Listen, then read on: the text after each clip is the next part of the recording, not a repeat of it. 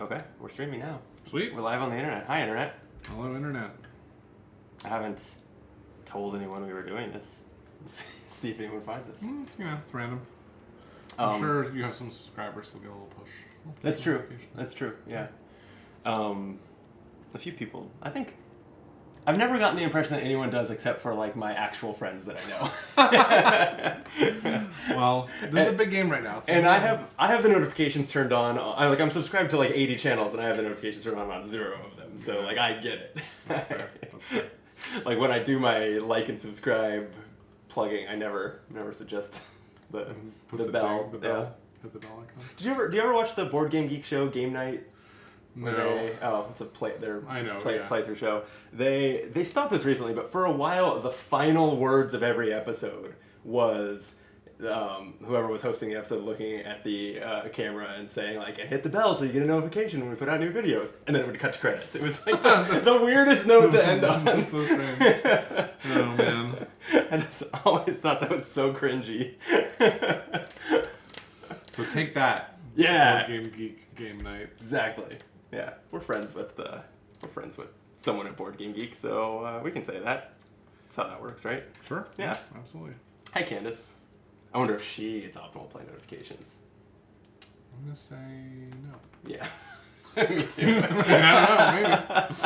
don't know, maybe. We can always post this in our little Discord, and maybe she'll jump on.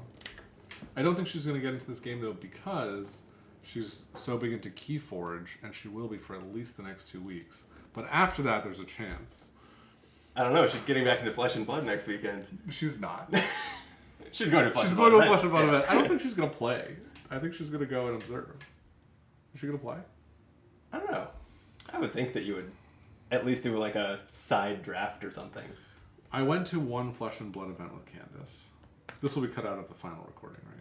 Yes, we are live streaming, to be clear. But no one's watching, right? YouTube does not show live viewer counts, at least to the streamer. Like, you can pull it up.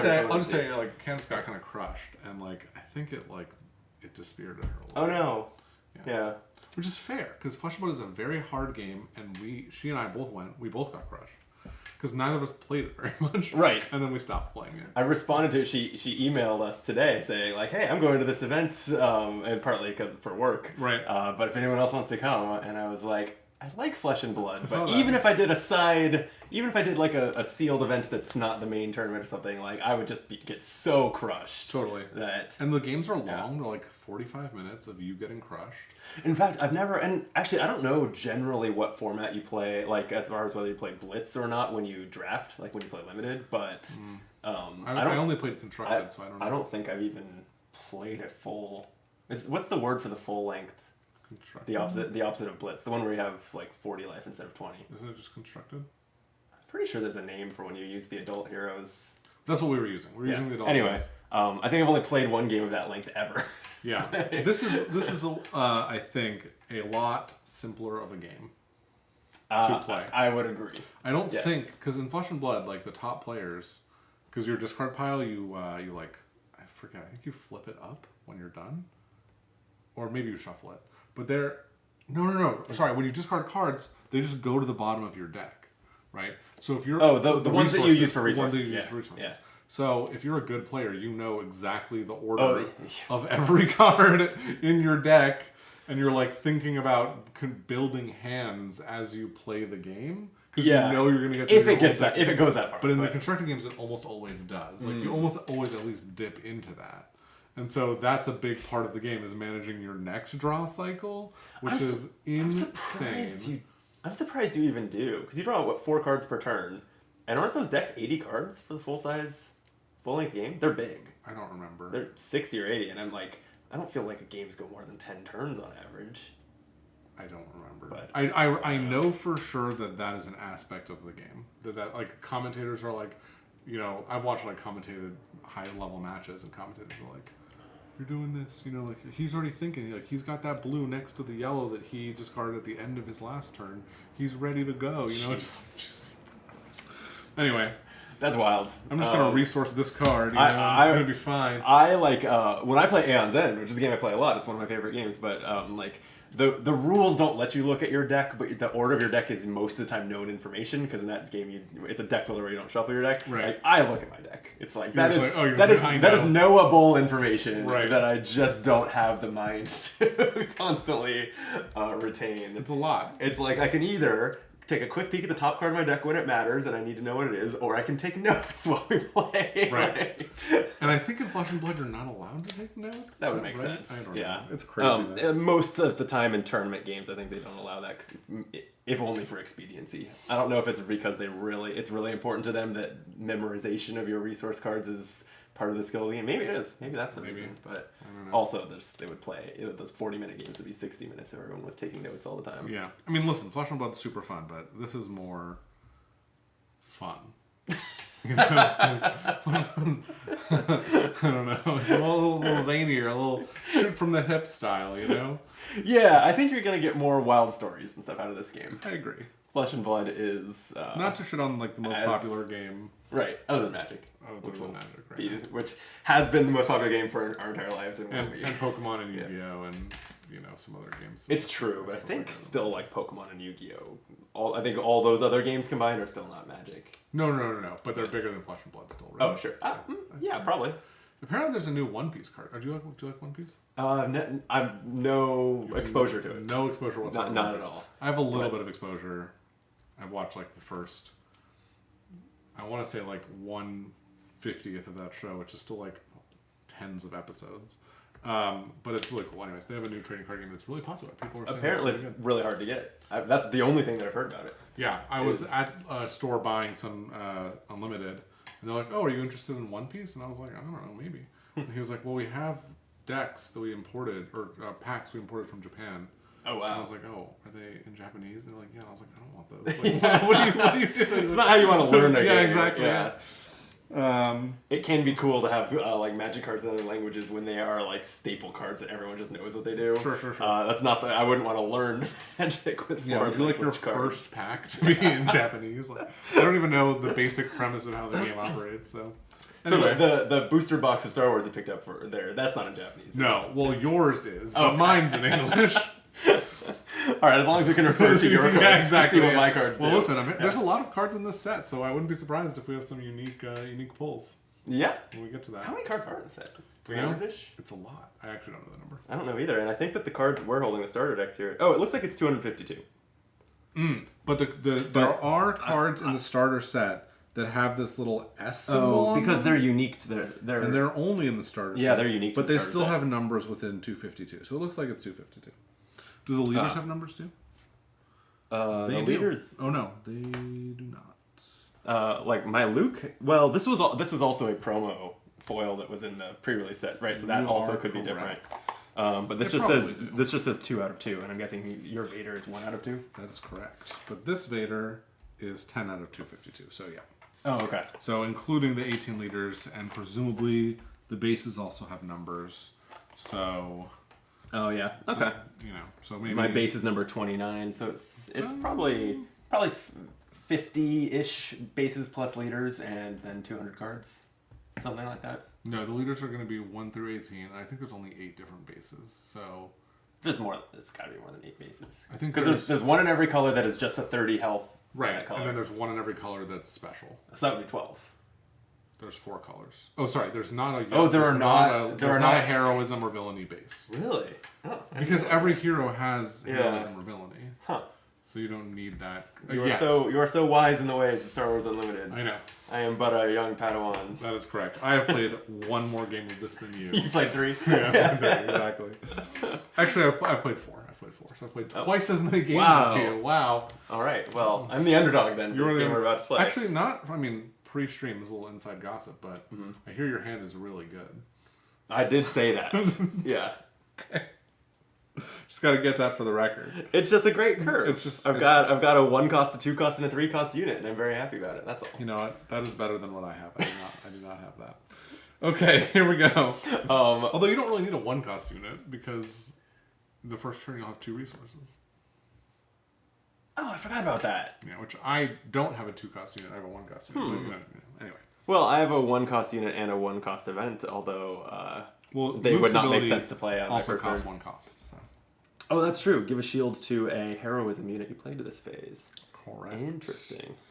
So there are not bases that are just heroic or villainous, but there are cards that are just one or the other. Yes. Interesting. Yeah, I have to imagine that as this game approaches set number 23, every conceivable combination of everything will exist. But yeah, if this game approaches set 23, I believe that will be the case. 23 is a lot of sets. It is 3 a year. It's almost a decade away. That's right. All right. First player is, if you get it, we'll find out. Oh, is that our initiative token too? Is that the... Sure, because I thought I put one in that bag, but it appears I didn't. If you want to use the official we one. can use the cardboard one too. I One. probably should. Okay. All right. But it's clearly in your right hand. In my right hand? Yeah. No, it was in my left hand. Damn it.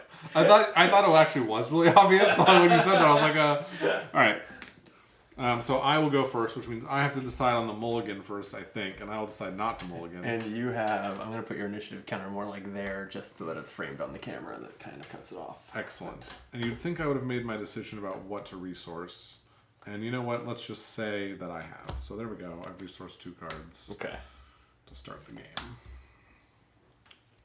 Well, here, pick them up. We'll do that when we introduce the video. Oh, but, okay. Oh, but I have mine decided. They're just in the front of my hand, so that I don't have to agonize. I now have mine decided as well. Okay. Yeah. Speaking of which, let me hit record. Oh, so we were live, but not recording. Okay, good. Correct. Excellent. It's like... Okay.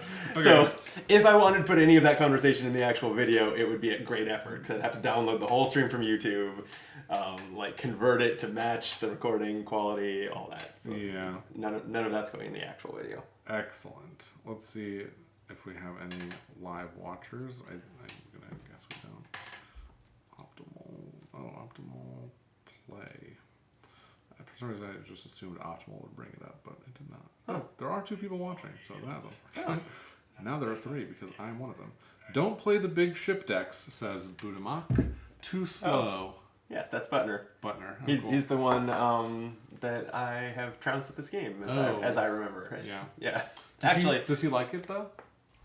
I think so. We both came away really liking it. Okay. I don't think that he has spent nearly $200 on it like I have. But... Well, that just happened today. give him another week. I blame you for that.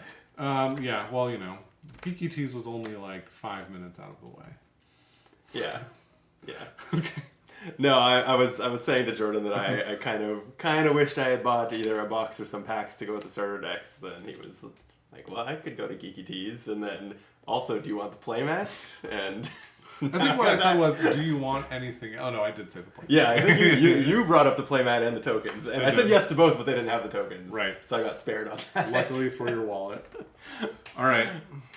I don't know, but I haven't done the actual math, but 200-ish, yes. Well, I mean, one case is $110. Starter decks for like 35. Starter decks for 35, so you're already looking at 145. The mat's like 35 plus tax. Yeah. Yep. It's for the content. It's for you, but yeah. Exactly. Oh. You just have to visit again soon. It has been a while. You can get over here and play Star Wars with me.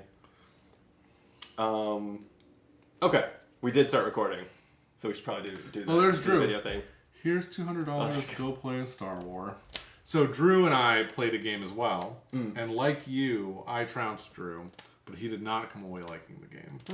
And I wish that I had let him win, so that I would feel confident that that was his valid opinion of the game. Which I'm not even sure I could. I could let him win.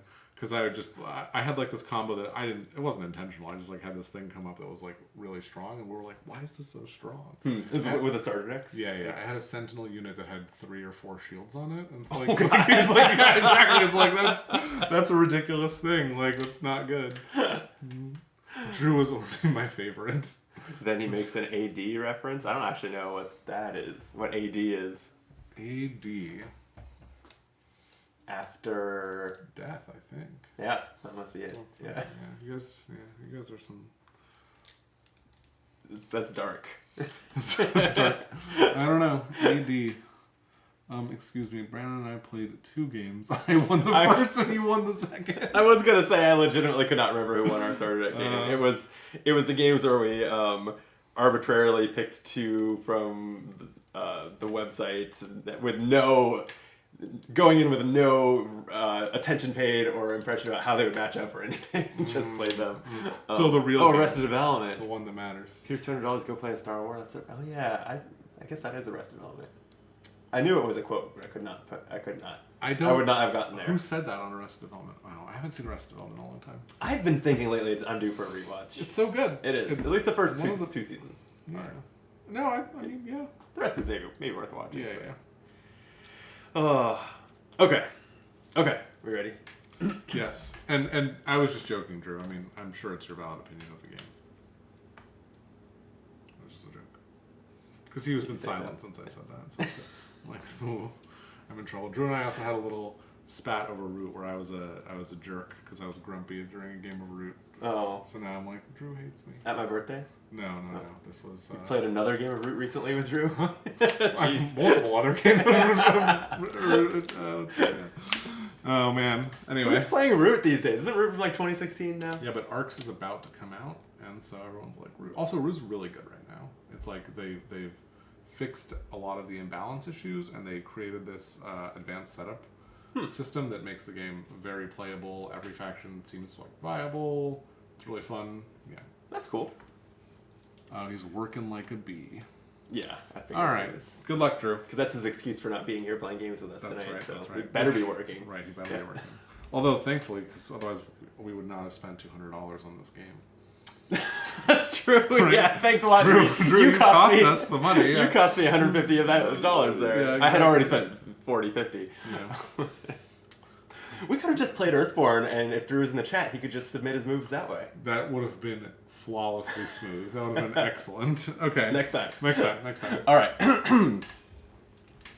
This chair's creaky. I need to take a screwdriver to it. Anyway. Want to do that right now? No.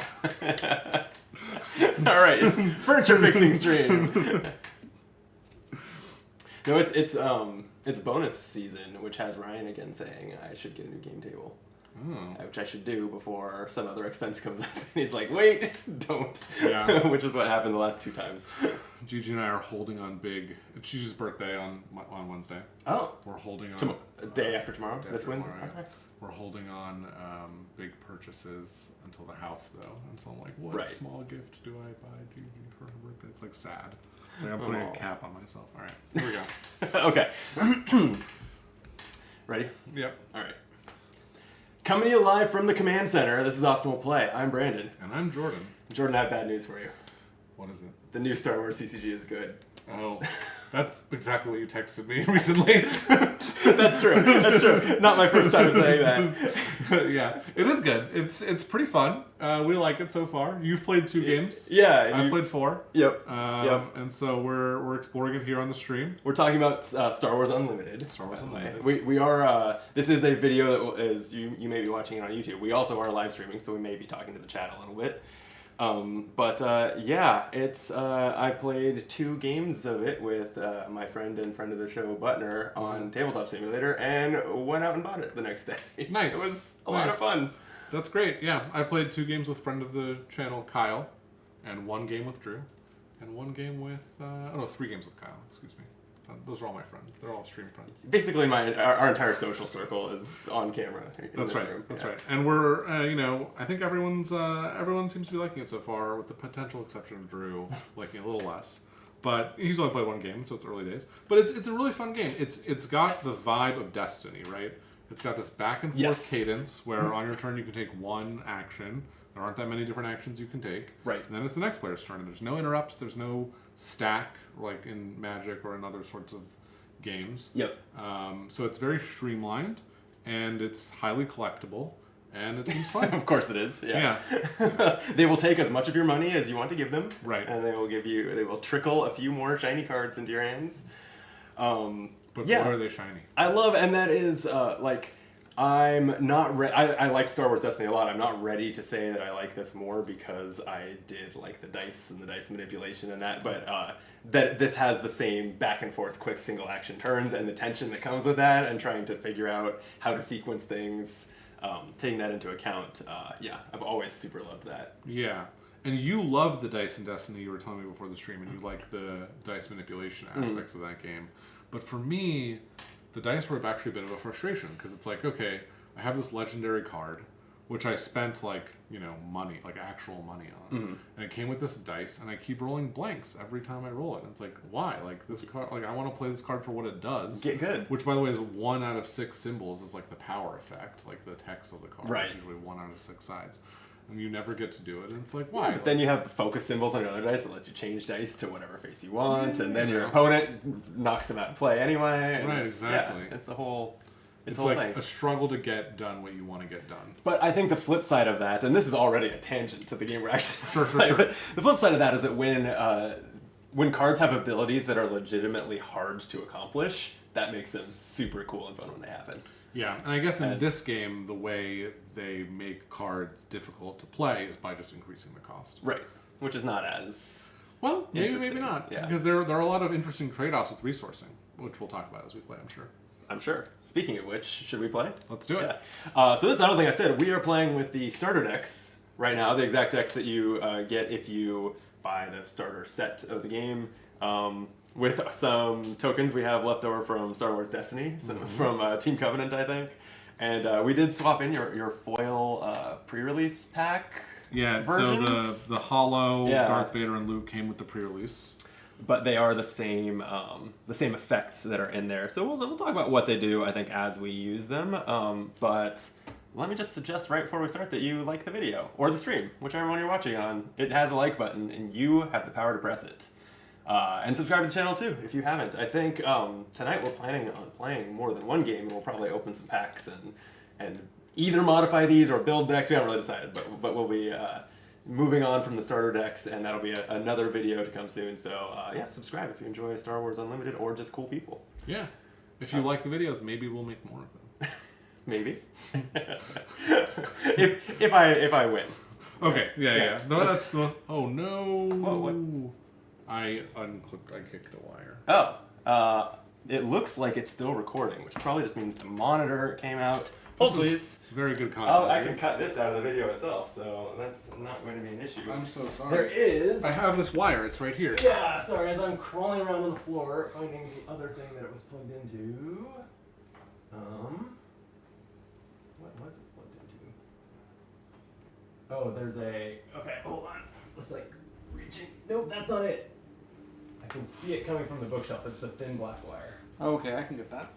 I don't know where it... Oh, that's the end of it? Oh, God, okay. This needs to plug into that. I don't know why it doesn't have more slack. That's okay. But hey. It seems like it was enough until someone got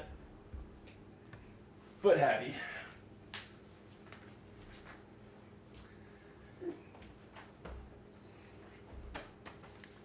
Did it work? Yeah, it flashed on momentarily. Oh, God. Oh, there we go.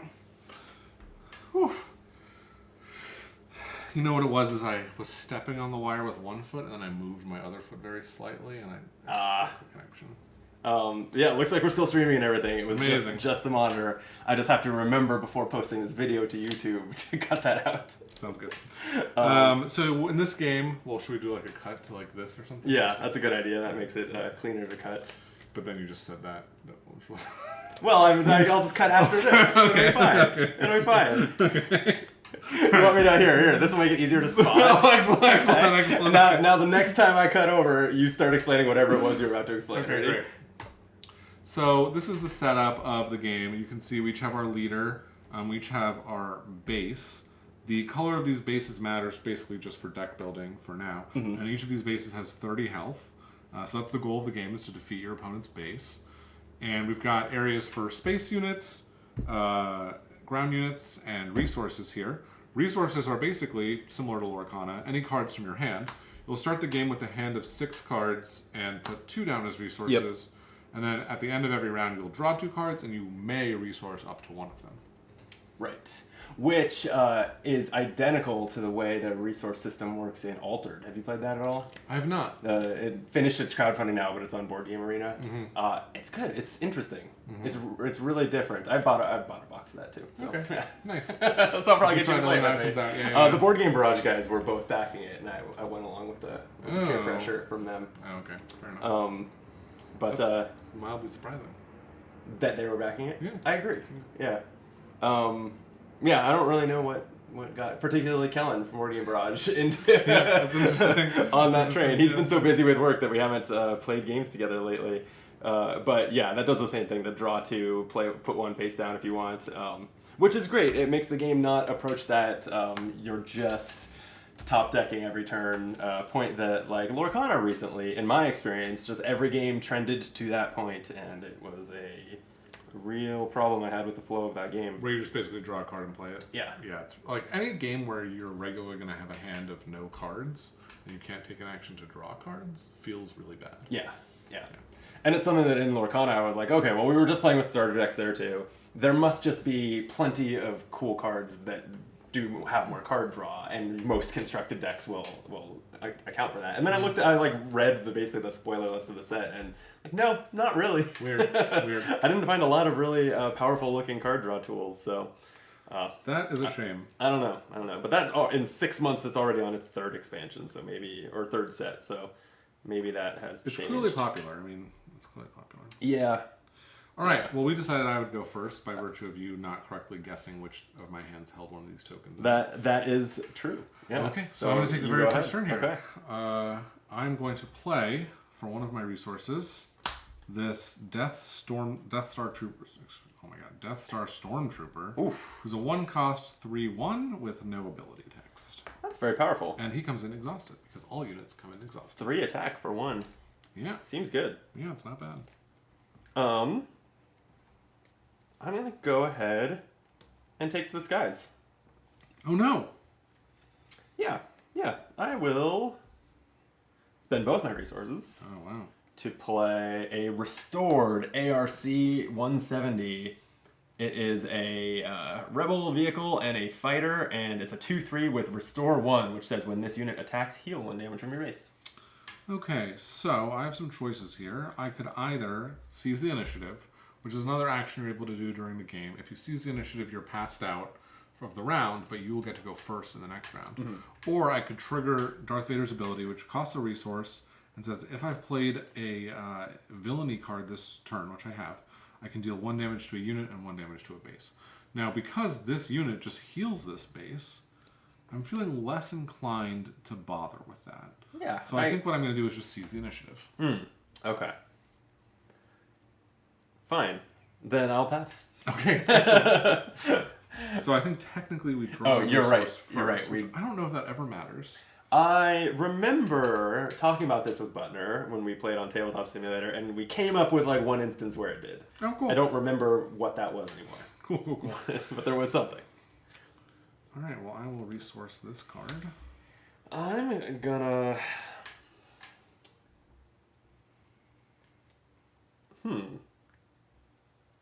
I guess I will just resource this one. Okay, and we ready up our cards. And you go first again. Sure do. And I'm going to play this Super Laser Technician down.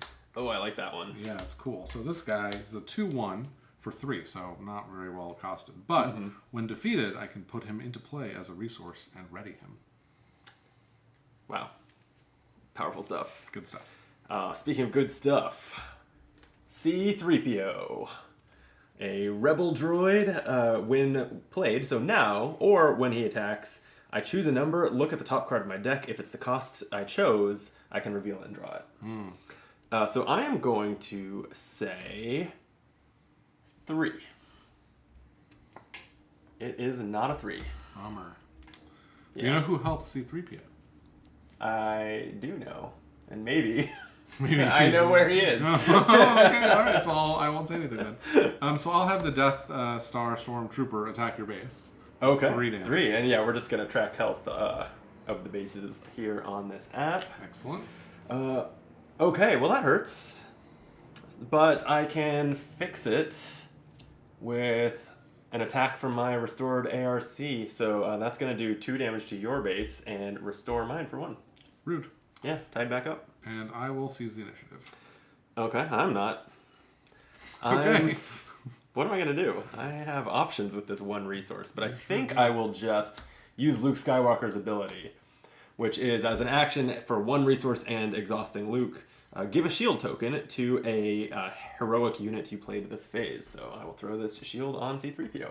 Rude. And that prevents all of the damage he takes on the next instance of damage that he takes. Right.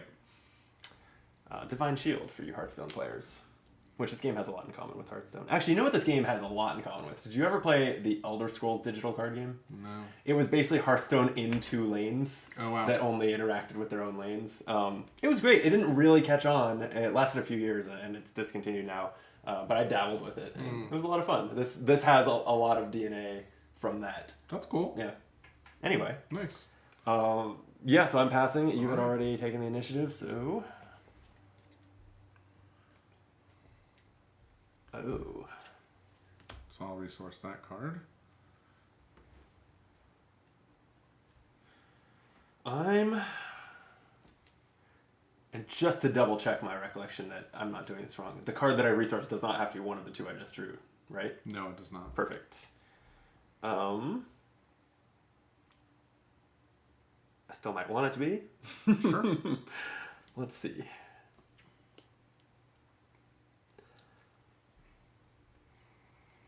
I'll go ahead and resource this one. Okay.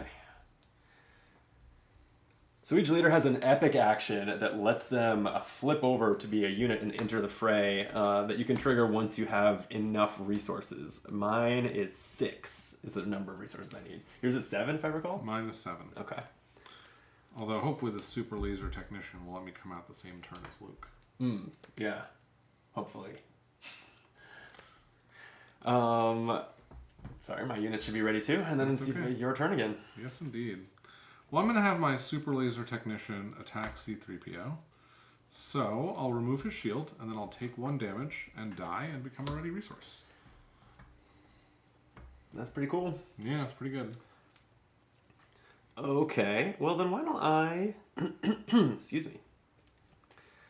Let's just, if you're tired of your units, why don't I just take the rest of them out? Go for it.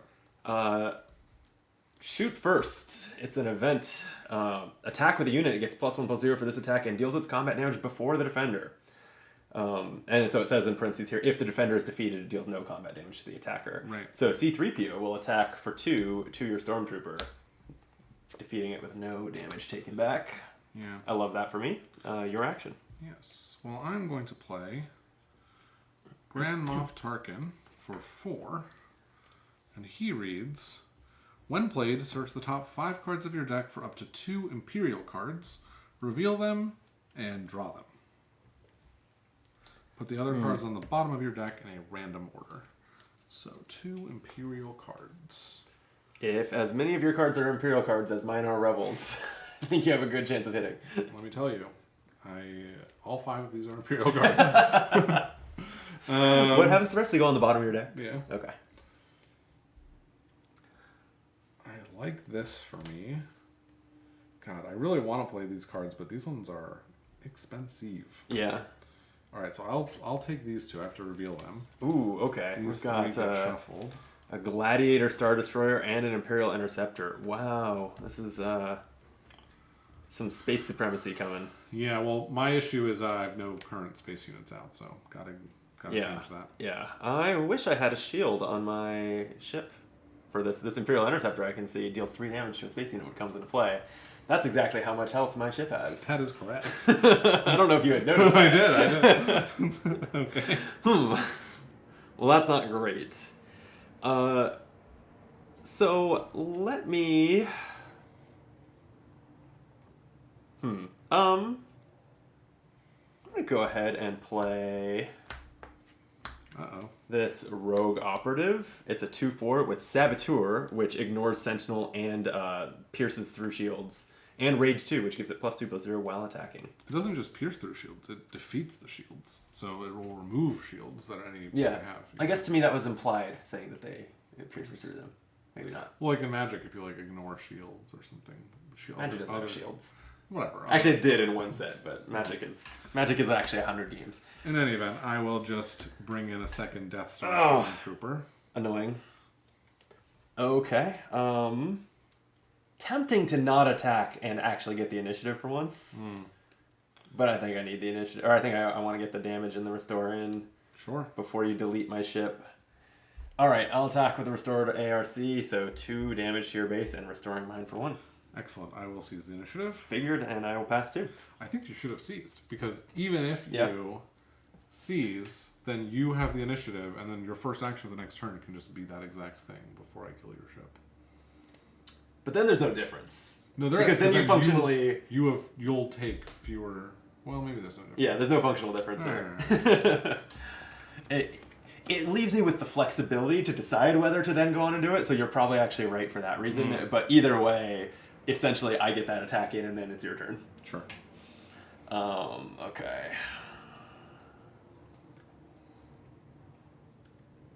Ooh.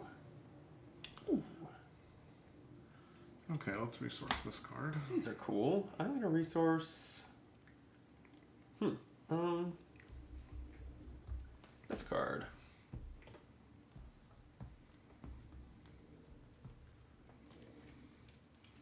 Okay. You got to ready your stuff? Yes, I do. Thank you.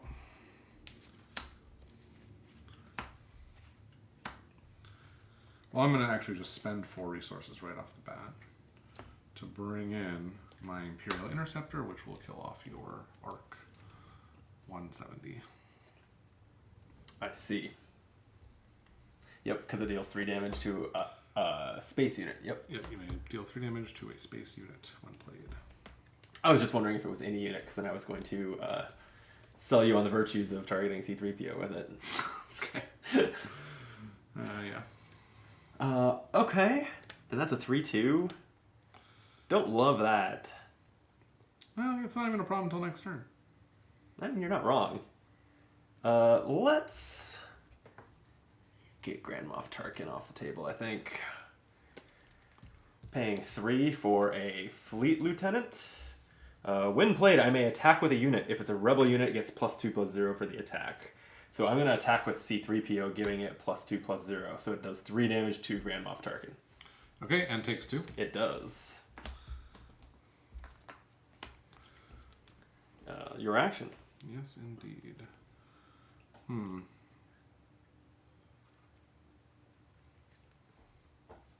Have fun dominating space. It's the ground game that really matters.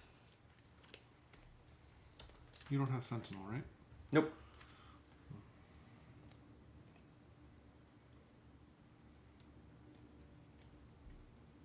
That's ominous. Why do you ask? Alright, I'm going to play a Snow Trooper Lieutenant for 2 resources. It says, when played, you may attack with a unit. If it's an Imperial unit, it gets +2/+0 for this attack. Okay. So I'll attack for 5, and I'm just going to do it straight to your base. Wow, that's aggressive. Yeah. Interesting, because I was excited to see you playing a card because I thought you would definitely want to trade your Stormtrooper with my 3/3. So I was hoping you would do something else so that I could shield it with Luke, which I will do now. Good for you. I will seize the initiative. Of course you will. 1 resource left. No, that's an and interesting 1 point. unit to attack with. That might have been the better move. But I think it likely was, but we'll see. it's fine. Yeah, I don't know. Maybe the cards in your hand explain why that was the superior play. You know, they don't. You don't have a deal 24 damage to a base event in there? No, unfortunately. Okay. Am I playing this card? I think so. I can't shield it if I play it now, but since when does R2-D2 need a shield? R2-D2 is another 1/4 droid that says when played or on attack, look at the top card of your deck. You may put it on the bottom of your deck. You can see how these two, C-3PO and R2-D2, may play well together. And you can do that right now. I will. I'm gonna leave it on top. Did you name a number when you attacked with C-3PO this turn? I don't think you did. I completely forgot to. Yeah. I guess that's wasted then. Especially now that I've looked at the top card of my deck, there's no real way to go back. Whoops. A little bit of loss. What was this again? There. This is the card I just looked at. Okay, I would not have named that number. Okay. Wouldn't have mattered. Interesting. Alrighty. Okay, and you've taken the initiative, so Yeah. it's my action again. I have this rogue operative who is definitely attacking, but attacking what is the question? It can just deal 4 damage to your base, but I think I want to keep... 2 damage, right? It has raid 2, gets +2/+0 when attacking. Oh, no. Yeah. Wow, your units are better than my units right now. Thank you. Mm-hmm. I'm gonna attack your snow trooper lieutenant though. Okay, so you'll take So 2. 2 damage to it. I will die. Fine, a little damage never hurt no one. Sure. Unless you think about what the definition of damage is. Wow. Wow. Wow. These are cool cards. And not that I would ever deploy it, but I want to remind myself what the hero side of my leader does, or the unit side, I guess. Sure. Okay. And so these leaders are different in 2 ways. 1, you don't have to pay for them; you just have to have the minimum number of resources. Right. But 2, they come into play ready. Correct. Which is, remarkable when all the other units come into play not ready. You did just remark upon it. I did. Okay. All right. So I'm still first. 6 resources to 7 resources. This might be a big turn. To 7 resources. I fear that it will be. Because I do not... Oh, I should ready my units, shouldn't I? Yeah. I like them ready.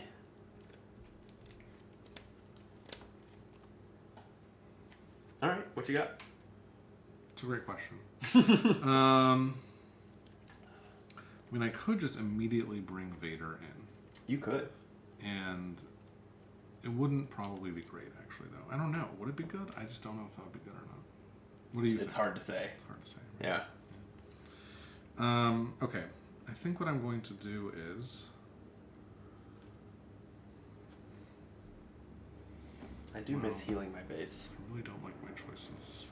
I shouldn't have put that other arc restore down as a resource.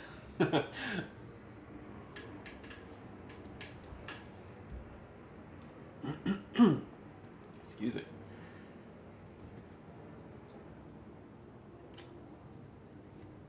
I've got my plans already. Do you? Yes. Okay. I'm just going to attack your base for 3. Okay. I'm down 21. That hurts. But what will also hurt is your stormtrooper getting defeated by R2-D2. I'm taking 3. And I will look at the top card of my deck and leave it on top or bottom. I will leave this on the top. Your action. Indeed. Indeed.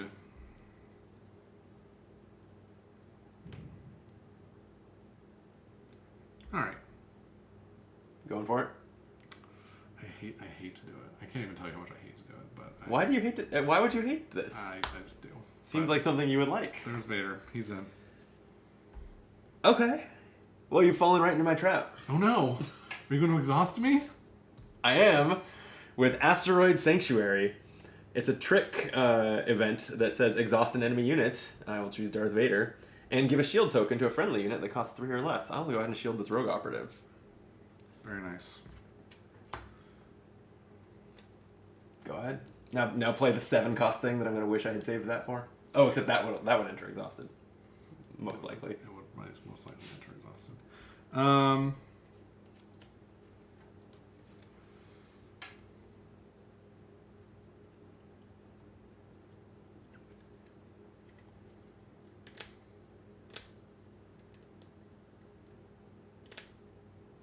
You have a lot of cards and resources.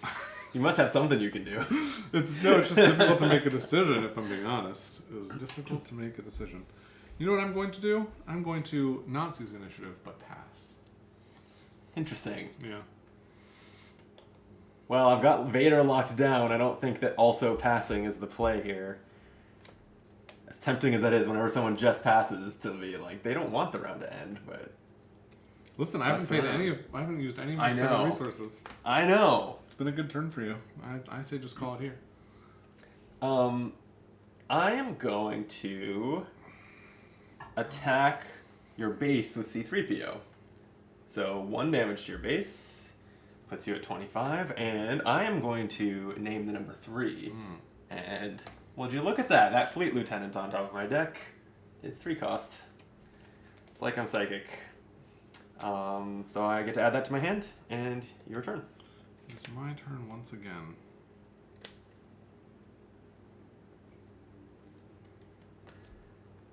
That's the first extra card I've drawn this game. It feels good. You can go again. One of these times I'm just going to take the initiative. I know.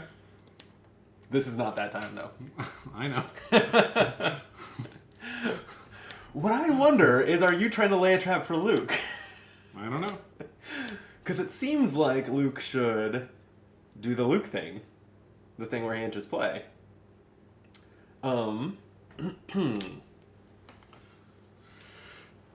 Doesn't it seem like that? I mean, I don't know. Does it seem like that? All he's going to do now... Oh, wait, I didn't play any of these this turn, so he can't use his action yet. I would have to play that Fleet Lieutenant I just drew, but that uses most of my resources. I'll say, this game, given that these are starter decks, like, this game is surprisingly challenging to, like, play right. It's like, it's got a big decision The space. rules are simple, but the decision space, and given like how limited your hand size is, like I have 4 cards. There's a lot of different things I can do. I have 2, and I'm. We have a lot more board presence, yeah. Oh yeah, I mean, I have less cards mainly because I have played so many more of them than you. Right. Because you have the expensive cards. That's good for me, right? You don't want to play cards and cards. All right, I'll walk into your trap. I am going to deploy Luke using his epic action. If you control 6 or more resources, deploy this leader. He is a 4/7 who, on attack, can give another unit a shield token. Incredible. Gonna torch him? I don't think so, because I'm guessing... Well, you only have 2 cards. Yes. And one of them is that guy. So I have a little bit of meta-knowledge here. Luke's lightsaber heals all damage from Luke. Huh. And adds a shield. That would be cool. So if I put damage on Luke, and that's the other card in your hand, that damage will be wasted. Weird. Yeah. Hadn't thought of that. Yeah. Right. So so I'm feeling like I don't know if that's your lightsaber or not, the second card in your hand. But it easily could be. And if it is, boy, that would suck if I put damage on Luke. But you know what? I am still going to do it. I'm going to play Vader's lightsaber. Oh, what does that do? It is a +3/+1 stat boost, and it says, attached to a non-vehicle unit. When played, if the attached unit is Darth Vader, you may deal 4 damage to a ground unit. And I will deal that damage to Luke. Wow, okay. Well, I do have bad news for you. I do have his lightsaber, too. That's not too surprising. My plan was to attack Vader and then heal the damage that I took in return. Well, at least I prevented you from doing that. Yeah, you did. Okay, yeah, I do think with 5 you still have 5 resources up. I'd be afraid that you could finish him. You could find a way to do 3 damage to him if I don't just play this now. So, Luke's lightsaber. Attached to a non-vehicle unit. When played, if attached unit is Luke Skywalker, heal all damage from him and give a shield token to him. And the shield token is fairly unfortunate because... Well, and what's his stat line now? Sorry. Oh, yeah. Sorry. It is... oh, yeah. I'm not one of the people that likes to put, like, text box at the bottom, so I don't do this naturally. But, yeah, since upgrades have the stats at the bottom, I guess I need to do that. Yeah. So he's now 7/8. 7/8, and and Vader is an 8/9. Yeah. Okay. So I will spend 3 additional... This is, like, very wasteful, if I'm being honest with you. But I will spend 3 additional resources to play Open Fire to deal 4 damage to Luke, which just removes his shield. Oh, but now he can't safely attack. But now he'll die to Vader. Smart. Okay. Well, then here's my line of thinking. Excellent. Now, if you had Vader ready, like, you would gladly attack Luke, and probably will just to one-shot him next turn, so he should just attack your base. Sure. So that's what I will do with Luke, is attack your base for 7. It's pretty good. And now Down I to will seize 18. the initiative. Oh wow, you're done. I'm now done. Okay, well I have a couple more units. Or, 2 more units. Okay. I think I'll get some damage on Vader. The Rogue Operative can attack for 4 after it gets +2/+2 from its raid keyword and just lose its shield. So here's some Vader damage. The Fleet Lieutenant is not able to finish him off, so I will just send the Fleet Lieutenant at your base for 3 more. Okay. So you're at 15. I definitely lost that round, like that trade-off that round. And I think the round the leaders come out, they have a strong impact on the game. They do. It's not like I can't win now, but I'm definitely a lot behind. Well, and it's not necessarily that common that both leaders interplay on back-to-back actions like that. Maybe or in the same round, right? Like, it's going to vary, but Right. there are leaders that are like as cheap as only 3 resources in play, Right. I think. Right. So if it was your 7 versus my 3, I probably would have done mine earlier. Yep. But in this case, with your ramp but 1 more, it's extremely likely in the starter decks that this happens, I think. Right. Which is fun thematically. Agreed. Yeah.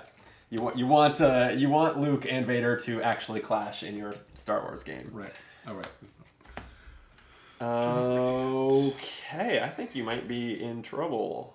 Who, me? With this card I just drew. Yeah. Well, that's not great. It's pretty great. For who? I'm not going to resource. Wow.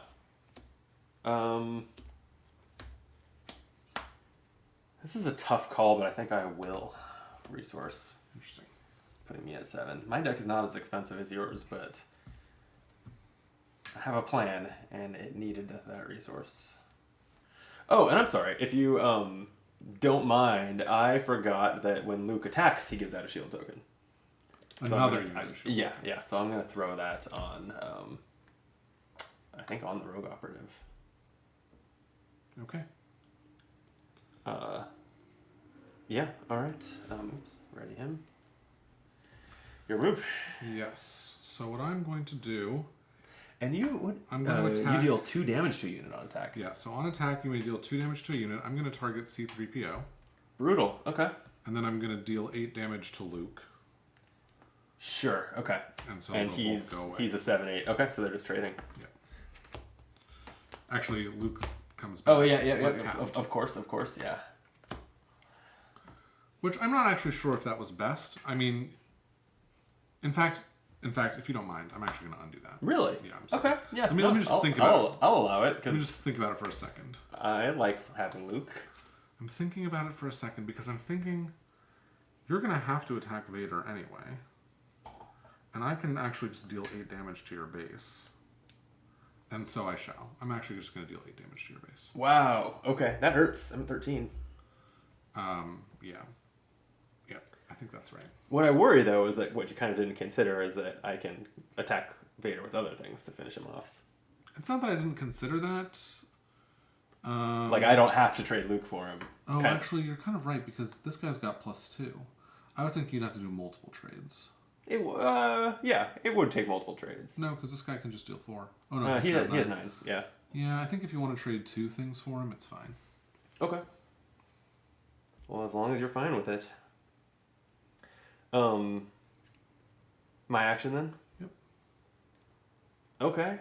Unfortunately for you, Oh, well, there's a card in my hand that changes that math. Okay. As happens in card games. Sure. General Dodonna is a 4/4 with other friendly rebel units get +1/+1. So I'm deploying him, he enters exhausted. But so all of my units are rebels. So everything else that I have is +1/+1 now. That is a bummer. Well, that is life, I suppose. I will go ahead. Oh.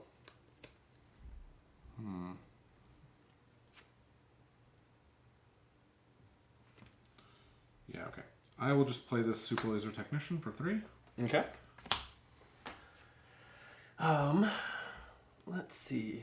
So this is now 4, 5, 6, 7, 8, 9, 10, 11. I don't have... Oh, I wasn't counting Luke. I think I just go for your base here and try to close the game out. See whether you stop me. So I will go ahead and attack your base with Luke, who is a 7 after his lightsaber, 8 damage after General Dodonna. Okay. So we can actually just put call you it. at 7. I think you've won. You think that's a game? Yeah. That's a game. Yeah, man, I really made a mistake with this. I mean, it was too late, though, at that point. Yeah, I was in a pretty good position. Yeah. And I had the other card in my hand was the Fleet Lieutenant that you knew about, but that also before I drew General Dodonna, my plan was to send my Shielded Rogue Operative at Vader with that +2 to end it. So I had a couple. The shields are so ways to powerful. handle that. But that was good. Good game. Yeah, good game. Yeah, I like this a lot. Yeah. And now I'm undefeated against you. Amazing. Yeah, we'll see how long that lasts. Yeah. Well, remember, you had a good hand, so. That's true. I said it when I drew the hand. I said it was good, and look what happened. No. I'm totally kidding. No, you played it well. I'm not saying I didn't play it well. Two things can be true. Two things can be true. Poor Canalistos. Okay. Do you want to do another game with these, or do you want to open the packs? I think we should open some packs, and we'll call this video, and we'll be back with some. Everyone's playing the starter decks out there, so we'll do something new. Cool. Sounds fun. All right. Thanks for watching. If you're, let us know in the comments how you're liking Star Wars Unlimited, and like the video, subscribe while you're there, and we'll be back soon to play more Star Wars Unlimited. Right. I don't have a witty closeout, so I'll just say. May the Force be with you. Yeah, and be optimal. All right. Yeah. Shields are strong. Shields are I've strong. only played with that deck, and I feel like I like that deck better than I like this deck after only one play of this deck. That one is more my play style in like card games. Is I like ramping and big beefy cards and stuff, but you didn't really get any on the table. No, I didn't. Sadly, I did have in my hand this guy. Let me pull him out. Where is he? It's actually not a he; it's a ship. This ship, and I could have played it on like either of the last 2 turns, but it just didn't make sense to me to play it because giving a unit Sentinel, I was like, do I want Vader to have Sentinel?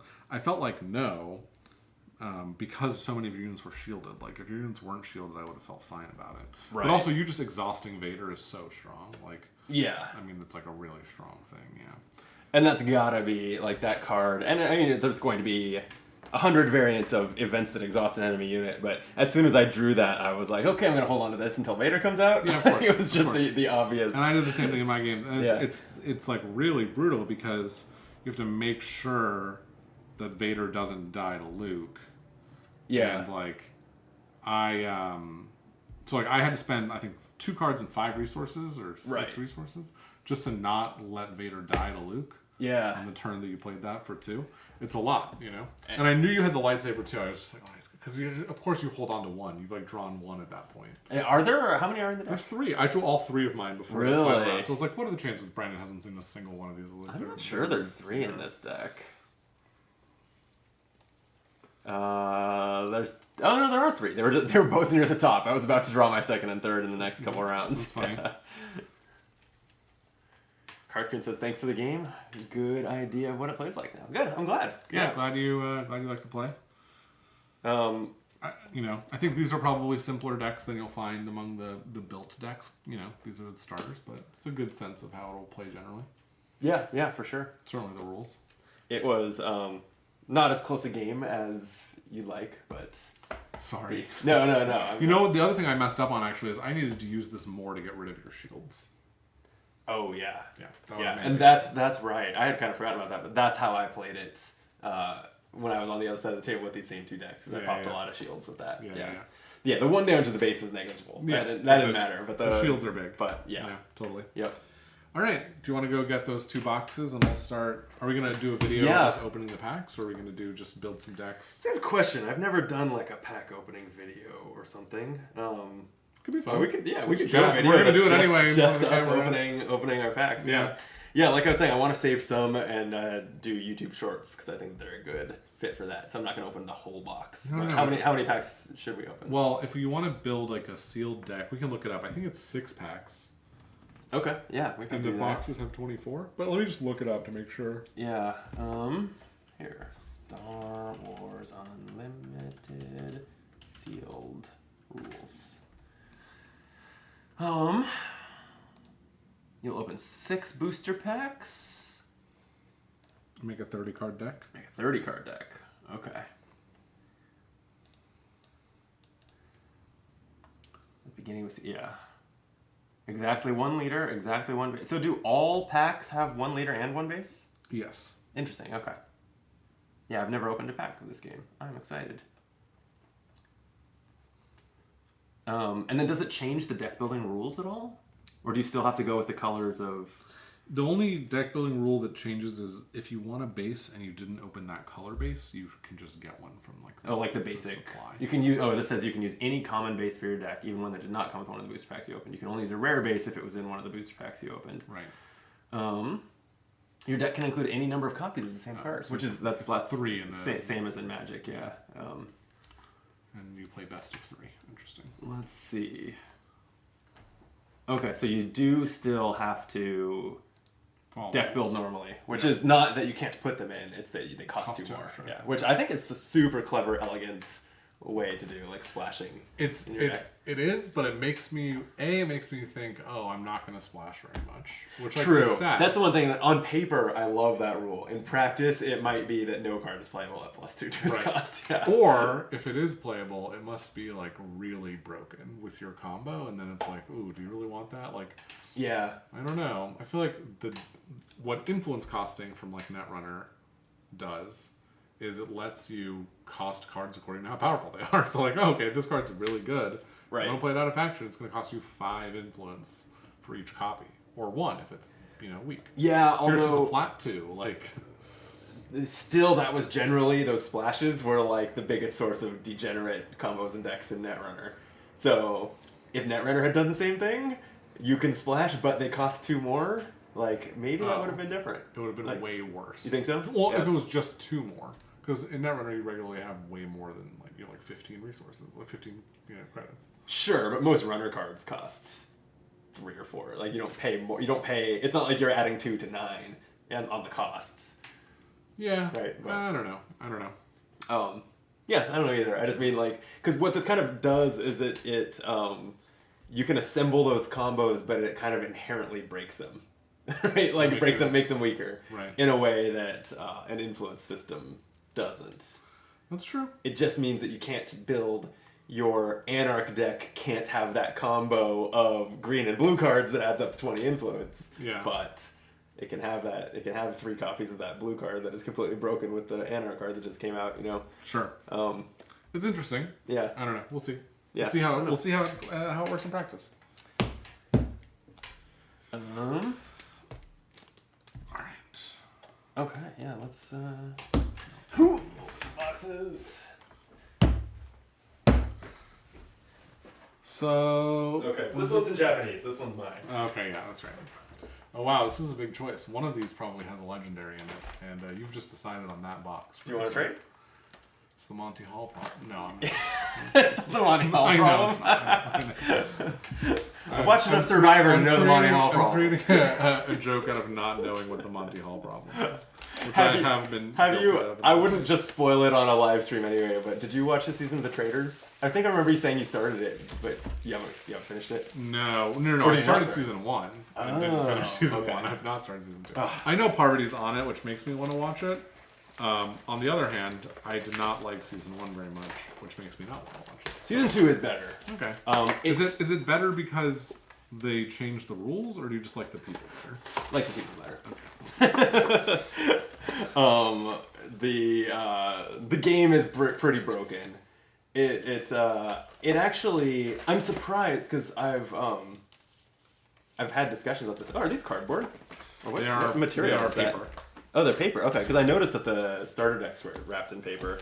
Yeah, this is the same material that Flesh and Blood uses, or they feel the same as Flesh and Blood. Really? Oh, I've never opened a Flesh and Blood pack. I didn't mention it. I have a display pack of Blitz decks and like a dual deck thing. That's all the Flesh and Blood that I actually own. Nice. And then I've gone over to like Candace's and played with other people's decks. Sure. Yeah, the traders, I've always felt like the problem with it is there's no reason to vote out the traders because they recruit more. And right? And don't they just keep recruiting? Isn't it like kind of broken because there's always going to be... Yeah, so I think the best fix would be for the challenges that are honestly kind of only there because they're like, this type of show has to have challenges. Those should be for shields and advantages and stuff, which those do get a little more interesting in season 2. But the prize money should come from voting out traitors. It's like, okay, you understand that they're going to recruit a new one, but you just added $50,000 to the prize pot by banishing that traitor. But isn't That's that the pretty case, good motivation. like what if you vote out all the traitors and then you're the last traitor made and then you win? Do you get the prize pot? Yeah. Well, that's a little silly. I mean, the traitors also split the pot between them, so they already have a monetary motivation to backstab each other, if that's what you mean. No, I was thinking more along the lines of, like, what if you're like a basic guy who does nothing? The other team, like the rest of it, and you're good. The rest of the good players figure out who the traitors are without your involvement, vote them all out, and get the pot all the way to the top. Then at the end, you're just suddenly made a traitor, and they just, for some reason, don't catch Oh, you're you. made, that's like, what you you just, made, you just yeah. win, right? Like, it's not due to your own performance. It's just, like, kind of silly. That's true, I guess. Yeah. Yeah. I don't know. I figured, like, the, so, yeah, essentially, since there's no reason to actually vote out the traitors, like, what you're actually playing is Survivor. Right. And to me, what I've suspected is that they cast enough people who are not that smart, or at least not that logical when it comes to this kind of game, that what controls that is that when the 8 out of 20 smart people say, like, there's no reason to vote out the traitors, those people will be like, that's traitor talk, right? And vote them out. That's dumb. That's annoying. That would absolutely happen in, like, the Blood on the Clock Tower games I play with new players. Stuff, right? But the I was surprised that it made the edit of the show. There was some talk in season 2 of, like, if you know someone's a traitor, you should drag them to the end and vote them out at the end. And I'm surprised that kind of acknowledgement of kind of how busted the game is, like, was actually... Yeah, it made it into the edit. But it did. It must have been significant enough to, like, drive the action for that episode. I don't even know that it Or, did. like, explain no. Yeah. No, interesting. Yeah, so... I don't know. Well, I'm patiently waiting for you to start this video so that I can open these packs. Alright, 6 packs? Yeah. I got 2 of each, because there's Leia, Oh, are the Chewie, 3 different Ron. arts? Yeah. Okay. I also have 2 of each, but I'm going to be different, and I'm going to take all Chewies. Okay, nice. How many packs are in here? 24? 24. So you have enough to do this 4 times. For 4 decks. So if you do it with, someone else who doesn't have a booster box. Right. That would be 2 of your times. Alright, Chewie will not steer me wrong. I'm sure. This is where the legendary is.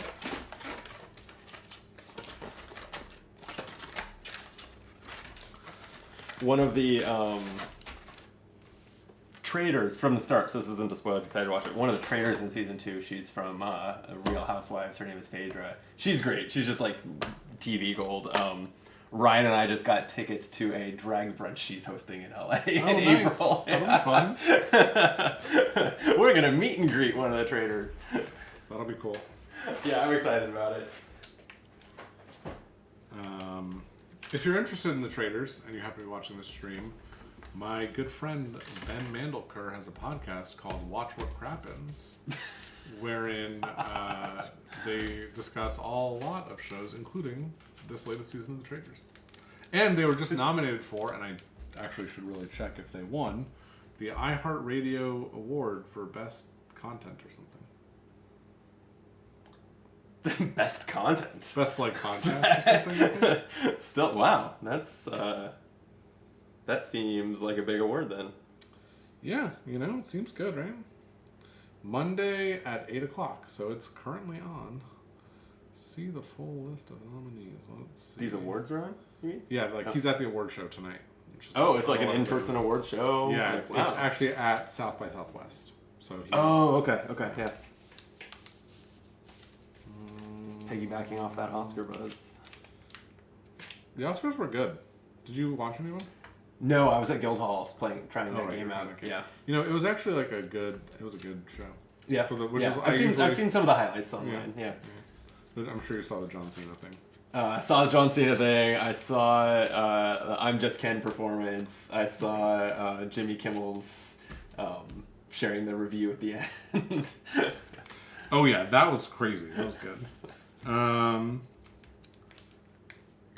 Yeah, I could. Well, whatever. This is not worth doing on this right now. But anyway, it's at the very least an award-nominated, maybe award-winning podcast. Check it out. Nice. Yeah. All right. Watch What Crappens. Watch What Crappens. I would expect that to be a show where they are making fun of, or a podcast where they're making fun of these shows based on its title. Is that not it? I think they do make I mean, every show, every podcast about a show makes fun of it to some degree. But I mean, it's that sounds like something that is going. That sounds like a podcast based on the title alone that would be seeking shitty content to laugh at. No, but interesting. Okay. They enjoy the content, but also make fun of it. Sure. Yeah. But they think it's good content. Like, I'm a big Survivor fan, and I listen to a Survivor podcast, and they incessantly make fun of it. Like, right. But that's part of being a fan of something. Yeah. Or at least a well-rounded, what's the word I'm looking for? What's the opposite of, like, a fanatic? Like, a mature fan, or a reasonable person who's a fan. I don't know. Is that the opposite of a fanatic? I don't know. I'm more like a non-fan. A person who's, like, not going to get upset because you found something funny to make fun of and the thing that they're a fan of. Sure. I'm trying to draw some line that I just don't know how to articulate. Well, you tried your best. So we're doing just a pack opening video, I guess. No, we'll see. We'll talk about the cards. Maybe we'll open packs and build our decks, and then we'll do a second video where we play the decks. Okay. Right. Yeah, that works. Okay. It's an experiment. Yeah. Why not? Yeah. You can stop it at any time. Yeah. I have the button. This is the end of the video. Yeah. This is it is now over. Oh, I have to say something before I stop it? No. This is your channel. You do what you want. I can just cut it off. I'm just here for the Star Wars. Hit the bell so you get notifications every time I post a new video. Exactly. Oh, man. All right. I'm laughing at this 12 plus rating on here. It's very funny. Okay.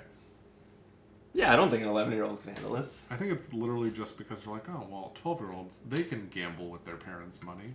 An 11-year-old, however, not so much. I bet that is actually the age that Disney recommends Star Wars to.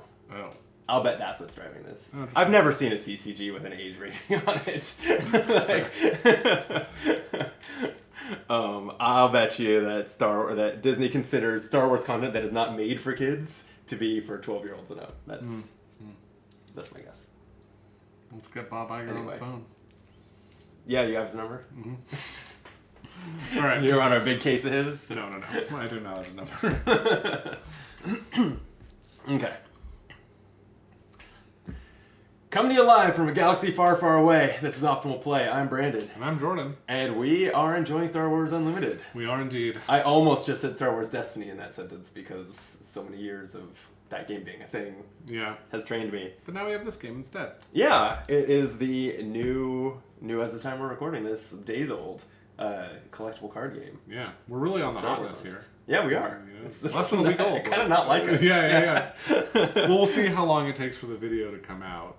That's true. I will try to get these out quick because it's so hot. Why would I want to miss the wave? Yeah, totally. So we did one game earlier on a previous video, so you can check that out, where we went head-to-head with starter decks. That's right. Doesn't matter who won, right? Yeah. It was you.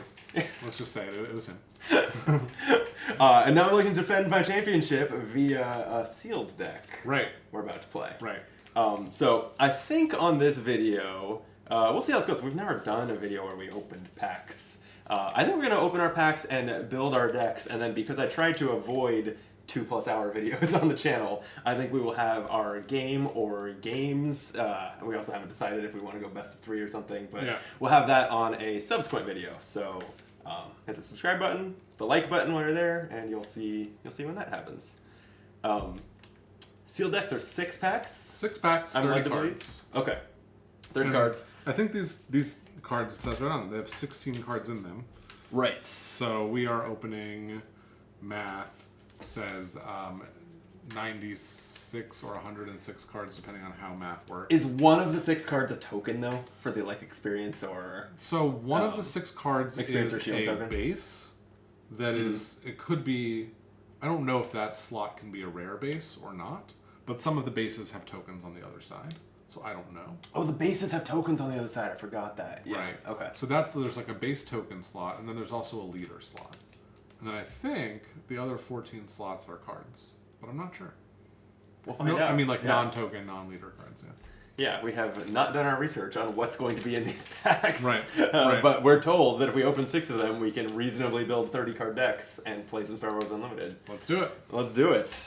So you're opening only Chewie packs from the Oh, booster box. that's right. Yeah, you went with the. I did a variety. rainbow here. So there are 3 different figures on these packs. We've got Thrawn, Chewie, and Leia. Mm-hmm. And you've gone all Chewie. I've got one of each. You want to pick a non-Chewie first, and we'll go. I'm gonna go Thrawn. Thrawn versus Chewie. We'll Thrawn see, versus Chewie. See Let's who see, gets the best pack see what here. happens All here. right. Oh, these are nice and easy to open because they're paper instead of plastic or foil. They feel nice. Yeah. So right off the bat, my leader from this pack is Jyn Erso. Ooh, and mine is a hyperspace version of Director Krennic. Yeah, mine is not hyperspace. This feels like a good start. Each friendly damage unit gets +1/+0. Oh, wow. I actually, do you remember the name of the blue faction? Me neither. But I don't think I've played it yet. I've only played 3 or 4 games of Star Wars Unlimited. You just played it with Luke. Oh, was blue in there? It's blue I don't and think I yellow. played a single blue card then. Blue and yellow, and over here it's red and green. In the starter decks. That's right. But I don't... Oh, that, the Restore ship I played was blue. That was the only blue card I think I played the entire game. Wow, that's crazy. Yeah. So yeah, you can see I've got this hyperspace base, this capital city. Nice. But on the backside, it's just a shield token. It's a hyperspace version of the common base, so that's pretty cool. Yeah. Is it a special version of the shield token? They always look like Actually, this? it's also a hyperspace. Yeah, it is. Oh, wow. Yeah. Yeah. Huh.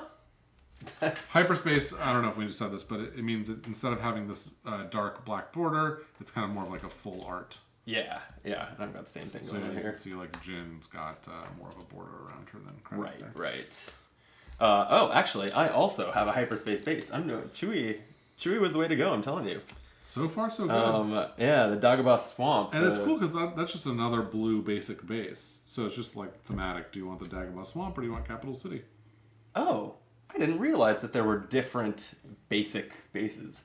I guess they have one difference that maybe could matter someday, or does. They have different traits, right? Yeah, You're Lothal traded versus Dagobah traded. Right. Does that or will that matter as the game expands? Who knows? I have no idea. Who's to say? Yeah. Okay. So is C? C is common. I was actually realizing I don't even know as this is the very first pack I've ever opened. I don't even know what the rarity symbols. So I think the first, however many cards, 1, 2, 3, 4, 5, 6, 7, 8, 9 cards are commons. Okay. And then you have some slots. You have 4 slots that are going to range between uncommon and legendary, I think. I also did not know this game had neutral cards. It does. And then finally, you'll have 1 slot at the back that is hollow, and that can be any. Oh, I had seen the spoiler that I had a foil card back there. I did not know that was guaranteed. Yes, you got one foil, and it can be any rarity. Okay. So it might be, Let's see. Ooh, so any card in any slot can be the hyperspace version, because I also got a hyperspace comment here on Keep Playing. You can have hyperspaces wherever, I think. That's the way to go. Man, I just want my deck to be these. These look so much better. They do look a lot better. Damn you, Fantasy Flight, for putting black borders on most of the cards just so that we would want these ones. Yeah, especially because we're not going to do that. Like, I don't know how much they'll cost. Speak for yourself. I mean, I will probably not be doing that. Foil so hyperspace just only. give me the hyperspaces. Yeah. Okay, foil hyperspace. So I'm sorting as I go here, and I'm doing a thing where I have the neutrals in the middle, and then this is just the plain neutrals, and then I have that color villainy and that color heroism below and above. Oh, right, because as you recently explained to me, if they have 2 symbols, they're always hero or villain as their second symbol. Right. Got it.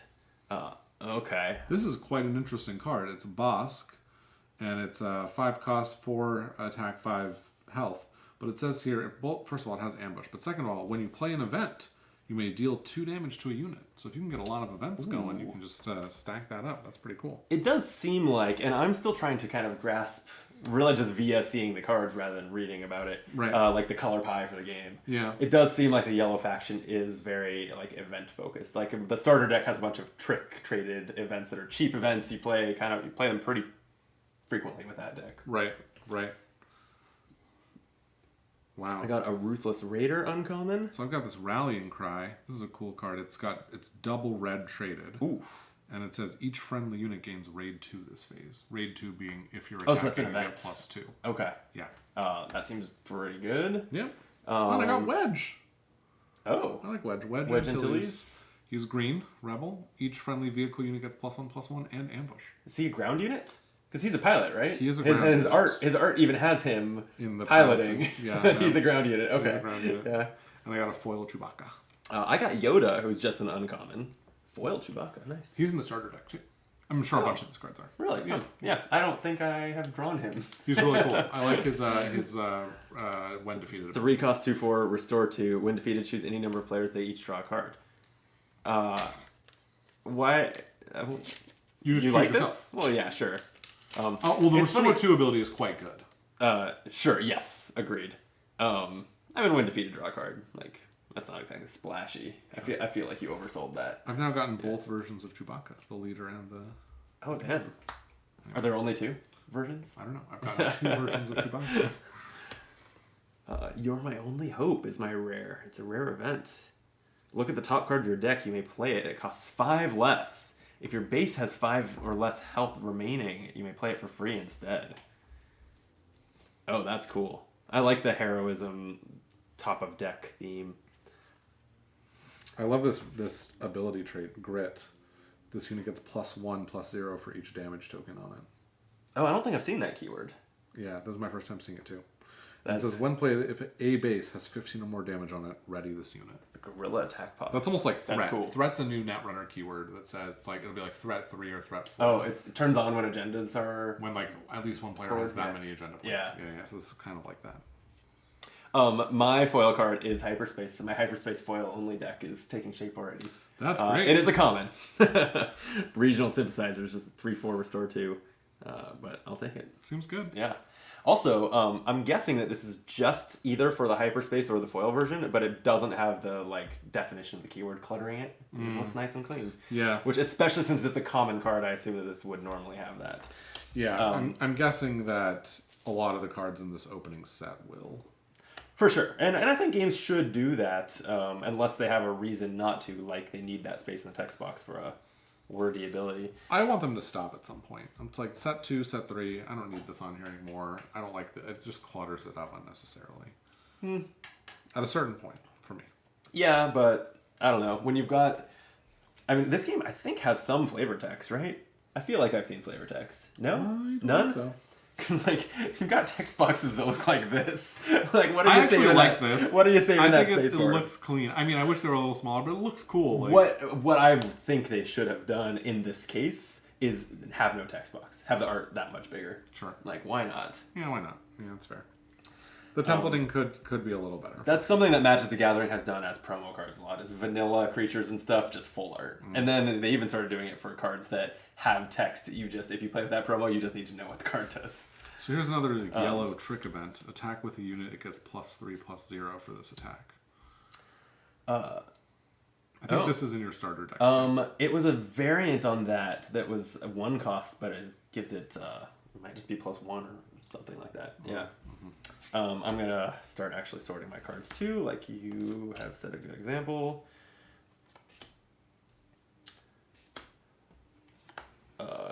But where are you putting just... Okay. Oh, above and below the neutral, you're putting the just hero or just villain cards. All right, you're smart.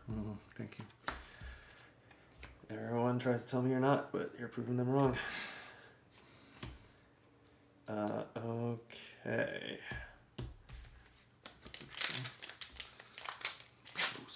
And I did get another legendary here. Oh. This is a Super Laser Blast. It's blue and villainy. And it costs 8, but it just says defeat all units. So So that's pretty cool.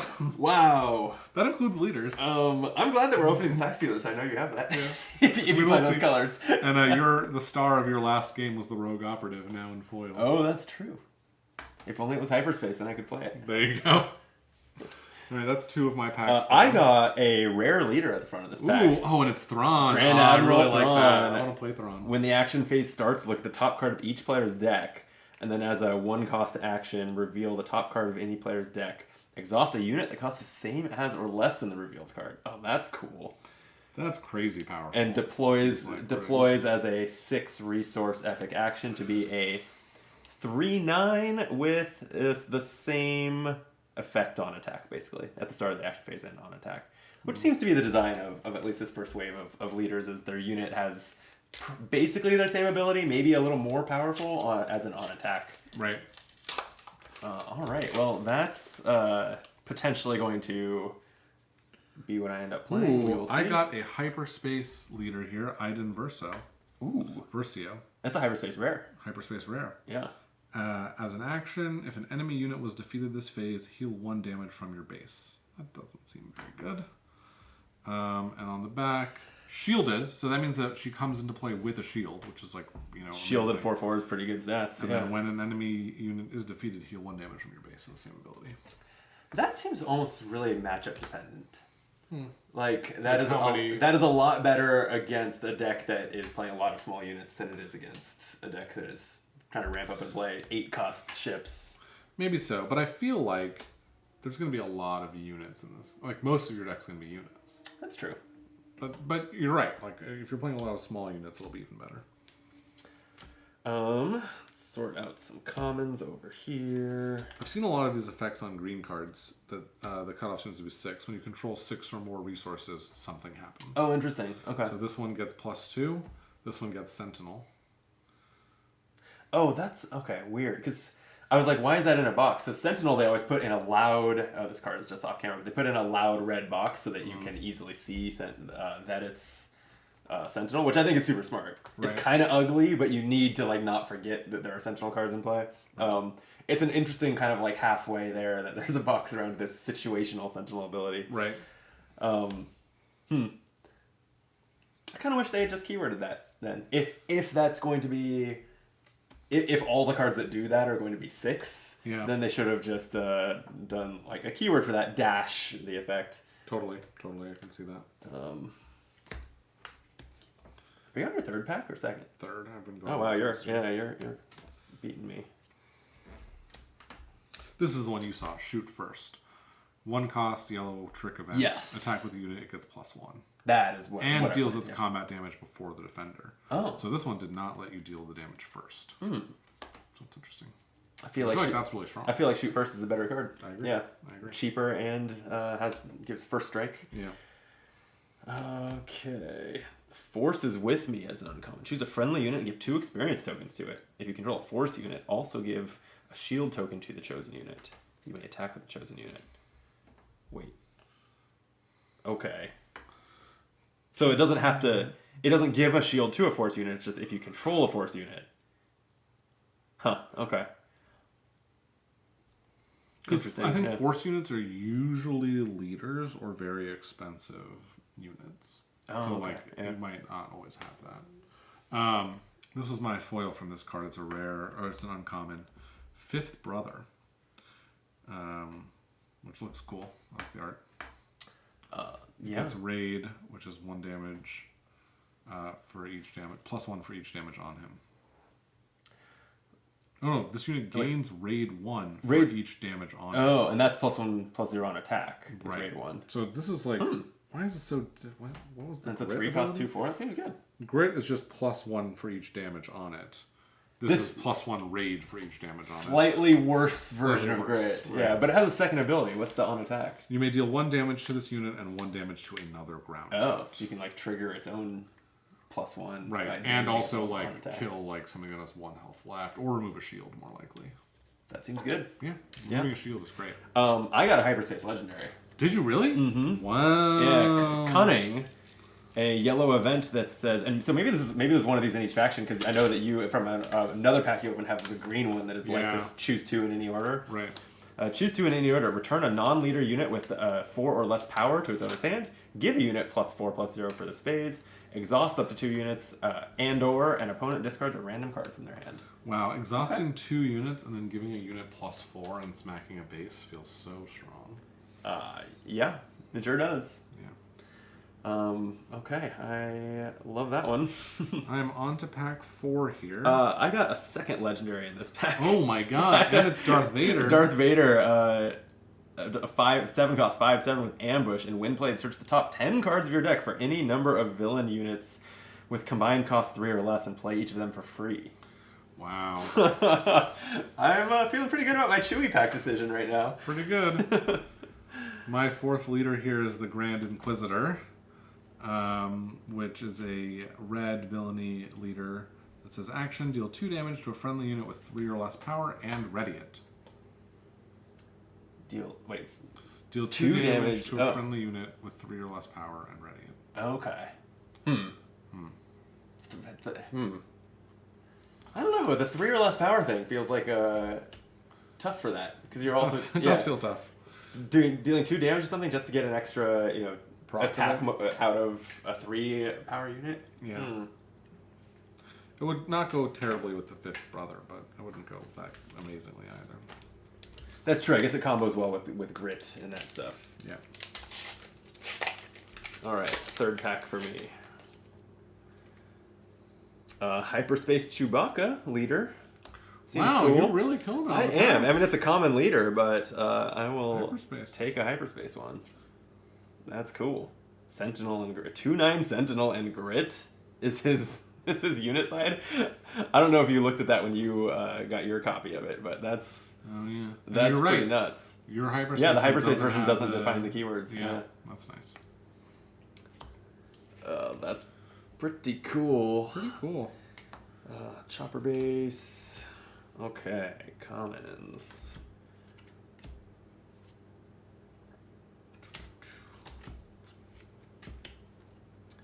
Guardian of the Wills. The first upgrade you play on this unit each round costs 1 less. Okay.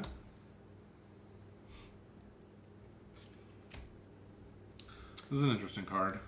It is an 8-costed 6/9 reinforcement walker in green. Mm-hmm. It says, when played and on attack, look at the top card of your deck. Either draw that card or discard it and heal 3 damage from your base. That seems good. Yeah, it's 8 costs, so it's very much a late game unit. But if you can get it out there. Interesting that it's so discard the top card of your deck. Right, so it's the opportunity cost of drawing it. But yeah, that seems cool. I really like this. This is a common that I hadn't seen yet, but this Mining Guild TIE Fighter, it just says on attack you may pay 2 and to draw a card. Wow. Which on a 1-cost unit. I could get behind that being my first turn play where you're probably not going to kill it before it gets its card draw. Excuse me. Bless you. That seems cool. That seems very cool. Okay. Starwing Scout. Oh, I haven't. I knew that this game would do this because of course it would, but I haven't actually seen a card that has the effects that care about whether you have the initiative. Starwing Scout does. Kanan Jarrus. Reveals Jedi. Not a character I'm familiar with. Do you know what this is from? Yeah, that's from like the expanded Star Wars universe, I feel like. Oh, really? I remember him being in, I feel like he was in Destiny. I mean, this Star Wars is unlimited, so it can make the deep cuts, I guess. Smuggling compartment. So the blue cards seem to have a lot of just flat defeat or exhaust units, like large numbers of units. Oh. So I've seen a goodish number of. I don't think I've seen a single blue card in my packs that do it. It's anything like that. Oh, never mind. I have Vanquish, defeat a non-leader unit. Yeah. That's a starter deck card too. I also got a Wedge Antilles. Nice. And a Cargo Juggernaut as my foil. It's common. Alright, I gotta catch up to you. Gotta keep opening. So I've got this cool hyperspace blue card. With the white art like that, that looks really good. It does. It is a common, but it's cool looking. It's shielded. And then Jyn Erso, okay. Common leader. I also got a Jin Urso, and a Director Credit was my last pull. So we're Chewbacca. So we have a lot of. We have a lot of the same options. Okay. Yeah. Okay. Admiral Braggart. This is a very interesting card. It's a 2-cost green card that says each friendly non-leader unit that costs 6 or more gains ambush. Whoa. Okay. I mean, it's in the green faction. That's the green faction. The ramping expensive faction. And I've got Fett's Fire Spray, which is a cool little. This is Boba Fett's ship. Oh yeah. What's the actual name of the ship? I'm forgetting now. It's okay. I'm not getting it either. And a foil hyperspace AT-AT. Oh, very nice. Yeah. Is that a common? Uncommon. Uncommon. Okay. I finally got a Super Laser Technician. My not favorite card. Yeah, it's a great card. Yeah. An ATST. Those are cool. Here's Palpatine, my final leader. You're on your 6th pack? I am. I have 2 more to open. Jeez. Well, I'm trying to keep the stream moving. Well, that's good of you. I'm just joking. Okay. Ezra Bridger. When this unit completes an attack, look at the top card of your deck. You may play it, discard it, or leave it on top of your deck. Oh, that's right. This is in a deck that I imported a Tabletop Simulator and played. But yeah, this lets you play the top card of your deck. That is pretty cool. This is my new favorite card. It's a green heroism common called Alliance Dispatcher. Action, tap this, play a unit from your hand. It costs 1 resource less. Oh, that's nice.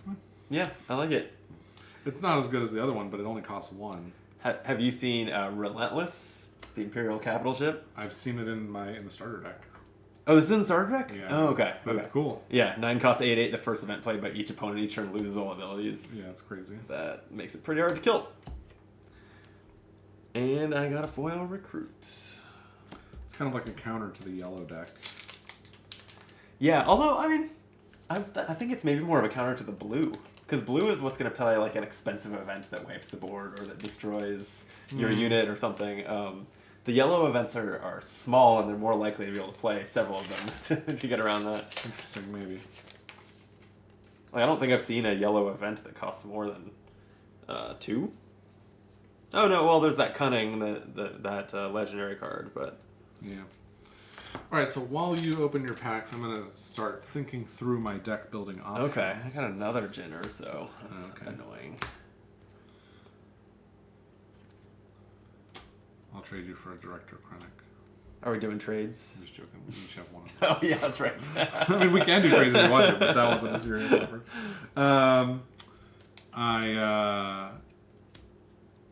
Okay, so I think, based on the Team Covenant stream I watched earlier, their wisdom, which I'm now repeating, is that you want to have around 22-ish units in your 30-card deck. And so you can go with 2 colors, basically. And so I'm just wondering, how many of each unit do I have? And, you know, like, in blue, for instance, I don't have... Oh, no, Chewbacca is good. So I have a lot of blue leaders. I have 2 blue villainy leaders and 1 blue heroism leader. But on the other 3 colors, I only have a heroism or a villainy. So I'm not going to really count, like, these yellow fire spray... I mean, these yellow evil units. That would probably be my splash with my base, is what I'm thinking. Although I guess it's not really a splash. I don't know. Okay, well, I'm going to think 22 units seems like a lot, but I guess, yeah, it's actually probably... I get it. Yeah, I don't know. I mean, because you have to have a variety of costed units. For sure, yeah.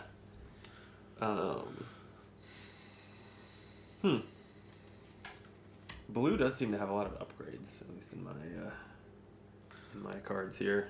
I didn't love the idea of the events with their art on the bottom, but for sorting for units, although actually upgrades also have the events on the top. So they do this little thing. This is my pet peeve on every fantasy game. I hate that they have the different layouts of the cards.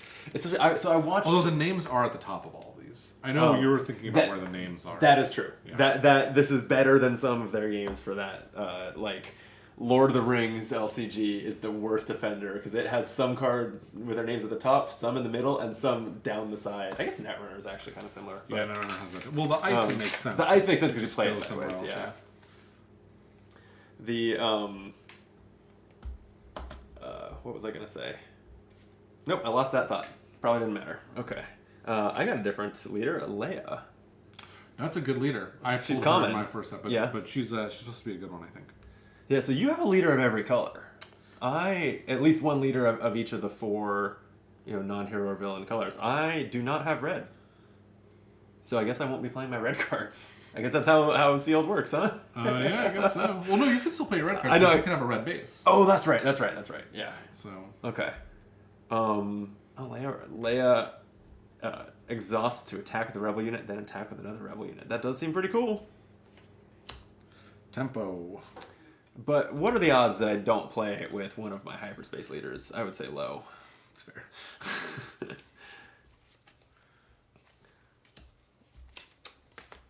I'm doing a poor job of sorting here, as I'm forgetting where my hero and villain cards go. Okay. I'm almost with you. Take your time. No. I know how important a high and tight stream is to you. Oh, man. I was like, what's a law? That's just a trait of an event. That was the thought that I forgot. Because this is such a pet peeve of mine, the most laughable moment for... Did you watch... and it was officially sponsored, so it might as well be the official Learn to Play, but Rodney's How to Play for this? I did. He has to take the whole minute to explain where to find the traits on each card type. Oh, yeah. He has to say, on an event, they'll be here, but on a unit, they'll be here. And that was when I was like, why do you do this? I wasn't sure if he needed to do that. That was a little bit I think we could figure that out. Maybe so. But it's also a little bit weird to say, it's the bold words somewhere on the card.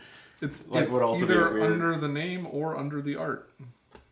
Yeah, I guess that's... Yeah. So it's under something. Well, it's never under the text. Actually, that's not true. On upgrades, it is under the text, isn't it? Where I'm trying to find an upgrade. I don't have any on the top of the table here. Yes, it's the very bottom thing of the whole card. That's yeah. annoying. Yeah, okay, so maybe you did have to do it. Well.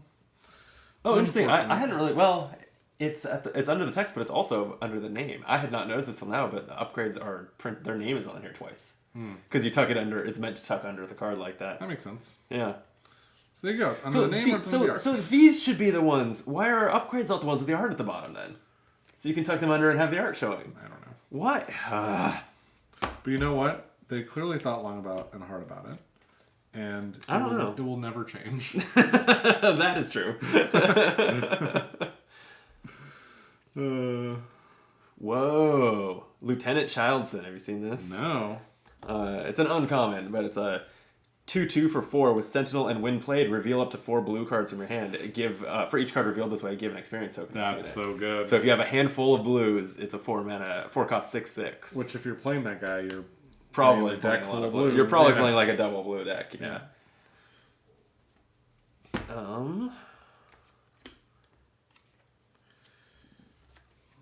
Spark of Rebellion. I got they said the name of the movie, and that's the name of the set, right? Yeah. Spark of Rebellion is an event that looks at an opponent's hand and discards a card from it. All right. And a foil medal ceremony. Okay, what the hell am I doing?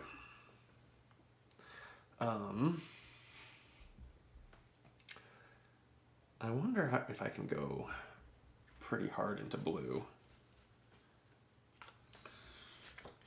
and play with that lieutenant, because that's pretty cool, and so is my hyperspace Chewbacca. Although this is a dark side blue, so you'd probably have to play with Krennic. So I'd play with Krennic. Also hyperspace, so it's allowed. Okay, excellent. I only have one hyperspace leader. Oh, so I know what you're going to play. I don't know about that.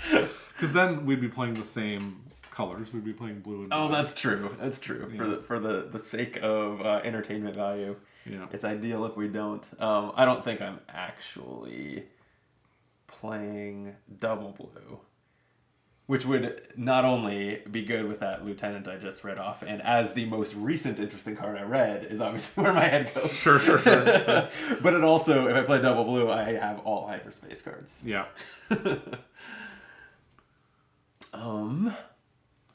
My problem is, like, I kind of want to play green because I have this Emperor Palpatine who's kind of an interesting sort of leader. But my concern is that the green cost curve is probably a little bit higher, and I don't see a lot of resource cheating in what I've pulled here. I have one resupply, which is put into play as a unit if I pay 3 for it, which is not cheap. And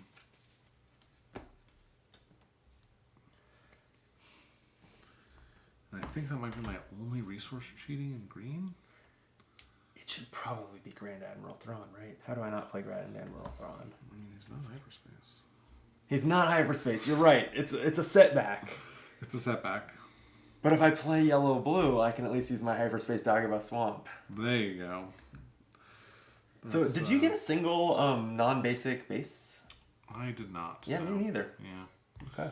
Luckily, we have 18 more packs each to open. So. That's true. Somewhere in there. There is one. But not tonight. But I understand that they're all formatted in the following way. They all have 25 health and an ability. And it's is actually, it always 25? I think it's 25 and it's... at least in this set. Mm-hmm. And the ability is an epic action, which means it's a once per game action. The ones that I've seen were like that, yeah. I didn't know if they all were. I think so. I could be wrong. And there's maybe just 4 of them? Is there maybe just one of each faction? Yeah. One maybe. non-basic in the first set? I think so. I think that's right. I could see it. Okay.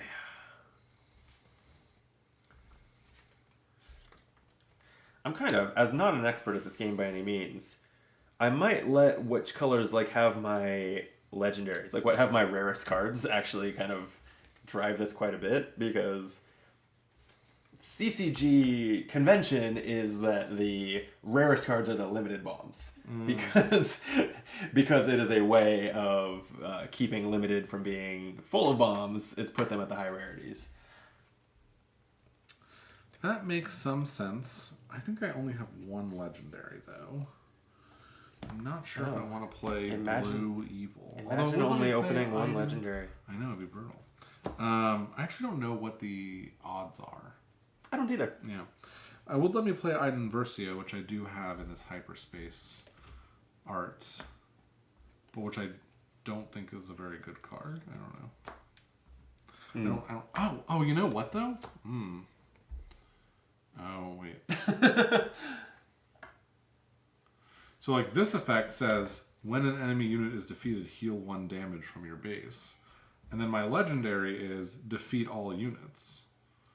So if that's a bunch of enemy units, is that a bunch of heal? I guess that's probably how that works. Absolutely. But the problem is that on her front side, it's just tap. If an enemy unit was defeated this phase, heal 1. Oh. So I have to have her out when I play this. Which is an interesting problem. And that event is just all enemy units? No, defeat all units. Oh, so does her ability trigger? Would be a question that I... Right, because she's getting defeated too.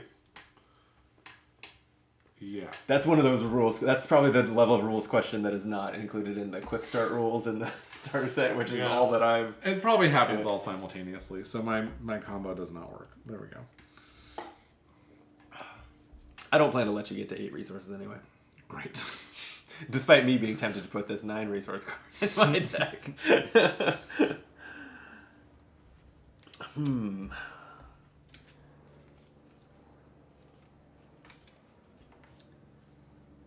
I'm kind of starting to see a Leia thing forming. Wow, you're having ideas. Maybe. I don't like that. The problem is, yeah, I don't know. I liked Leia because I have Wedge Antilles, but then so many of the vehicles, which is what Wedge synergizes with, are Imperial and are villainous, and so then I've got a problem. Huh. I will say, I think you need to play some vehicles, some space units. For sure. Not all vehicles are space though. Does he trigger off all vehicles? Yeah. Only vehicle. That's cool. Yeah. And I've got an AT-AT and stuff over here. So, where was it? Was it a neutral card? Where was the AT-AT? I know I have it.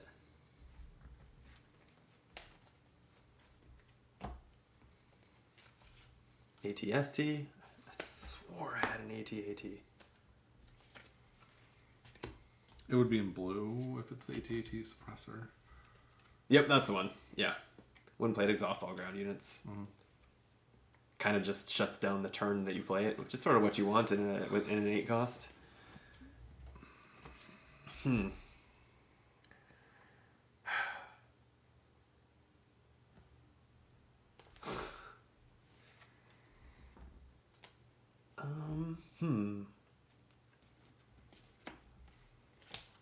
Yeah, my problem with Grand Admiral Thrawn is that I don't have enough yellow villain cards to feel good about that.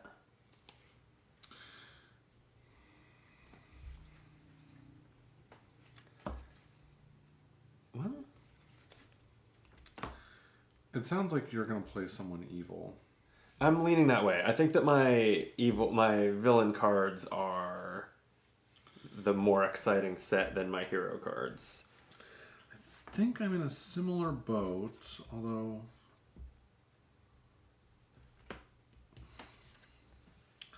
I do actually have slightly more hero cards, so maybe I'll go hero. The question will just be, what colors will I play? I think if I'm going hero, though, just to let you know, my only choices are blue or yellow. And as between those, I will pick yellow, because I have way more yellow hero cards. So if I'm going hero, I'm gonna play Jin, which means you may or may not want to play Thor. It doesn't really matter, but you may. Yeah, if we want to just mix it up. If you wanted to mix it up with something else. Yeah, because I'm starting to lean towards Thrawn and playing blue-yellow, honestly. I probably won't play blue-yellow. Probably yellow-green or yellow-red, maybe. But I'm not sure. I might play blue-yellow. All right, so let's say I'm going to play yellow for sure. I'm going to play Jin. Look at my green cards. I mean, I could. No, I just don't. I only have 3. Yeah.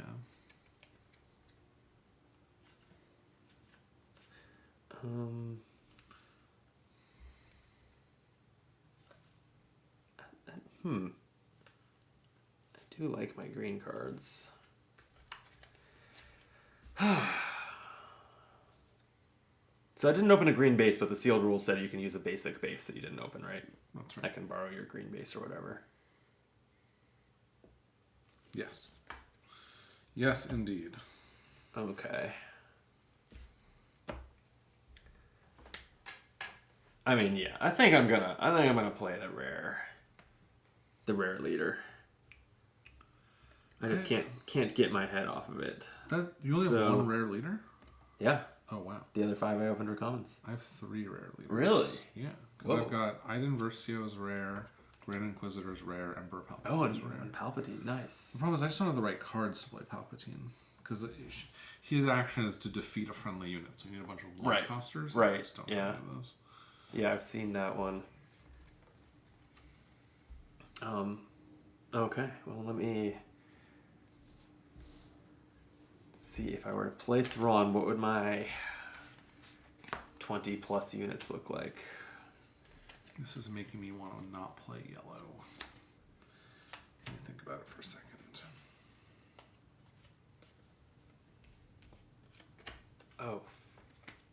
Oh. Maybe I just play Wedge Antilles out of faction. Like, I have so many vehicles.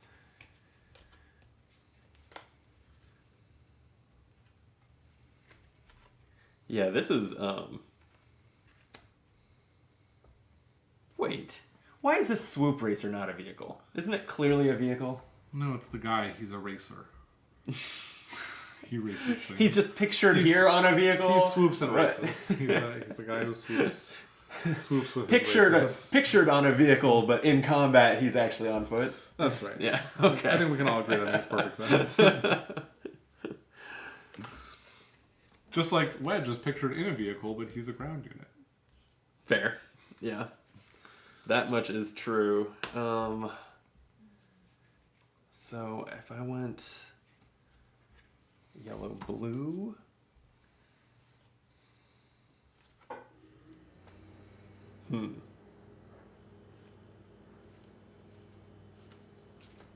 Or yellow-green. Oh, if I play yellow-green, I can play Darth Vader. I think I'm seeing some decisions coming together here. Even though they're driven by play my cool rare cards. How much ramp have I got here? Super Laser Technician. Is that it? Shoot. I also only have one ramp card. So I feel you. Yeah. It'd be nice to have one more.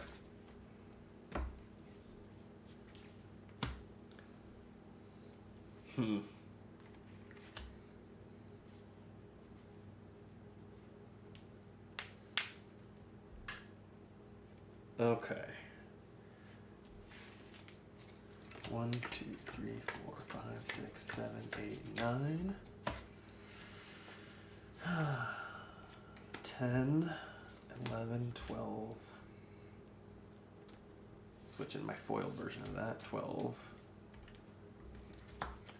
13, 14, 15, 16, 17, 18, 19, 20, 21, 22.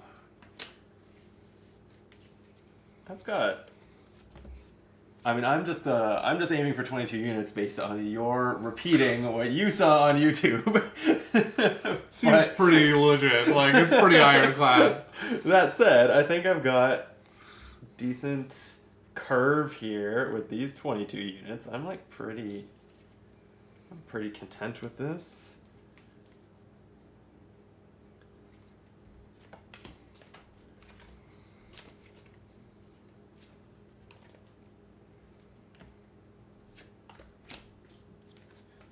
How many trooper units do I have?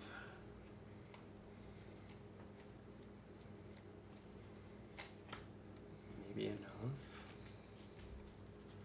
Okay, and then the non-unit stuff. Oh, this is functionally a unit. So I could cut something that's bad.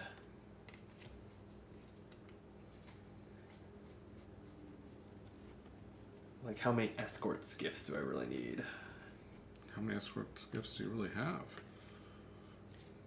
More than I'd like. Because Recruit is a one-cost event that searches the top 5 cards of your deck for a unit, reveals it, and draws it. So it's like, I feel like when this is in your deck, you can run... If it is like agreed upon wisdom to run 22 units, you could run 22 or 21 on this. Sure, right? Sure. And for one resource, you're kind of thinning your thinning your deck a little bit. I don't know how I'm going to even get to 22 units, because in any color, red I have the most units, and I've got 6, 7, 8, 9 in 9 in either color, and then in yellow, I guess I can do yellow as well.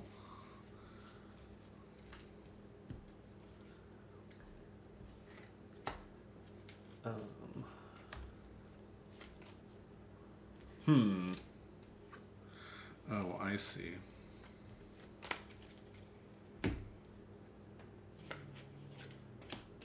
I'm so close. 1, 2, 3, 4, 5, 6, 7, 8, 9, 10.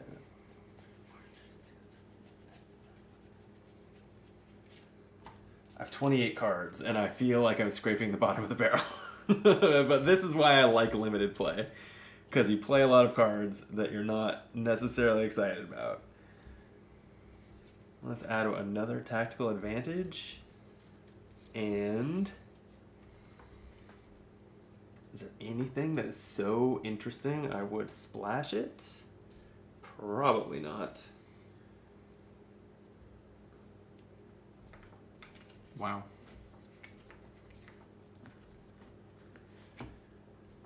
Oh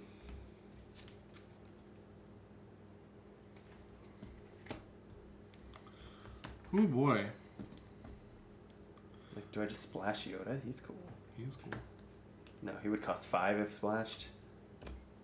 Oh, wait, no. I don't have either of his symbols. He would cost 7. No, thanks. Okay, I'm going to play Jin, I think. So I've got 1, 2, 3, 4, 5. 6, 7, 8, 9, 10, 11, 12, 13, 14, 15, 16, 17, 18 units, 19 units. Is there anything that I'm going to splash? Maybe like cheap cards I might splash. Yeah, I'm looking at splashing something cheap. 20. Oh, yeah, that's green. Okay, 20. Oh, don't forget about these too. You have your basics. I haven't forgotten about those. Oh, I have. 21,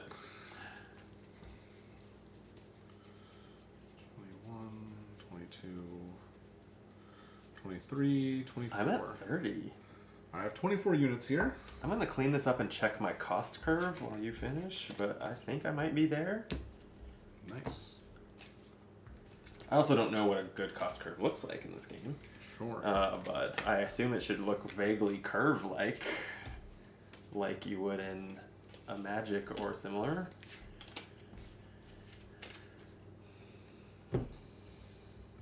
I am going to need to borrow a basic green base, because that is the one I didn't open. Would you like Command Center or Command Center? I'll go with the Command Center. Excellent. Yeah, that feels right for Grand Okay, Admiral. perfect. Yeah. Do you play a lot of attachments in your deck? I have this card that says very specific question. defeat any number of upgrades on a unit. Oh yeah, I got a It copy. feels like of that that's too. probably Yeah. not very good. I think I had a neutral card that just destroys, just defeats one upgrade. I did not end up running it, but I thought about it. Confiscate. Nice. It's just a one cost defeat and upgrade. Wow, that's quite an interesting card. Okay, how many times can I play this? I'm gonna guess. Well, maybe sometimes I can sometimes play it. All right, I'm doing the thing that I do, which is build too big of a deck and then cut it. You know, I have found that to be the usual experience with limited in these games, but it's not what happened here. I struggled to get to 30.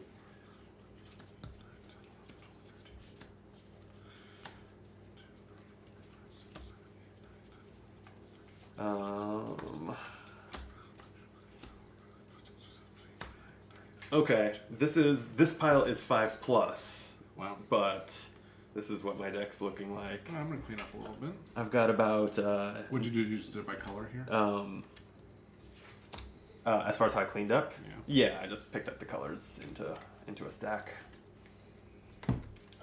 Oh. Want to play this guy? Probably not. It is foil. So you should probably play it. Yeah.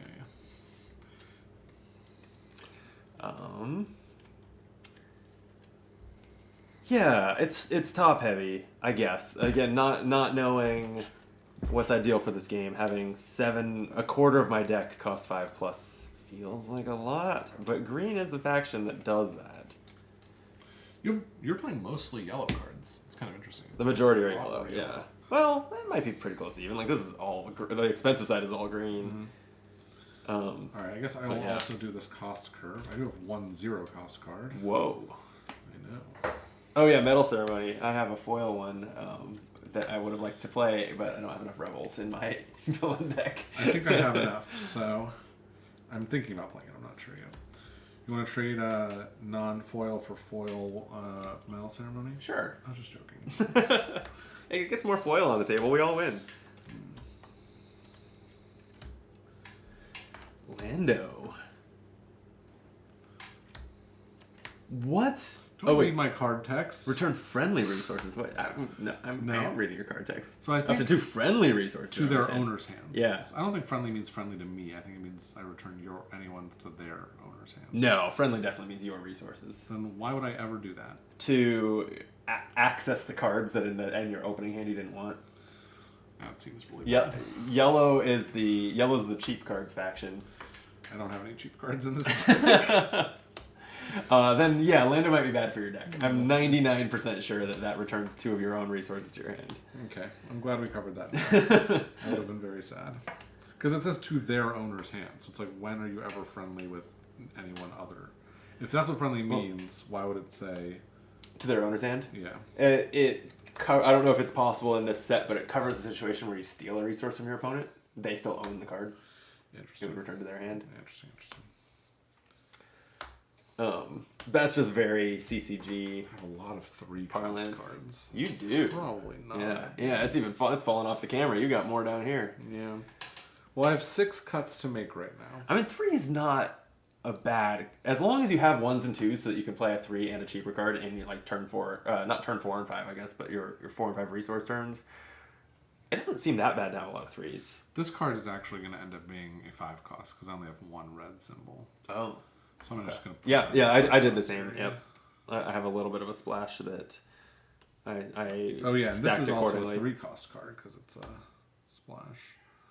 And Saw cost 6. What was my other splash? I splashed 2 cards. Oh yeah, that's right. Protector here. Clearly a stat. Oh, I forgot. Shoot. I didn't realize that's a double splash. I shouldn't do that. That's a double splash. I was willing to play that at 3 cost, but not at 5 costs. Okay. Then I need to get 1 more card back in my deck. Well, back to square one. Yellow and green and villain.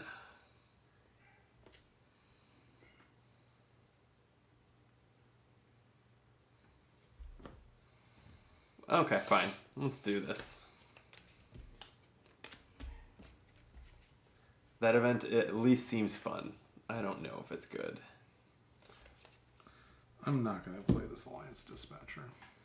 What's that do? It's the one where you can tap it to play unit from your hand and it costs 1 less. So I'd be paying 3 to maybe 1 time get a discount of 1. Yeah, because being a unit that's 1/2, it's not going to stick long. Right, exactly. I mean, it also soaks some damage, so but 5 cuts now. 5 cuts, eh? I'm looking at this card names, but I don't know what these cards do. So it's a little silly. That's true. That's true. I'm certainly not to the point where I can browse these and be like, oh, Consortium Star Viper, of course. That's right, what that exactly. does. Yeah. Right. I do like this. I do like that. I like that. I like that. These are obviously the cards I like. I put them in here.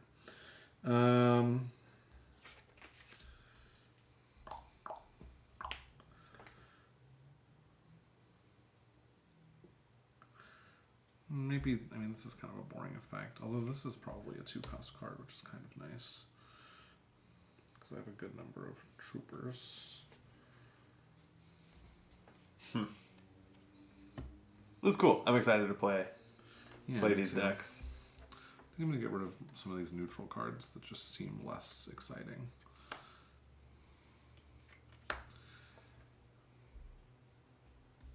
I didn't end up playing any neutral cards. Probably don't need quite so many high. You know what? I'm going to get rid of Saw Gerrera. Do you have a lot of events? I guess you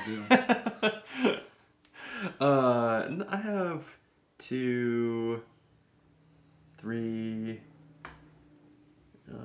4, 5, 6. I have 7 events. Is that a lot? I don't know. I don't know. Yeah. Because he increases the cost. You're paying 6 for him, though. Yeah, I know. 6 for a 5/4 seems...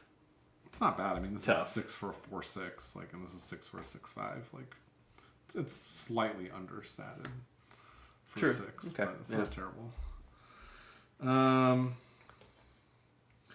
You know, I can also just play a 35-card deck, and that would be just fine. Yeah, I assume it's a 30-card minimum. It is. So you can... I'm just gonna do it. I don't really want to mess around too much. Do you want to sleeve these up or no? Yeah. Let's sleeve. Like I'm playing with my Hyperspace Legendary. That I definitely want to sleeve that. So Sure. But yeah, I think we'll call that a deck building video. It's a new type of video for the channel. Yeah. Let us know whether you found this worth watching, and we'll be back soon to face off with my Grand Admiral Thrawn Command Center deck against. You went with Jyn Erso? I want Jyn Erso. And the red Castro City. All right. And before you comment, I know that it's wrong to build any more than a minimum card Oh, count deck. 1,000% wrong. I know. Yeah. So you don't have to say anything about it. And in 1,000% wrong. in Magic, I could at least delude myself saying like, well, the ideal number of lands for my deck is not necessarily a whole number. To where Which 41 you calculated, to right? where 41 cards could be like the correct like land non-land balance for this cost curve. A lie I told myself often playing limited Magic. This doesn't have that though, so yeah, maybe I'll make some cuts in the in the break between this and the actual game. Sure. All right. Well, that'll be the first thing we report on in the next video is what size your deck is. Excellent. I'm sure everyone will be riveted to hear that. On the edge of your seats. Okay, we'll be back soon for our first Star Wars Unlimited sealed deck throwdown. I'm excited. Me too. Till then, be optimal. Yeah, I just feel like Lando Calrissian is like garbage. Like, I'm going to pay 6 and then pick up 2 cards. I guess I want to do that if it's the final turn of the game. Yeah, and a 6 But the problem is, like, 6/5 Saboteur, I think, is pretty cool. Like, be able to get that 6. Yeah. And I mean, yeah, in limited, he might be pretty bad. In constructed, you're also going to combine that with something that lets him, it gives him ambush, interplay ready, something like that, so he can get that killing blow on the base the turn you play him, and it doesn't matter that you returned resources. Well, it's optional. You don't have to. It's optional? Return up to 2. Oh, up to 2. So it's like oh, I thought that was essentially an additional cost. But, no, yeah. Okay. So it's like, clearly it thinks that there are times when you will want to do that, right? Like, yeah. Yeah. And I mean, I think that's the exact... Like, what that lets you do is essentially have a sideboard, almost, that you're building up over the course of the game and then pulling from when you play him. I see why that's interesting. I cannot tell you whether that's good. Yeah. I don't know whether it's good. I agree that it's interesting, but it's just if you only have one chance to resource per turn, it's like, ugh. Right.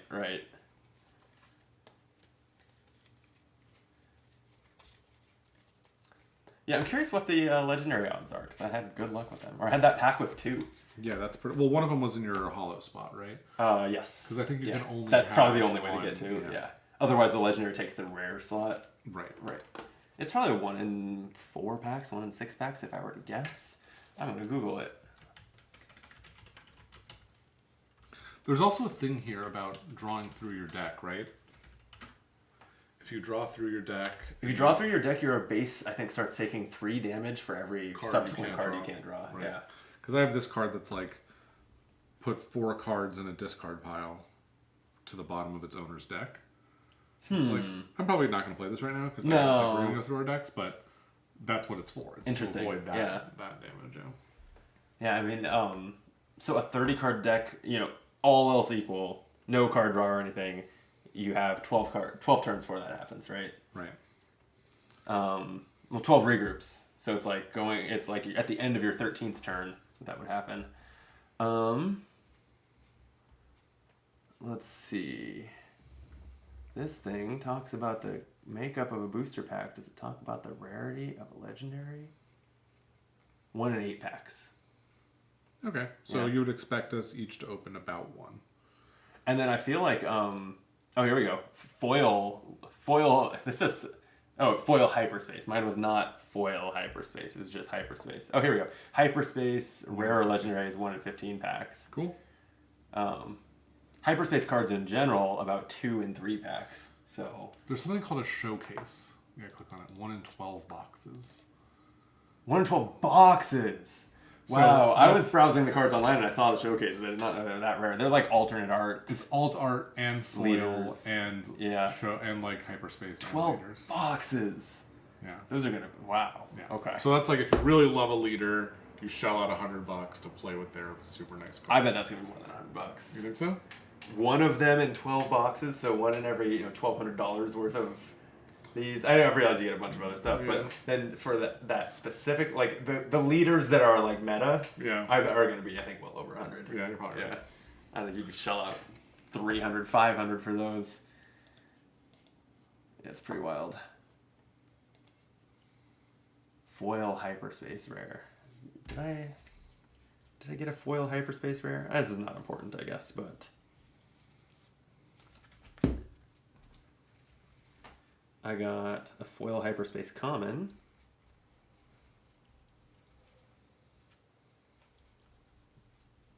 No, I don't think I got a foil hyperspace rare. I wish I got hyperspace Thrawn.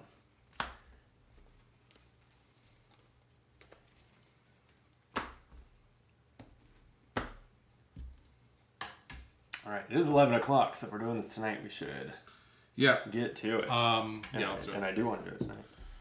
I'm going to run to the restroom and grab out the sleeves that I brought. Oh, right, sleeving. Yeah, I'll grab sleeves too. Mm-hmm. We are still live on stream, so they can look at empty chairs for a second. That is fine. What color sleeves are you going to use? I was just trying to figure out what colors I have laying around. I mean, it'll definitely be basic clears for my double-sided card.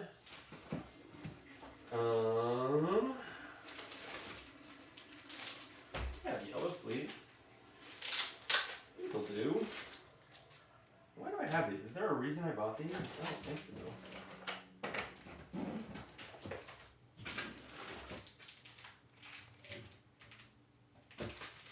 Why did I buy so many Game Genic sleeves?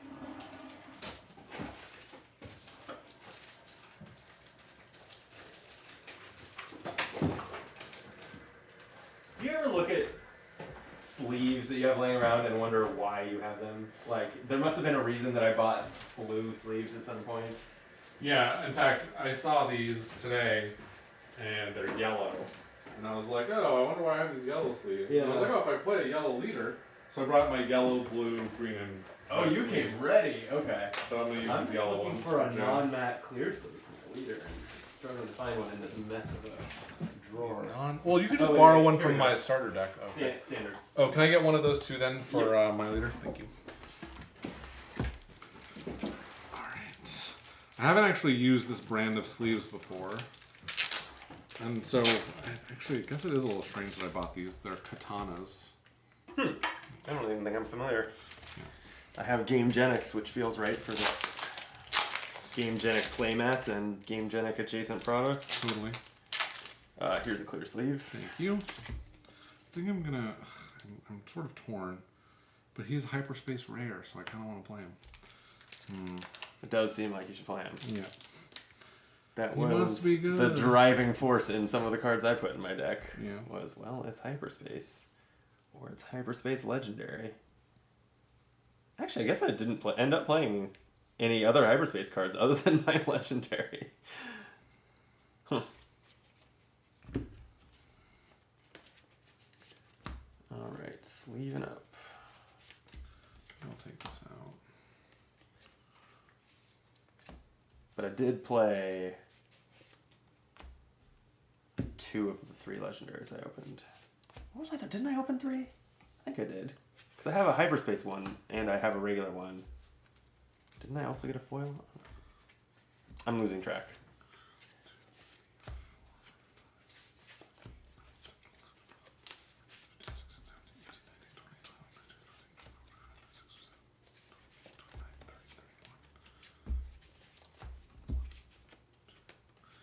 Okay, let's do a little bit more cutting. You're at 34? 32, I think? Oh, okay. That's not so bad. No. But you can always make it better by cutting your worst card. If only I knew what Question it is, was. how do you identify it with these all new cards in a game you played 5 times? That's right. Okay, let's just go with this. It's fine.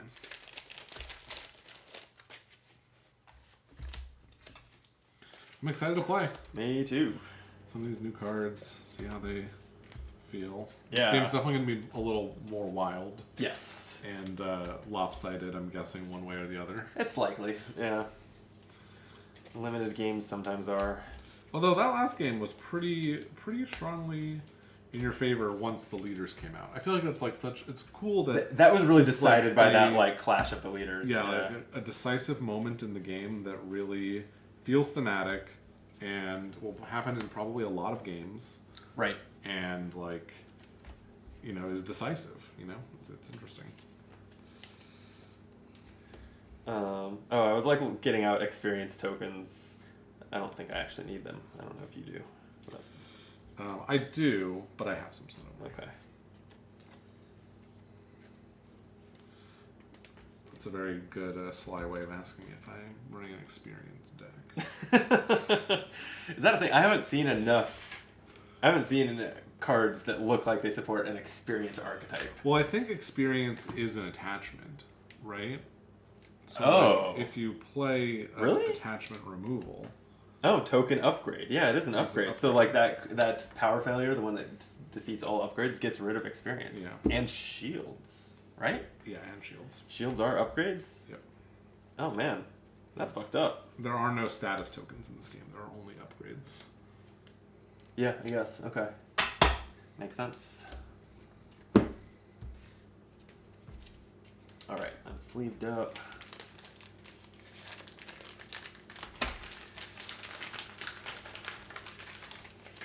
These sleeves are kind of a nice orange, which is good because I'm playing yellow and red.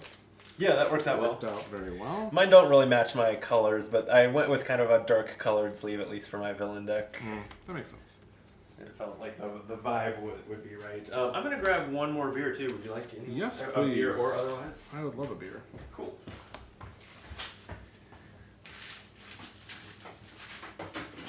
Actually, you know what? Never mind. Nix that, because I have not finished this beer. Oh, okay.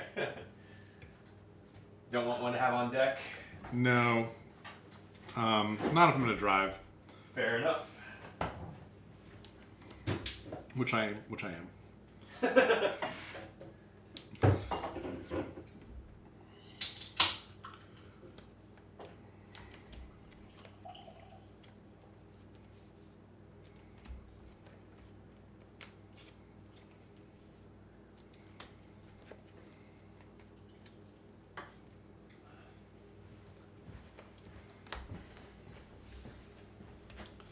I have a feeling that this card that is in my deck right now is not going to be very good. And I should just take it out. You still over 30? I'm still over 30. But it's a 1 cost, so it's like, is that really the card you're going to take out? I don't know about that. Man, until before Butner asked me if I would spend my Saturday afternoon trying this out on Tabletop Simulator with him, I planned to skip this game. I did not.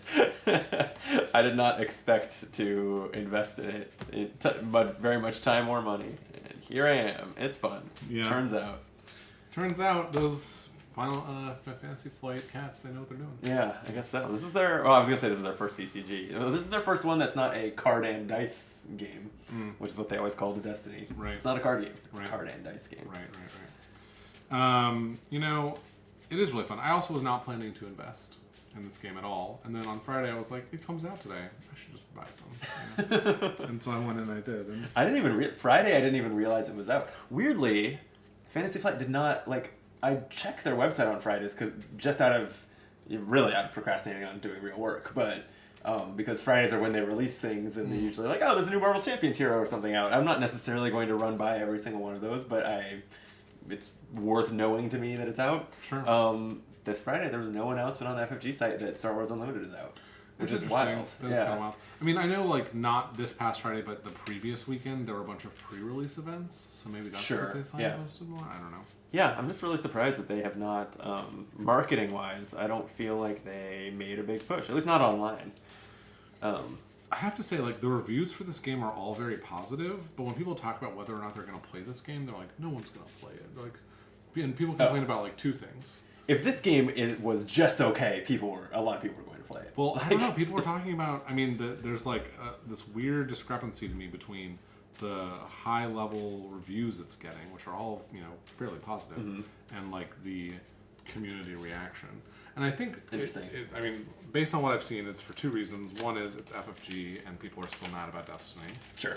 Fair enough. That is fair. Yeah. Right. And 2 is people don't like the art, which I like. I think it's cool. I do it's too. Like really unique looking Yeah. art. And like people are complaining, I think, about like, for instance, the Chewbacca art, which I can pull it back out, but I think it's like really cool. I mean, I like it a lot. I really like more stylized. Like, look at his art face. style. Like, it's so funny. Oh yeah, that's awesome. Like, yeah, it's great. Like, it's cool. I'm all for it.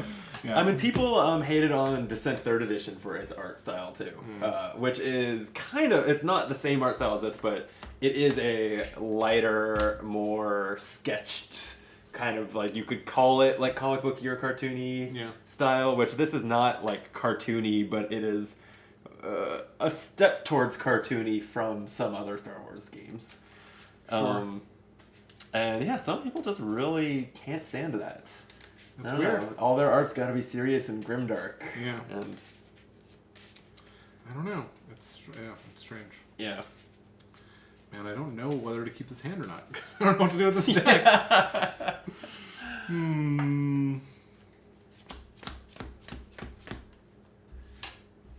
I feel like some of these cards I'm now going to read for the first time. Like, some of them were commons, and after by my third pack, I was kind of like, okay, sort the commons, I'll come back to them. Yeah. And then I was like, okay, I'm really just looking for a bunch of units that are following this cost curve, but I'm going to mulligan this hand. But I'm going to mulligan I'm still not going to read these cards. I can tell from the costs that I'm mulliganing this hand. 4 of those 6 cards cost 5 or more. That was not I have the like vibe. a fine cost curve in my hand, but none of these are cards that I want to play right now. But maybe I just have to bite the bullet and play some cards that aren't the best starting cards. Oh no, playing not the best cards. What does Brutal. this do? Attack with the unit. The defender gets -1 power, -0 health for that attack. That is interesting. And not terribly relevant to my hand. I'm afraid, though, that if I mulligan, I'm just going to draw 17 6s, so I'm just going to not mulligan. I don't think you could draw 17 6s. That would be cheating. I can only draw 6. You could draw 6 17s. That's right. That's right. Oh, this is better. Okay. What would I resource from this, though? Not these. Probably not this.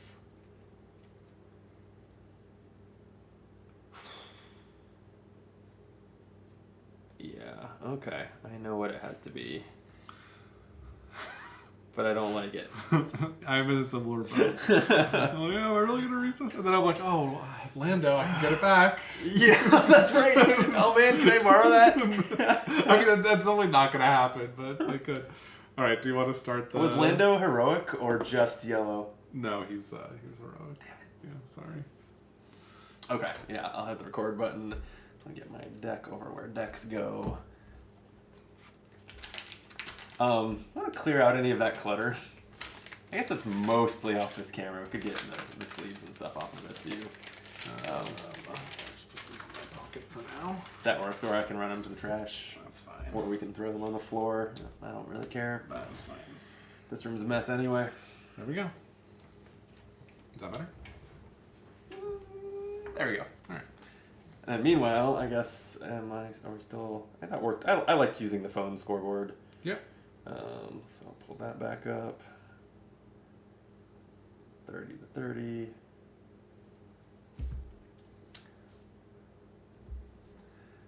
We got tokens not looking like too much of a mess. All right. I guess I'll go with Kestro City as the opener this time, because last time I said Command Center. Sure. Yeah. Coming to you live from Kestro City. This is Optimal Play. I'm Brandon. I'm Jordan. And we're playing more Star Wars Unlimited. That's right. This is, including one kind of experimental pack opening deck building videos, that are already our 3rd Star Wars Unlimited video. All filmed, and this is some behind the scenes movie magic in one night. Yeah. You're supposed to let them think that it was filmed one a week and we just wore the same clothes every time. Okay, Yeah. okay. Yeah, it is just 3 days after Star Wars Unlimited came out. That's and right. We are spending our evening running it through its paces. We played it with the starter decks, and then we opened 6 packs and have now built sealed decks. 30 cards each, Yeah. or in my case, 32 cards.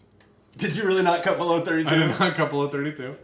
32 cards. You know, it's progress, though, because I think where we left off when we called it the end of the deck building video, you had 34? 35. 35. So I cut 3 Okay. cards. Okay. Pretty yeah, good. It's pretty good. Yeah. Well, let them know in the comments what you think. Yeah. It's deck size. It's awful. Yeah. It's fine. I just couldn't make any decisions and wanted to play. Who are you playing with? I am Jin Urso. Resisting Oppression is the subtitle.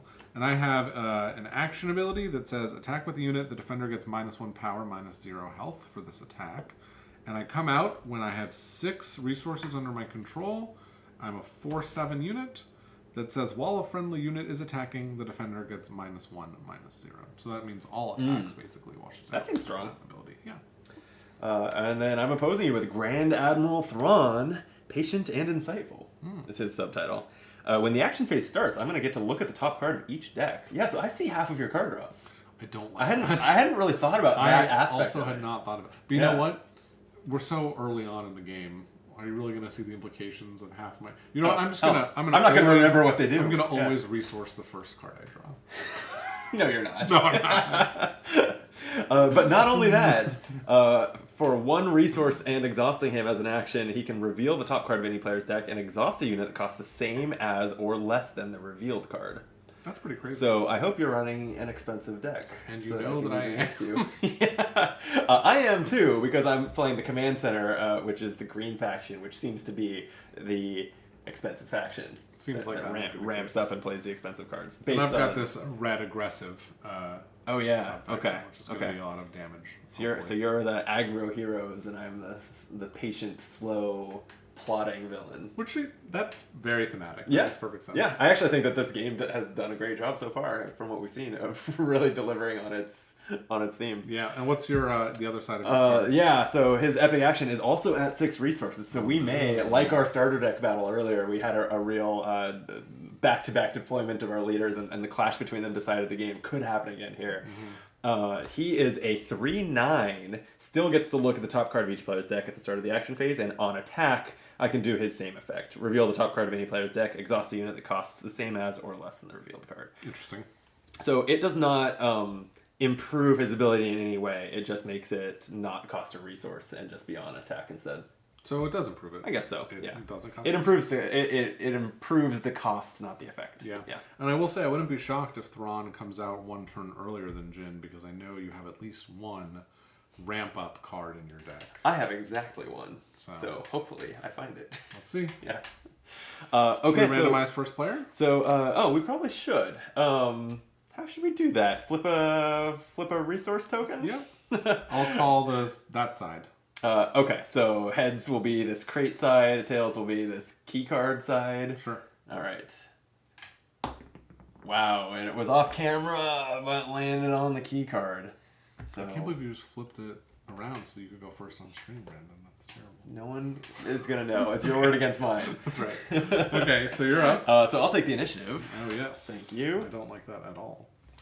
And so we did draw our opening hands before we started the video. I mulliganed mine. You did not? I was too afraid. Okay. Too afraid to mulligan. I really wish I wasn't too afraid, but I was too afraid. I'm real sad that this rare card that I splashed into my deck, it's in this situation, it needs to be my resource. It hurts, especially when I don't know off the top of my head if my 30 card deck here is entirely a singleton deck, but it's very close to it. Yes. So every resource is like, well, I'm not playing with that card this game. It's not like I'm going to draw another copy. I have 2x of 1 card, and everything else is... Yeah, I think I might be similar. So, yeah, it's painful, but I think it's... Well, that's... Okay, that's and you can ask me at the end what this card is, but I'm very sad about it being down here. Yeah. Is it Lando? I can't possibly say. All right. No, I don't think there's any rules against you saying. Well, just, good play rules. Fair enough. Okay. I start, huh? You do. I'm just realizing a flaw in this plan. What is it? I'm going to pass. Excellent. I will play Jeddah Agitator, a 2-cost unit with Saboteur, and on attack, if you control a leader unit, deal 2 damage to a ground unit or base. And I'm sure that this Agitator will still be around when Jin comes to the battlefield. Yeah, I'm actually realizing this is off to a great start, because the reason I pass is I... Wait. Huh, okay. I have already fucked up. This is what's happening. Do you want to unpass? No. It's not the passing. It might be the resourcing. No. I'm just. It probably where I fucked up was putting this card in my deck. Okay, for sure. No, so it's a starfighter that when played, return a friendly non-leader unit to its owner's hand. And I actually, in that moment when I passed, I thought it was an opposing unit. So it's really it's kind of an additional cost to playing this card, and looking at the stats, I can see that makes sense. But if you don't, it could return a wounded unit and kind of be a roundabout way to heal it. But anyway, can you play it if you can't? I think it would return itself if I played it. Oh. It doesn't say return another friendly non-leader unit. Interesting. So now that I've played it, I might as well show everyone because I don't have anything else to do with my resources. That's not true. We forgot to look at the top cards of the decks. You Let me sure do did. that. Yeah. You've got a metal ceremony. Does it say reveal or does it say look? It says look. Oh, so I don't have to tell you what it is. Oh, that's fascinating. Yeah. Okay. And you showed me yours. I can't see because of the glare, luckily, but I don't know what that is. Oh, okay. Well, good. Then the stream. That's great. You can't see this? No. Because the stream can see it then, and you can't. That's actually ideal. Yeah. Okay. Well. I mean, I can see a tiny bit of the art, but I can't read the name or anything. Okay. This is the card I've got. You're holding it upside down, but. I don't think we have to do that every single time. Also, that's a 0 cost card that is not helpful to my ability. Bummer. Not that I have anything to exhaust of value anyway. I guess it's exhaust a unit, right? So it's not like I can exhaust your leader should it have an ability that matters. Yeah, ultimately, I guess I'll just take the initiative. I will pass. Okay. Well then, we're already to a regroup. So that's what you saw. I'm just kidding. Yeah, you had no idea, huh? I had no idea. So your agitator's a 2/1 saboteur. But on attack, if you control a leader unit... Oh, so that's not going to happen. No. Okay. That's what I was saying. I was like, I'm sure this will stick around until Jin comes out. Right. That was a joke.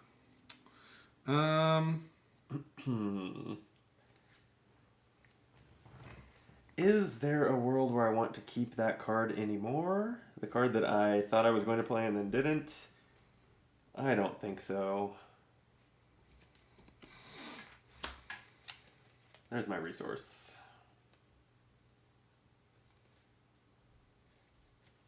Yeah. I don't like that.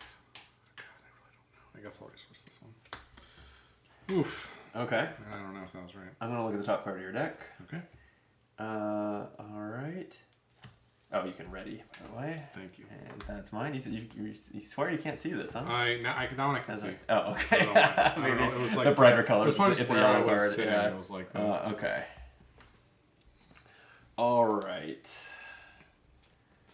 I still have the initiative, huh? Mm-hmm. Okay, then I will use my 3 resources to play a Super Laser Technician. This is the 2/1 that when defeated, it enters play as a ready resource.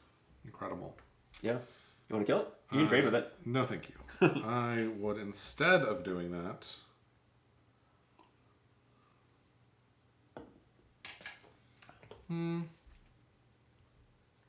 I'll just attack your base for 2. It's pretty rude. Mm-hmm. I am agitated. Good. That was my goal. It worked. Yeah. Okay, I will take the initiative. Excellent. I will play this Partisan Insurgent. Oof. If you control, or while you control another red unit, this unit gains raid 2. Yikes.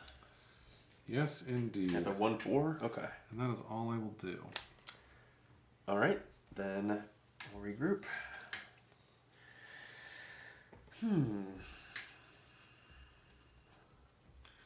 Wow. Wow. Yeah. That's what I said. Yeah. That is what I said. I said wow. I really don't know. I mean, I guess it'll be this card, but I'm not drawing these in a good order. It's my, That's that is the number 1 skill you need to master in card games, is draw your cards in the right order. Well.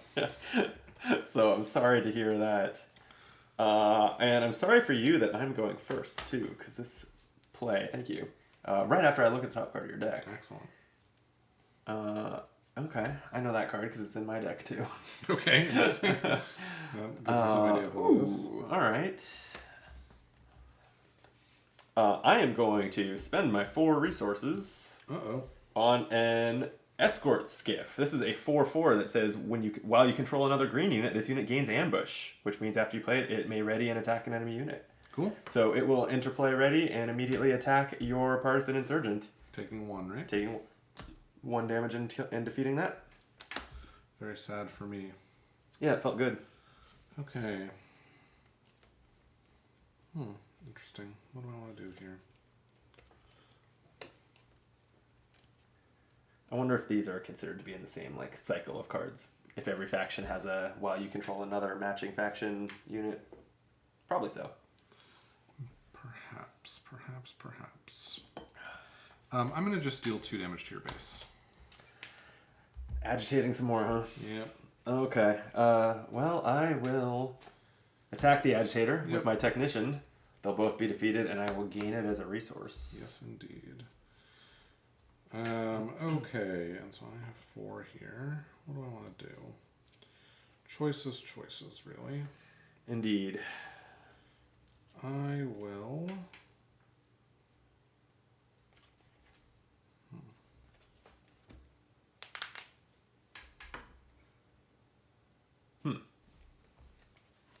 Thrawn could interplay next turn.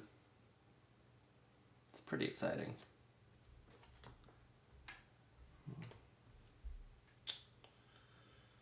It's a little slow, but I think I'm going to do this.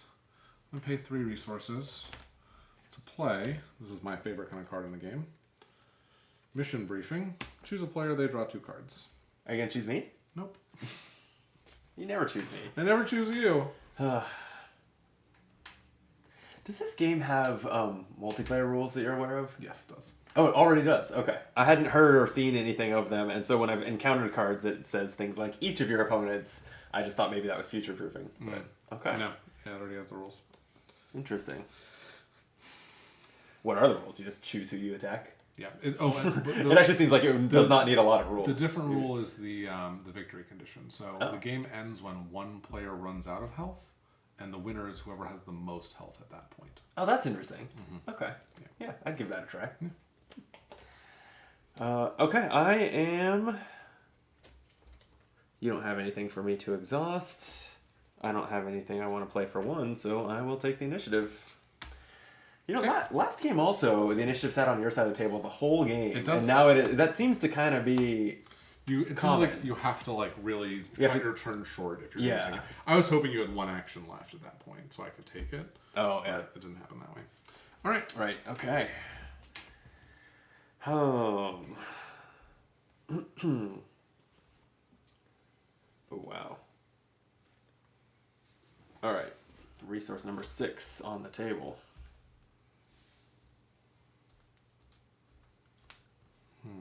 We don't have exactly a complex board state. We do not.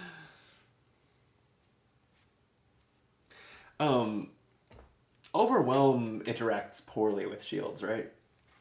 Overwhelm is trample. It deals excess damage to the base. Yeah. Shield prevents all the damage anyway. I think so. Yeah, I think so too.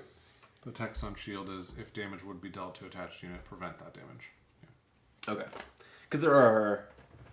Yeah, that makes sense. There are... I could see the rules being it works that way. I could also see the rules being against Overwhelm. The shield prevents 1 and the rest goes to the base. Right. Or it could be like Hearthstone, which is bullshit, where... Because shield in this is exactly Divine Shield from Hearthstone. When this happens in Hearthstone, the shielded unit consumes its shield and prevents damage from passing through equal to its health.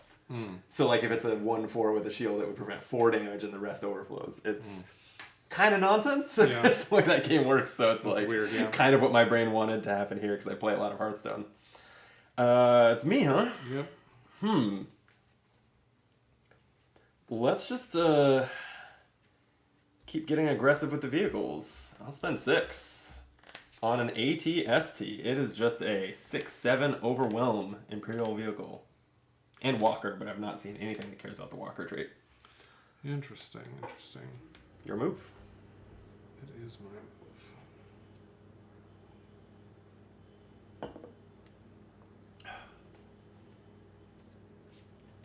And I'm tapped out. The world is your oyster. Yeah, I don't love that. Oh, here, while you think, I get to look at the top of the decks. Ooh. That's not a nice card. You're also not tapped out, because you can always bring Thrawn in, right? Well, I mean, details, yeah. I will play... Oh, no, and you have an attack coming with this guy. Get out of here. I mean, my resources are tapped. That's all I was saying. Okay, I will play this red 3 over here for 3. Ooh. It has raid 1, and each other friendly hero unit gains raid 1. When you played it, I thought you were saying it was a red card that costs 3, which it is. It is a red card but it that also costs is 3. called red 3. It is red 3. All right, sorry. 2, 3, raid 1, and friendly heroic units gain raid 1. Okay, that's pretty good. I'll just attack you for 4 with my escort skiff. Sure. That'll tie us up at 26 each. It sure will. Okay, so now is my chance to seize the initiative if I want the initiative next round. That's true. Or I could play a card and then you will almost definitely seize the initiative. I still have Thrawn, though. If you seize the initiative, he could just come in and swing. For what, 3? Yeah. It's pretty scary. It's pretty scary. But you could do that anyway, unless I play something that has that trait. Either that has Sentinel or is just, a tempting target that I want to destroy. Yeah. Right.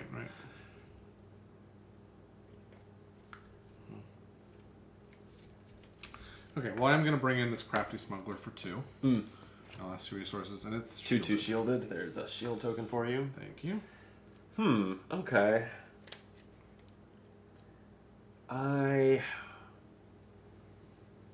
probably should just protect the initiative. But it is tempting to get Thrawn out. Next turn, you can get Jin out, and she's a 4/7. I think I want the upper hand there. All right, I'm gonna do it. I'll take the epic action on Grand Admiral Thrawn. This the tokens in this game do include a token that is like just for remembering that you've used epic actions, right? So I'll do that. Not that I'm afraid we'll forget, but so Grand Admiral Thrawn, a 3/9. And okay, and I'll take the initiative. Sure. Okay, I don't think I'm too scared of the shield on that smuggler, so I will just attack your base for 3, and I'll pass. Excellent. How many cards do you have in hand? 6. So you still have a lot. Wow. Wait, how do we have the same number? I drew 2 cards. That's strange. I don't know. I have nothing in my discard pile. I think I've only played 3 cards the whole game. Oh, wow. Okay. Well, I've played 5, I guess. Okay, so there you go. Yep. and I also played the card that became a resource. But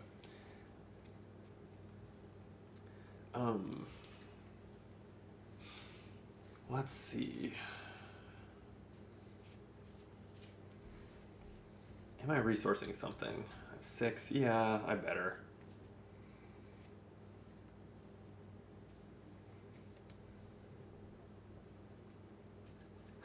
But what?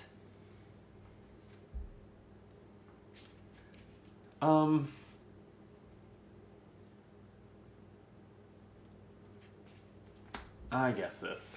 Even though I like that card. You still deciding?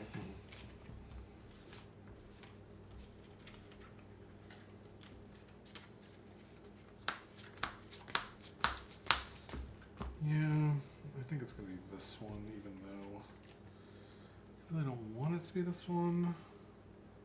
It's so painful. It is painful. It's an agonizing... Like, I think I like games that use this resource system, which has been around forever, since games that came out shortly after Magic, because you just can't be like screwed for resources like you can in Magic. But it makes it so painful. It hurts more in the draft or in the sealed format too, because every card's a 1/of. So it's like you're never going to play this card. Yeah. All right. What I'm going to do is the following. I'm going to play this Snow Speeder, which costs me 5. Okay. It has ambush, and then it says on attack, exhaust an enemy vehicle ground unit. Oh, So wow. I'm going to exhaust this. That is not cool. Yeah, I know. It's pretty cool. And then I'm going to attack your escort skiff. So the 3 damage will kill it, and I'll take it takes 4 back. 4 out of 6 back. Yeah. All right, that's a good swing. Yeah, it's a good swing. Okay.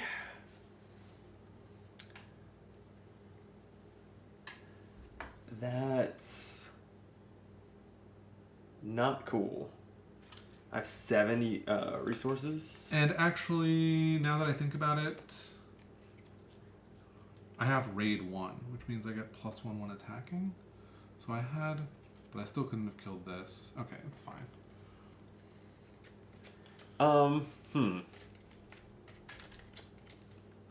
I'm tempted to pass. But would you just pass?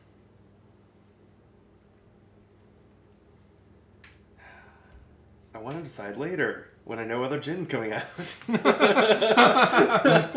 Oh, that's great. Okay, here's how I will kick the can down the road. I am going to not forget my Admiral Thrawn ability to look at the top card. Okay. That's right, because Thrawn can actually, on attack, can exhaust something of yours. Something that costs the same or less than the revealed card. Alright, I guess I'll go ahead and do that this action. I am going to attack your base with Grand Admiral Thrawn for 3. Mm-hmm. And I'm going to reveal the top card of my deck is this Outer Rim Headhunter that costs 2. Mm-hmm. And I'll exhaust your Crafty Smuggler. Sad. And did you hit my base already? Yes, I already took the health off. Yeah. Alright, I will... Ooh, it's interesting.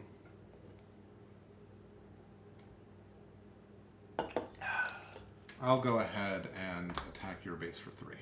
With red 3? Yeah. No, it even hits for 3. That's right. So it doesn't quite have all 3s on it because it's a 2/3, but with raid, It's a 3/3. 3/3. Yeah. Speaking of, I guess it didn't matter, but this does grant your heroic units on the ground raid 1 also, huh? So your I know, Snowspeeder so had I technically had 1. 1 more damage Yeah. on that thing. Yeah, didn't matter there, but No. okay. Good to understand. Okay, so I'm going to keep kicking the can down the road on spending most of my resources. I'm going to spend 1 to play Recruit. It's an event that says search the top 5 cards of your deck for a unit, reveal it, and draw it. Put the other cards on the bottom of my deck in a random order. So I know what the top card is, but let's look at the top 5. These are kind of lousy. I'm actually pretty glad to just be fast forwarding through this part of my deck. And it has to be a unit. I am a little sad that I can't take an event that's here. Let's see. I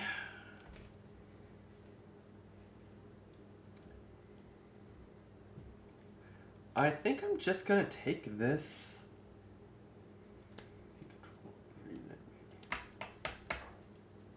I think I'm gonna take the card that was on top here, this Outer Rim Headhunter.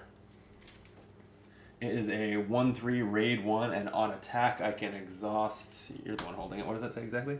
If you control a leader unit, you may exhaust a non-leader unit. Mm-hmm.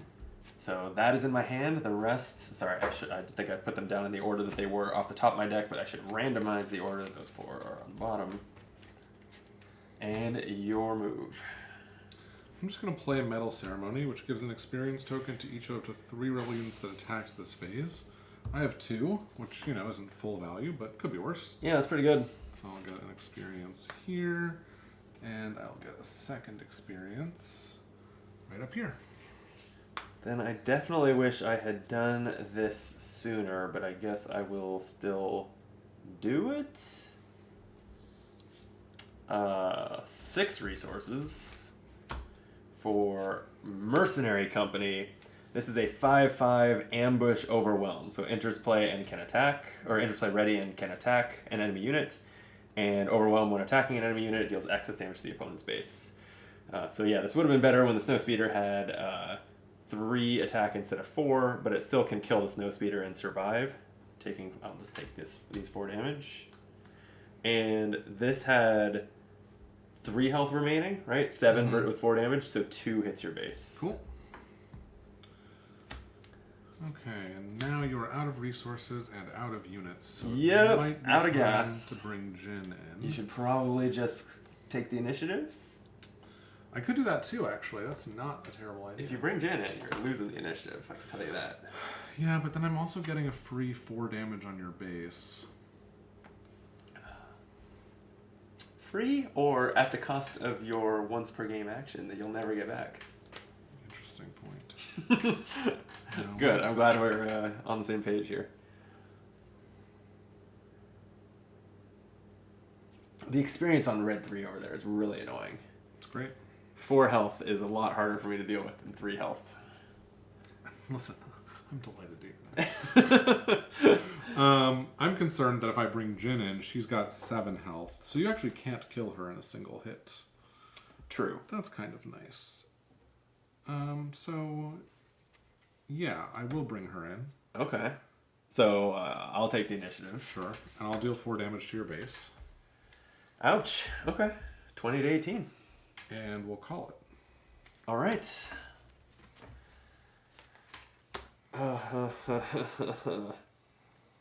Cool.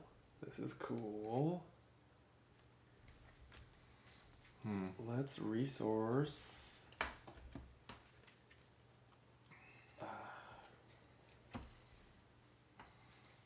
Jeez, it's so hard to decide what to do.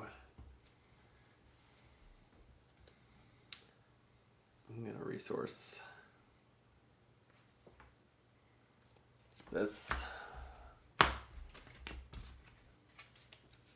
We're getting to the point in the game where you might not even play a card as a resource. But I'm up to 8. I'm up to 7. And I go first? You sure do. Excellent news. I'm going to spend 1 to disarm Jin Urso. Give an enemy -4/-0 for this phase. Interesting. It's an event, so it's not permanent, but yeah, if you keeping it there as a reminder is a good idea.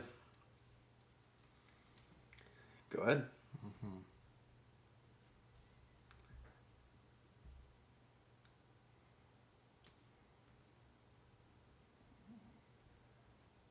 -4/-0, right? Okay. So Yeah, it's just she's a 0/7.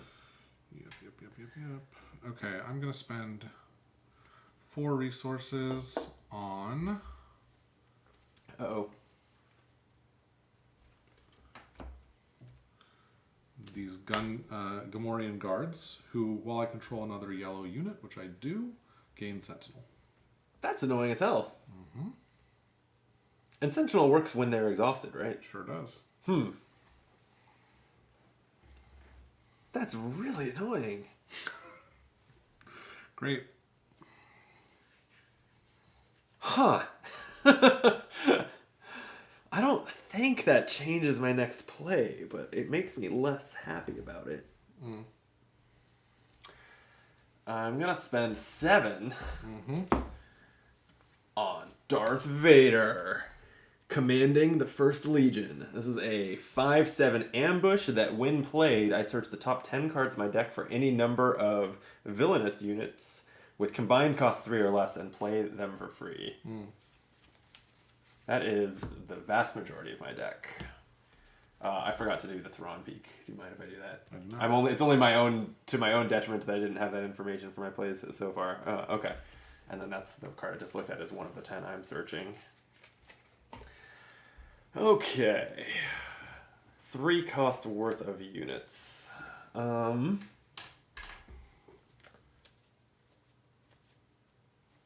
Let's...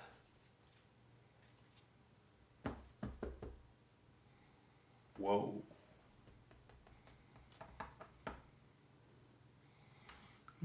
Sorry. Yeah. Okay. We're gonna start getting some nested effects here, I think. Okay. So Darth Vader had ambush, so he still can attack a unit, right?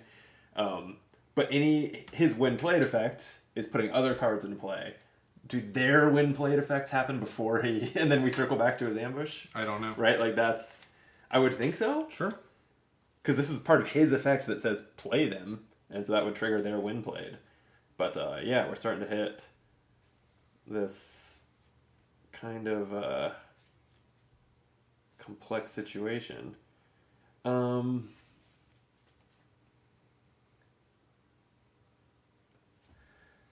So let's do this. I'm gonna play a tie. This was in a starter deck. I have no idea what this means. Tie/LN fighter. I think it's just what it's called. I mean, I know it's just the name of the card. No, I mean like I'm not a big enough Star Wars nerd to know. They were actually like, talking about this on the Covenant stream. Oh, really? Yeah. And they said it stands for line or something. Oh, funny. Yeah, Okay. I don't know what that means. And then I will play this Snowtrooper Lieutenant. Also exhausted. Thank you. When played, I may attack with a unit. If it's an Imperial unit, it gets +2/+0 for this attack. And then the rest of the cards I looked at. You don't think that because Ambush is on top, Ambush has to go first? You think Ambush goes before when played? Just because Ambush is on top of when played? Ooh, the definition of ambush says after you play this unit. Okay, then that's and fine. I think after comes after when most of the time. Yeah, that's right. In games, I think you're right. Okay. So you're gonna do this one played first. Yeah. So I may attack with unit. If it's an Imperial unit, it gets +2/+0. So I'm going to attack with Grand Admiral Thrawn, and take out your Gamorrean guards with him. And take 4 He damage. he's a 5/9 for this attack and takes 4 back. And then Vader's ambush. So let's see. This was a search, which it doesn't say shuffle, but by default in this game, does search shuffle your deck? I don't know. I think it does. Okay. Because other cards say put them on the bottom. Yeah. Oof, this is very bad for me. FFG stopped doing that in, I think also in Marvel Champions, they just, search implies to shuffle after. Mm. Yeah, I'm feeling pretty good here. Because now Vader, for his ambush attack, can attack Jyn for 5. And take back nothing. And take back nothing because she's disarmed. Yep. Okay, that was a lot. It is your move. I am out of resources. Well, it's a difficult decision. I think I'm going to attack with my crafty smuggler on this guy. So Oh, okay. He'll die. Trades its shield for the Trades mercenary the shield company. for that Yep. guy dying, yeah. Okay. Damn, I was planning to finish off Jyn with that and get the overwhelm. Let's. Oh, the ATST also has overwhelm. Yep. Okay. ATST will attack Jyn. Jyn has 2 health left, so 6, 4 will overwhelm. And go ahead.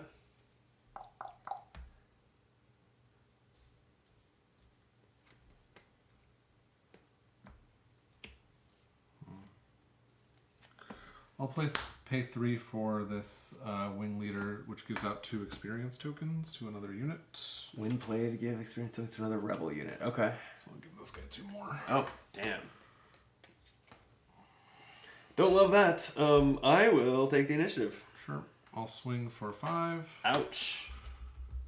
And then 6 with raid, right? 6 with raid, thank you. Mm-hmm. And then I will pass. Okay. It's tied up on the base. I still think the board state is in my favor. Yeah, well, with Vader there, yeah. Yeah. And the ATST. I have several really large units, so I'm feeling good. Okay.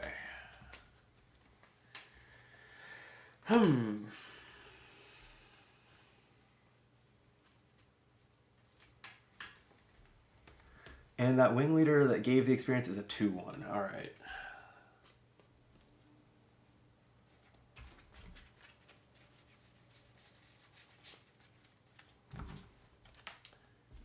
I will resource. I like these all, but this card.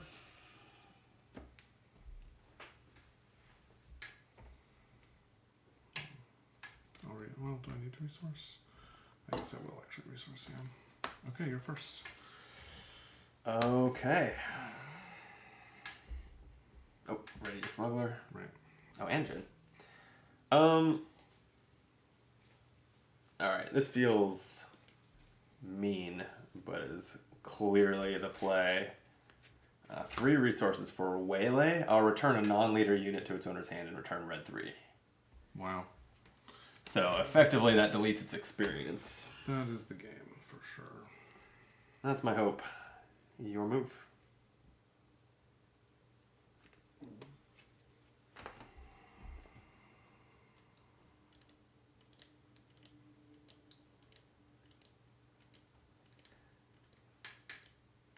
Yeah, you didn't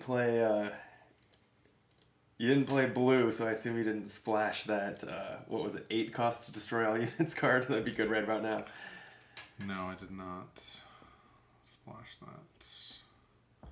I mean, I wouldn't be able to afford it. Yeah, it would cost 10, which just feels impossible.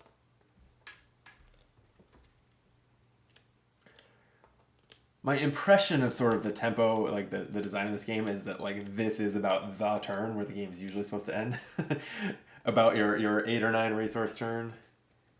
Seems like that's the number of turns that this game is trying to be.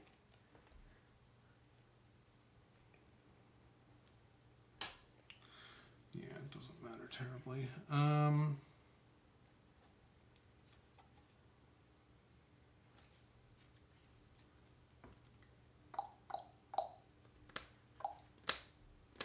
Okay, I'll just use Jin's ability to attack this and live. Oh yeah, you gave it -1. Yep. Okay, Snowtrooper's dead. And 6. So I think I want to keep these up and make this trade. I'm going to attack your wing leader with my TIE fighter, and they both die.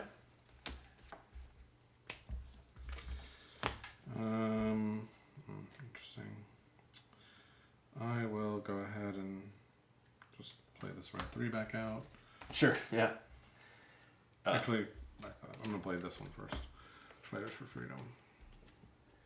Saboteur, 3/4 Saboteur. When you play another red card, you may deal 1 damage to base. Okay. You have 5 resources still? Yep. Alright. I'm going to take my ATST and attack your Crafty Smuggler, and this overwhelms. So it'll take 2 damage back. And that had 1 health. Yep. So it'll deal 5 to your base. Cool. I'll play red 3 now. Alright, I think I'm 1 short of closing this out. Excellent. Because Darth Vader can do 5 attacking your base. And you have 3 more there, that's funny. I will go ahead and... nope, I will actually seize the initiative. Okay, here you go. I'll attack your base with Thrawn for another 3. And I have 6. So I will play... Oh, sorry, I played this and should have dealt a damage to your base. Oh, you're right, from playing the red card after Fighters for Freedom. Good catch. Okay. I'll spend 6 on a Gladiator Star Destroyer. It's a 5/6 space unit. When played, it gives a unit Sentinel for the phase. That doesn't matter here. Right. Okay, and then I'll pass. Cool.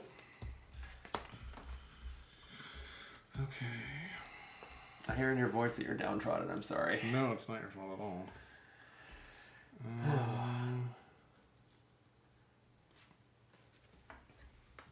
I think I'm not going to resource a card.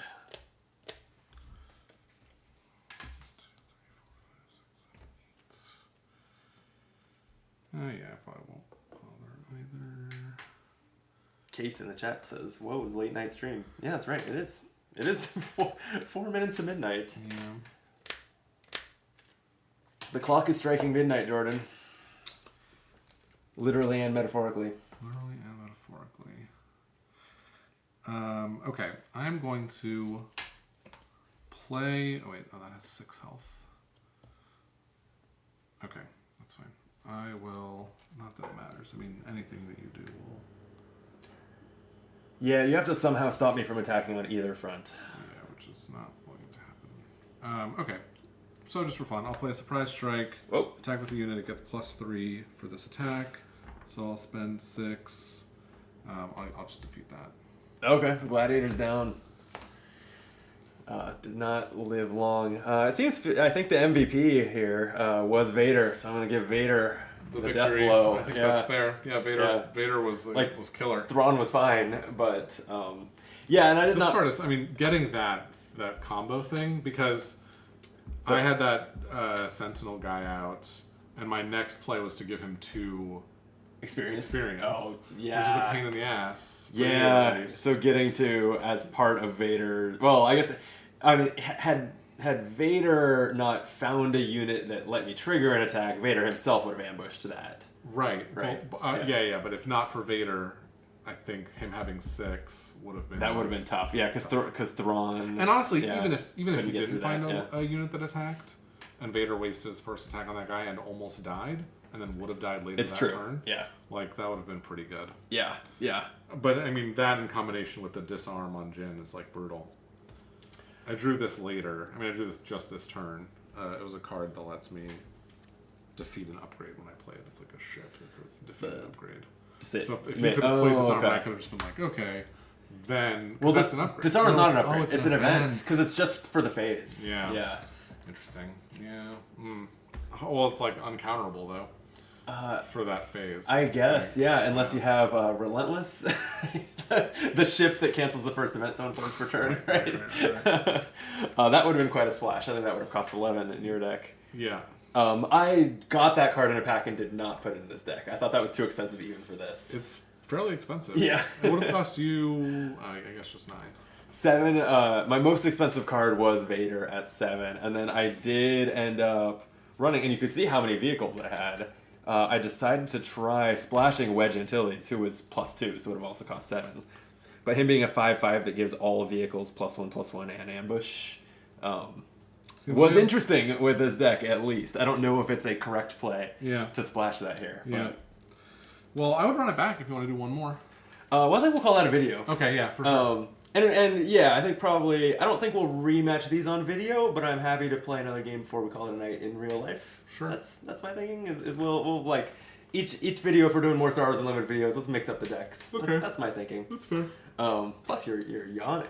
I know, but I'm excited to play more. Yeah. Let's do the rematch. We'll I'll put in the comments what happened in the rematch. Hopefully my I said after one win I celebrated I was undefeated against you, Jordan, and it remains. It remains true. Yeah, we'll see. Hopefully I can, how long I can carry it. Well, listen, certainly for today, probably. Maybe. I'm curious. We'll see. I am really curious whether through whatever combination of pack luck and deck building, whether my deck is a lot better than yours, or whether a different, we shuffle and go again, it would be a completely different outcome. You know what? That's very hard to say after one play. Yeah. I don't know. If it is, if your deck is better than mine, I would attribute it probably more to deck building than to pack luck. I mean, it's hard to say, but how good is any one? Because all your cards are one of. How good is any one card in your deck? Yeah, and Darth Vader's a legendary, right? So it's like you might not have any of those, and I don't know, I don't know this game well enough right now to know whether most legendaries are so good that if you open 2 of them that can go in the same deck, you have a great deck in limited. It varies from game to game, right? Honestly, how the balance is like that. I hope not. I like when games make rarer cards just wonkier as opposed to better. Yeah, which this is also wonky, right? With the search the top 10, put 3 cost worth of cards into play. It is... well, it's very strong. I mean, paying 7 for 10 value. It's strong, but it also created the most complex moment I've seen yet in this game. That's true. So it is wonkier as well. Yeah. It is more complicated. Yeah, because I even realized...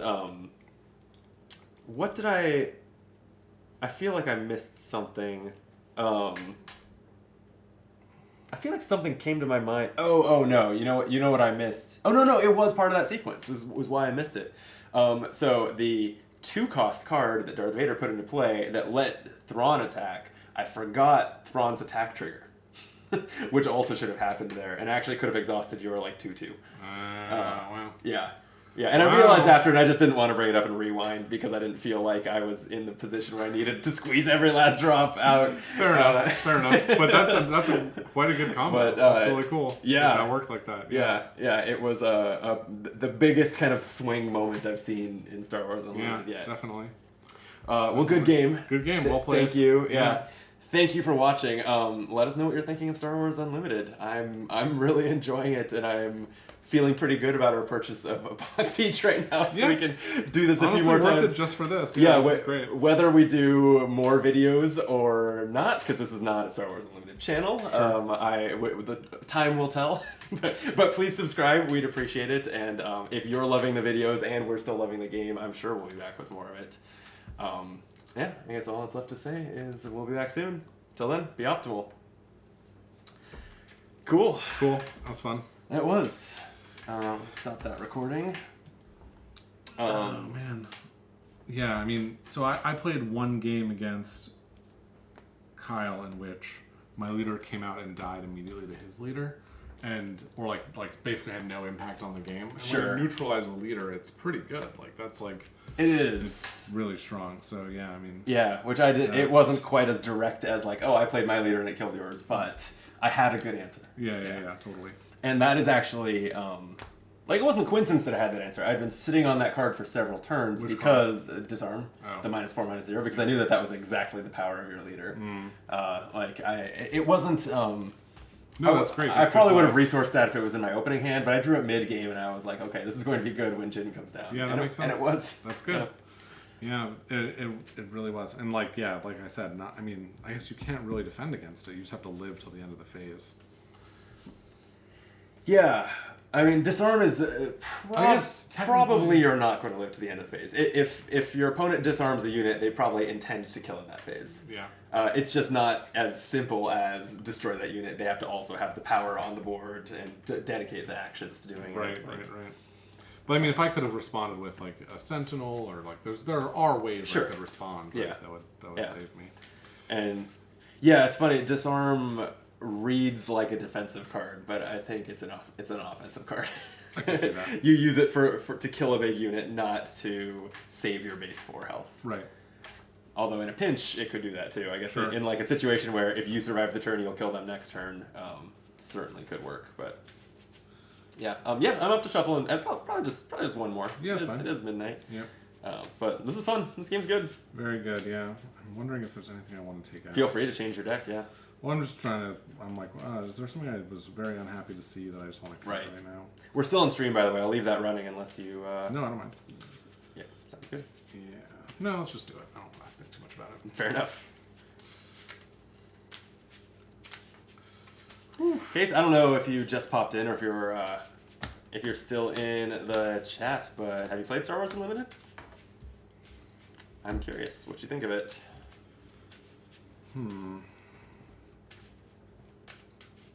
I'm not sure that I am in the phase of my life anymore where I go to tournaments and game store events and stuff, but I at least I think could be happy to play a lot of this casually. Yeah, I mean, I think I would play like sealed. Like I would go to a game store and That's true. do a sealed event or draft even. That's generally how I because I played Magic for like a decade and a half, like a lot of years, and that it was generally how I did Magic organized play too. Is I really liked limited play and did not. I don't know. And this is true in like just about every CCG or LCG. Is like I really like these games at their fundamental. Like as soon as you show up to play this with me with a turn 2 like combo deck that sometimes draws all the right cards to just like put together this combo and win, I will like dramatically lose interest. It's like fair, yeah. It's like just the some people love that, but I really like the fundamentals, and I think that's like part of why like I got the core set for the Game of Thrones LCG, second edition when they kind of rebooted it, and I was really having fun with it until the first time that I got like really destroyed by a really tuned combo deck, and I think that was literally the last time I ever played that game. Wow, you're so and it wasn't necessarily like I mean, in the moment I was probably a little salty, but it wasn't saltiness. It was just like the shine was off.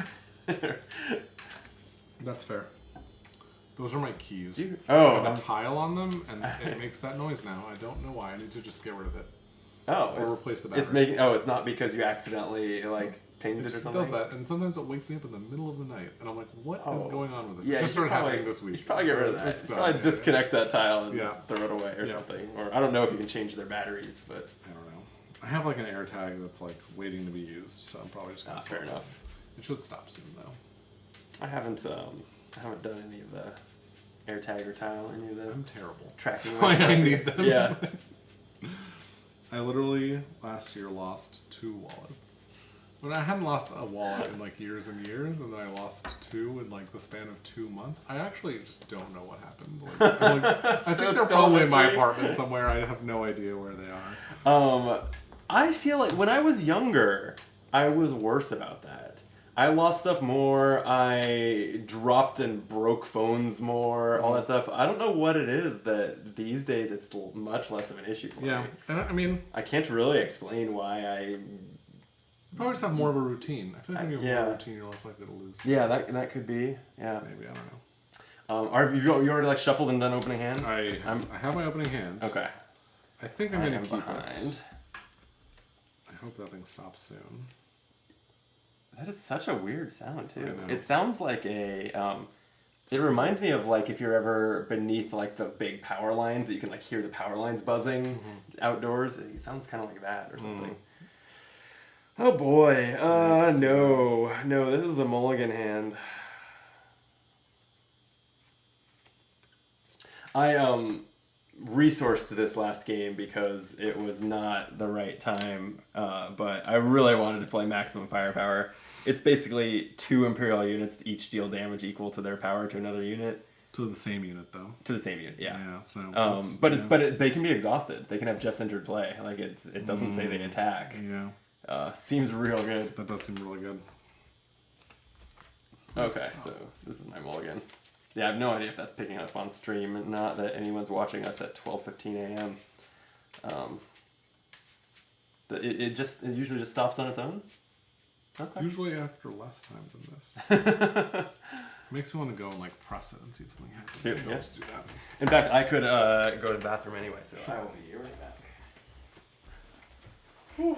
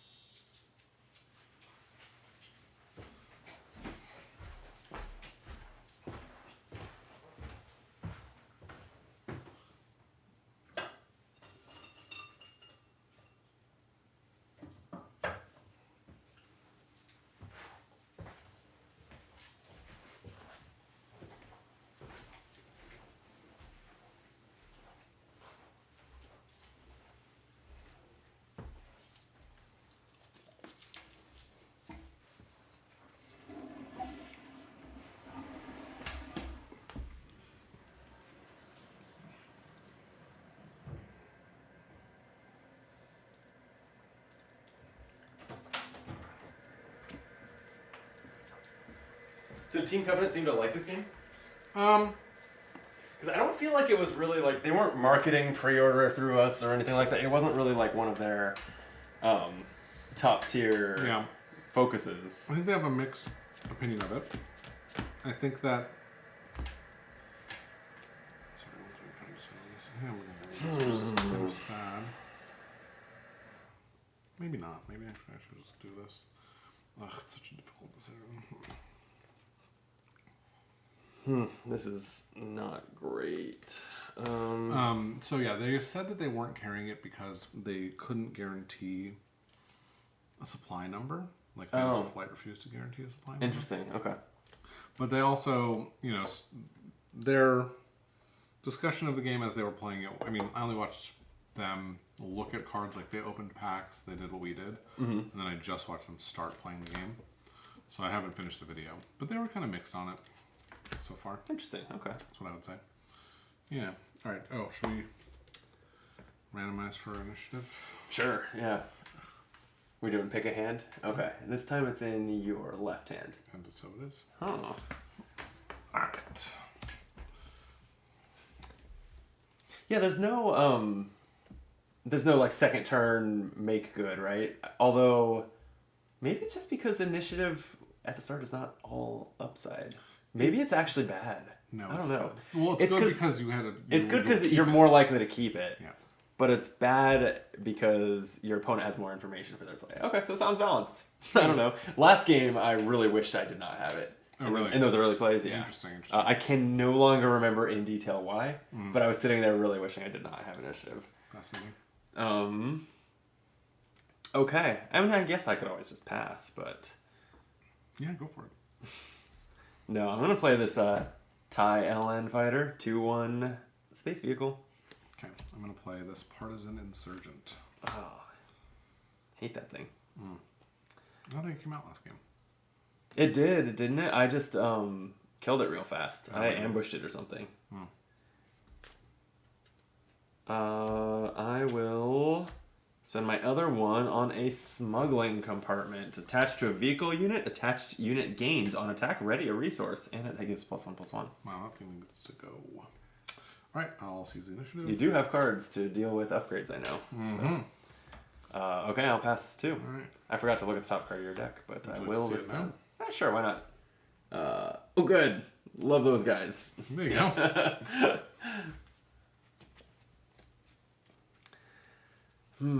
Okay. Okay.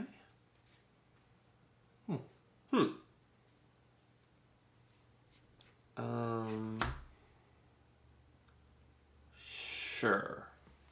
I'll resource that. Ready a resource. Okay.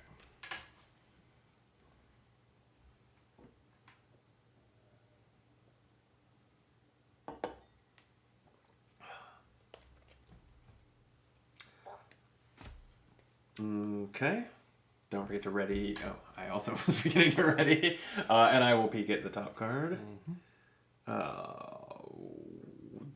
What? Oh, that's right. I've seen this. I still don't like seeing it now. Okay.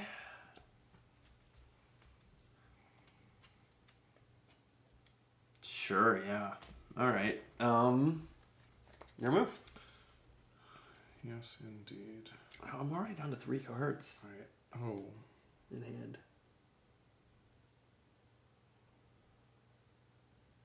Oh? Yeah. Oh.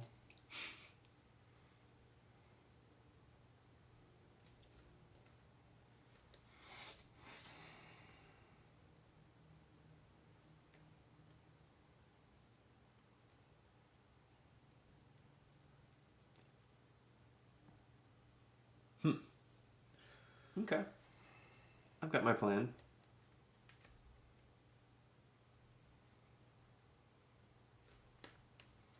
Okay, I'm going to spend 2. This probably can't be right. 2 bamboozle. Whoa, I've not seen this. So I could discard a yellow card from my hand instead of paying its cost. I didn't do that. Oh, that's interesting to know that exists. Yeah. So you can play this when you're tapped out. Yeah. Okay.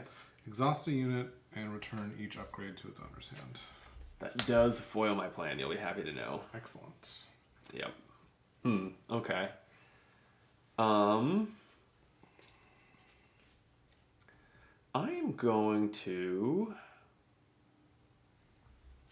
spend 1 and exhaust Admiral Thrawn to show that you have a 6 on top of your deck, so I can exhaust your 2. Oh no. Yeah. Alright, I'll seize the initiative. Oh wow, okay. I got more to do. But what? I was supposed to use my smuggling compartment to ready that resource and play 3. You ruined everything. I know. That's great. Do you have a 2? I do have a 2, or I could replay the smuggling compartment, and that's what I'm debating between.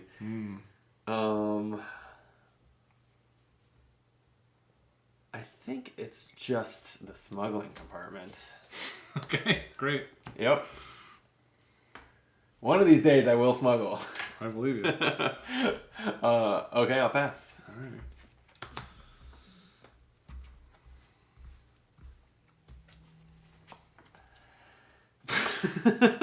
Alright, I don't need... I have a 2 of in my deck, and I drew both copies of it there. That's very funny. I don't know. I guess I'm feeling... like that one? Okay. What will I do? I have 4 resources.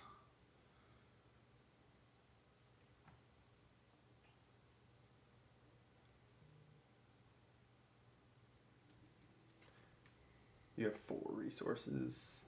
Sorry, because our phone is a scoreboard, I'm responding to a text on my watch. I'm good. You have 4 resources. Fine. I do indeed. I will.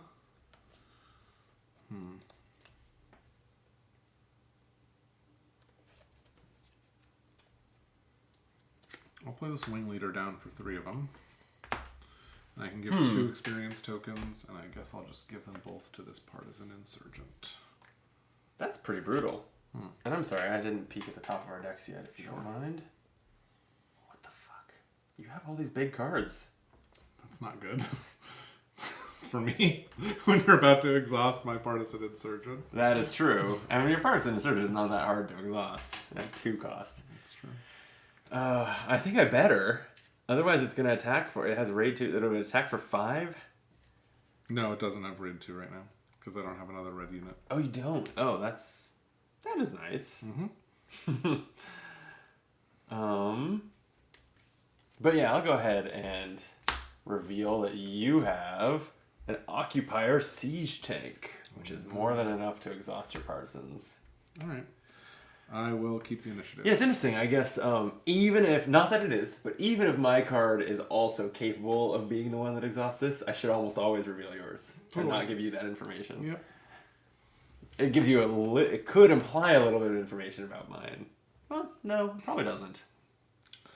It lets me plan, like if I saw like resources I was planning to spend left. That's true, yeah. Anything else for you? No, I see the initiative just Okay. now. I will attack you with the TIE Fighter. I hate that this is probably going to trade with your wing leader, but for now it's going to attack your base for 3. And ready a resource. And I will play...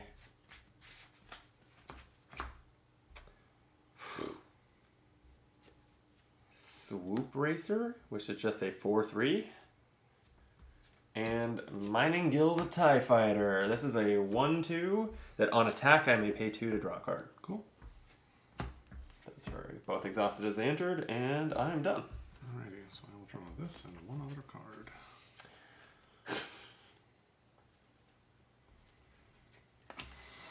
Wow, this is a very difficult decision.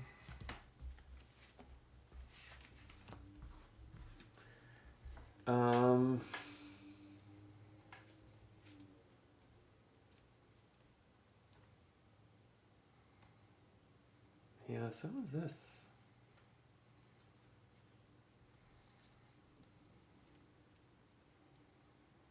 I guess it's this. That hurts though.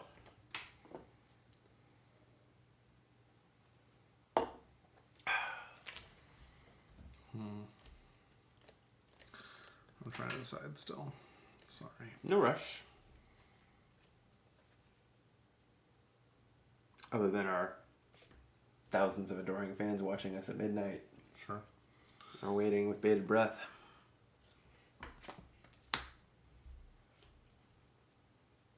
I don't like exhausting landscape cards. This feels weird to me, taking a card printed sideways and turning it sideways. I get that. It feels wrong. I don't think I've ever done it. I can't think of another game that does that. There's nothing inherently bad about it, but it disagrees with my sensibilities. And my sensibilities are paramount. It's fair. Alright, I think I'm going to do this one here. Which I don't love, if I'm being honest. Okay. I'm All right. first, right? Yeah, ready your stuff and do your worst. Yeah.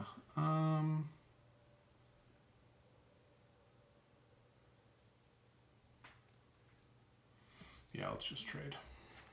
Yep, okay. That's sad. You can just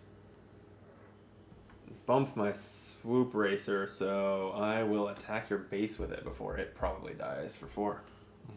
Oh, I'm going to peek at the top of our decks. I guess that's the other thing I could have done was exhaust your insurgent. But at some point, I gotta spend my resources playing things instead of just slowing you down. You haven't played anything, right? Not this round. Right.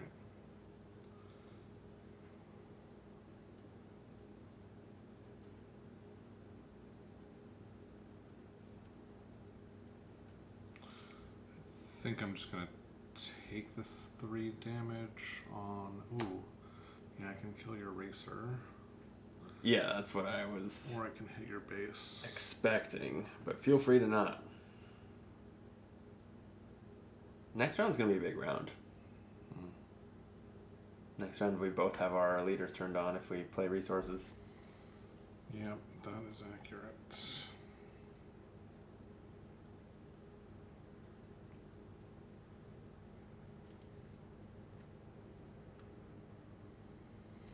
Okay. I don't know the answer. You know what I'm going to do? I'm just going to let you do that if you want to do that. I'm going to go ahead and play this fighter for freedom for 3. Okay. When you play another red card, you may deal 1 damage to a base, and now your partisans have raid. Right. Hate that. I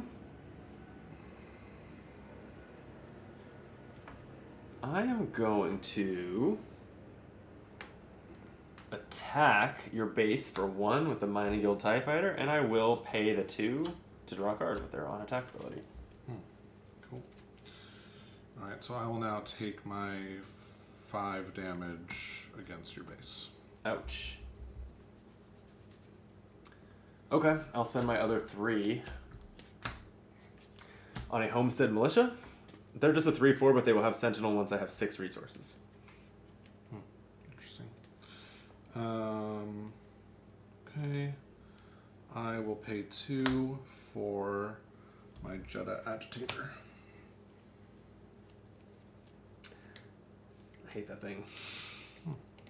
Agitates me so much. Mm-hmm.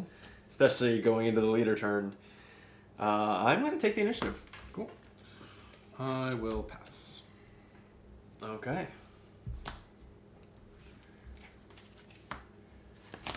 Whew.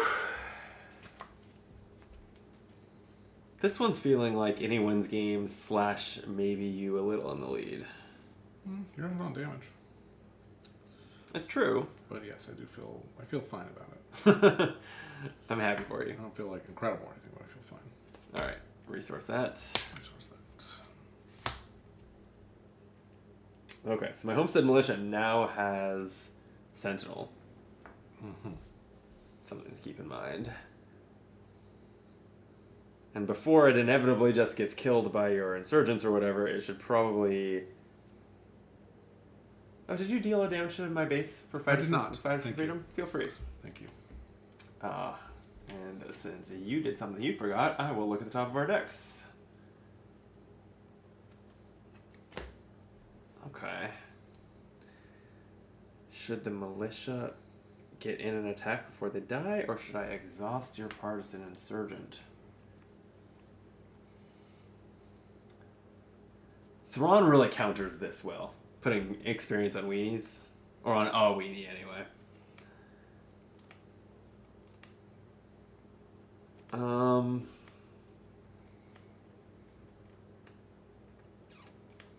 This is tough, though. I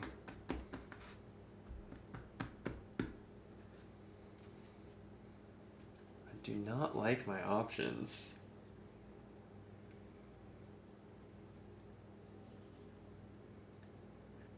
Only this has raid, right? It's not granting raid to your other red cards. It's not granting okay. raid.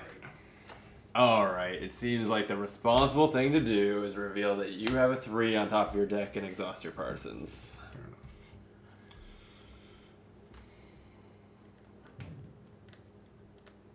enough. This doesn't say non-leader unit. That's good to note.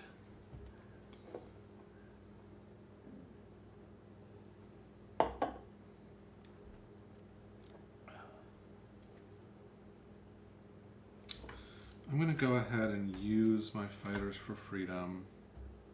Actually, I'm just going to use Jin, because why not?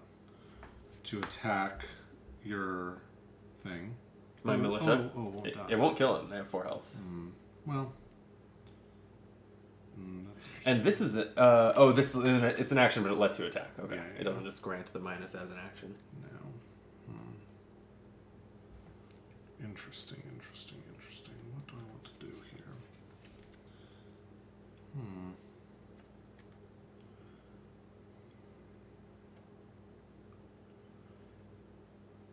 Yeah. Okay. So what I'm going to do is I'm going to play red 3 first. Ah, fuck that card.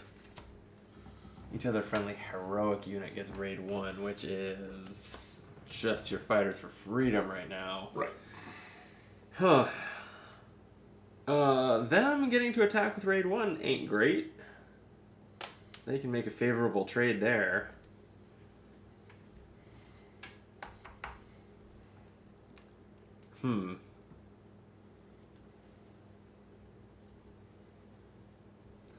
So I think I'm going to attack the fighters for freedom with my swoop racer. So And I'll trade. Fair enough.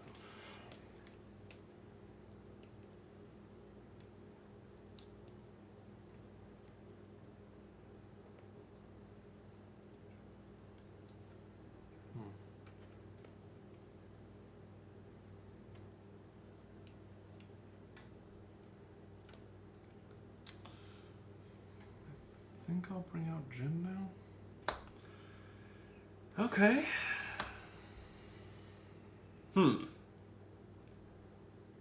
That's scary.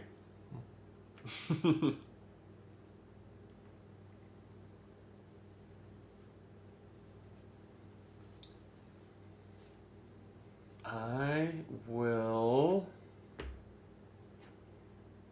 do the same with Ron.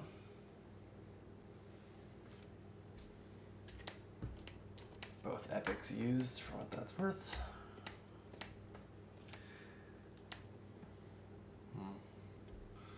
It's fairly interesting.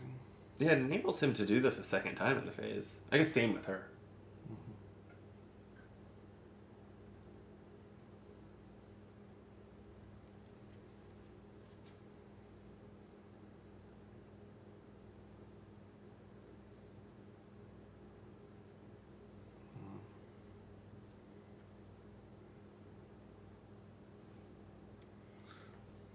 Well, it's so annoying. But yeah, I guess I'll trade these. She's got +2 while I control leader. Oh, fuck. Wait. On attack, if you control leader unit. Oh, to a ground unit. Okay, so it's not +2, but you're doing two damage. 2 here. and then okay. attack, yeah. Alright, wow. That's pretty good. But then I will go ahead and attack your base with Thrawn for 3. And reveal that I have a 6 on top of my deck to exhaust Jin. Fascinating. Alright, I'll take the initiative. Okay. I still have 5 resources up.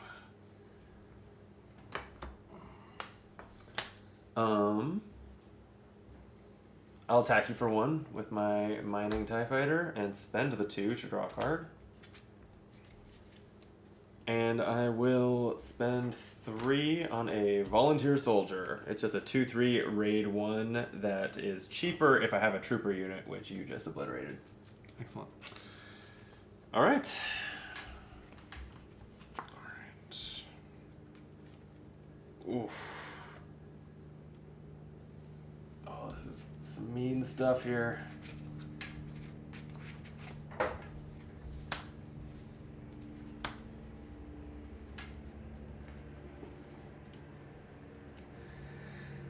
Oh, wow. Okay. I've drawn some cards I have not played before from this deck. Which is real interesting. Got a peek at the top of our decks.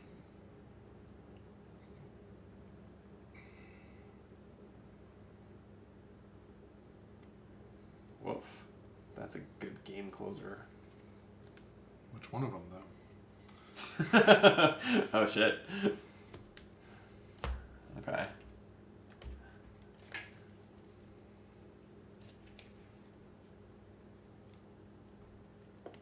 You took the initiative that turn? I did. Damn, and a first attack with Thrawn would have a lot of value. Sure would. I'm sure that it would. And you know, it's kind of a shame because... Oh, I still need to resource a card. Huh. It's not easy, actually. Oh yeah, 1, 2, 3, 4, 5, 6. I could also resource a card. I guess it's this. I think I'm actually not going to resource a card. Interesting. Yeah. Um...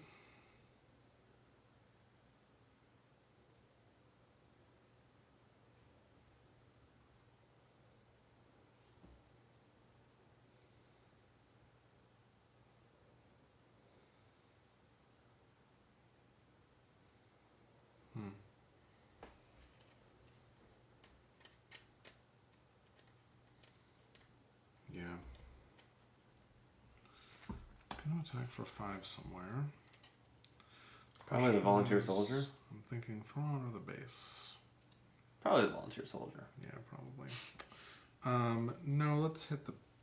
Oh, man. I don't want to let your board creep too much, but let's, God.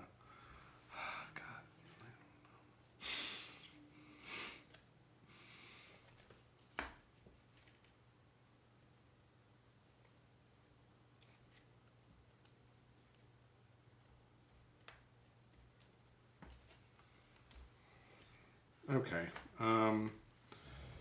Yeah, let's hit the base. Okay, for 5? For 5. Ow. Alright, well, Thrawn should attack your base for 3. And then...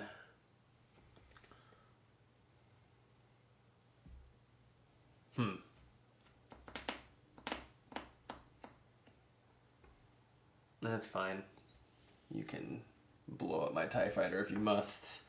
I'm going to reveal that I have a 6 on top again in exhaustion.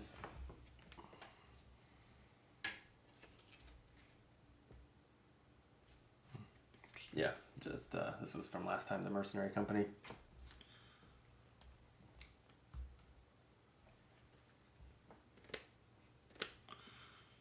Okay, well, I will blow up your TIE fighter and take no damage. Oh, no. Yeah, take no damage because you have -1 attack. Oh, geez, that's just any friendly unit. Damn, that's real good. Okay. It's fine. Because I'm going to spend 7. On Big Darth, I take it. No, on Wedge Antilles. It's cost 7 because I splashed it. 5/5. Each friendly vehicle unit gets +1/+1 and gains ambush. I have no vehicles because you blew up my only one. I'm just I was very torn about what to do because if I had played this first, you couldn't have killed it. Oh no, this has raid 1. Oh, you could have killed it. Okay, doesn't really matter.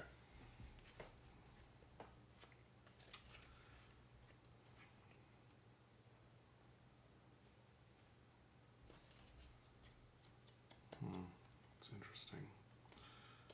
It's really quite the choice here.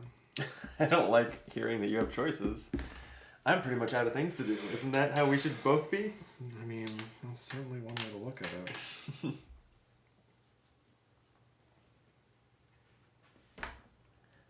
This is... Oh, it's so annoying. Oh man, that's really annoying.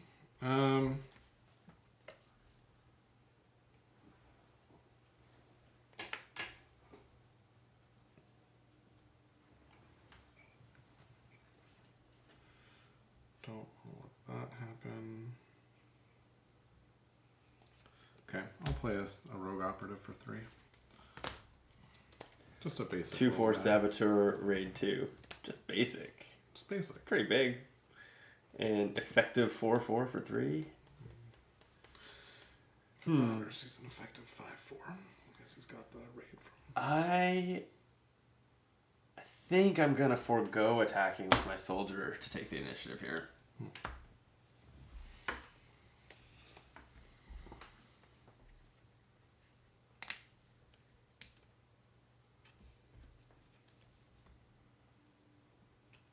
Okay. probably just do this because I can afford to, and it might make you think twice, even though it's kind of dumb.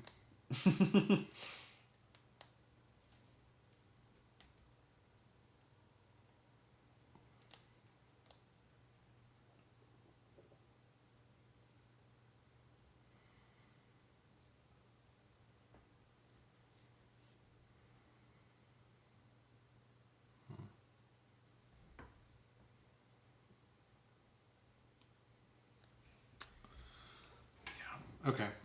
Yeah, I'll just play Open Fire to deal 4 damage to a unit. Oh, to what? I think I'll pick Thrawn. Oh, okay. And then I'll pass. Interesting.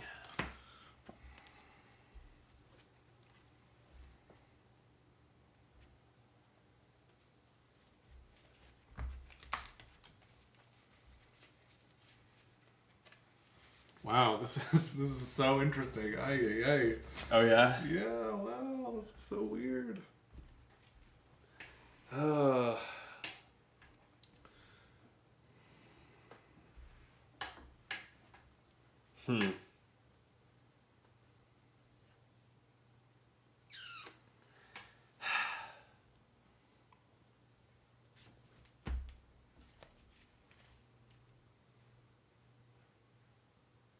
man, I don't know. I don't feel great about resourcing that card.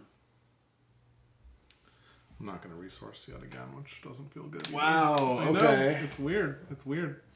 All right, you're up. All right, well, I'm very happy I got the initiative. I will spend 6 on an ATST. Because of Wedge, this has +1/+1 and ambush, so it's a 7/8, and it'll just blow up Jin. Oh, interesting. So it'll take 4? We'll take 4, and Overwhelm. It was exact lethal, so Overwhelm won't do anything. Fascinating. Not what I expected, frankly. I was tired of the -1s everywhere. Sick and tired. I'm surprised that wasn't what you expected. I only did 1 -1 to you for the whole. And I'm sick of it. Out there. That's fair. I'm over it. Absolutely. Okay. Well, I will have this guy who's got 1, 2, 3, 4, 5, 6 hits. Just kill Thrawn. Where's the 6th one come from? Not that it matters for. Red 3. Jeez. Oh no, he doesn't have that symbol, so no, he's just 5. Oh, okay. Still, that's enough to kill Thrawn. Yeah, enough to kill Thrawn. All right. And he'll take 3, I think. Thank you for your service, Thrawn. Yes. 3 out of 6? Actually, you know what? Yeah, that's probably the right thing to do. Yep, 3 out of 6.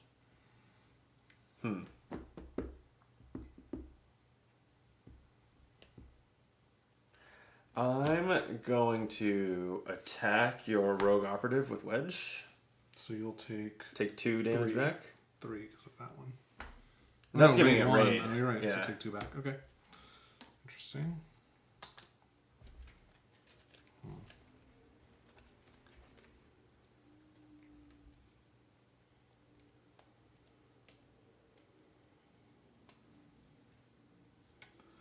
I feel so torn.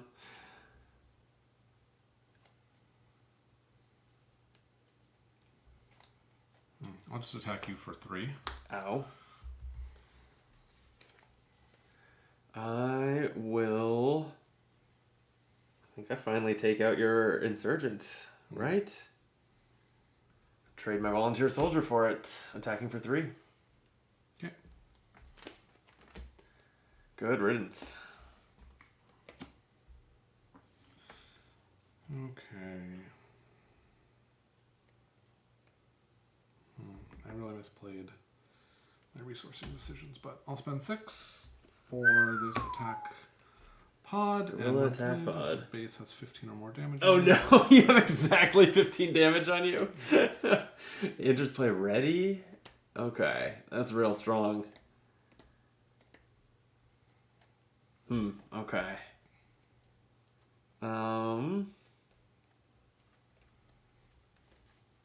But I'm just gonna take the initiative. You You gotta. I do. That's a hero too, so it has raid 1.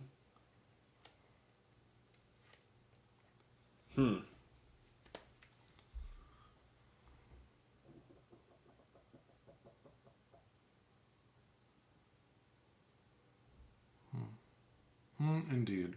It does have raid 1, so it's attacking for 5.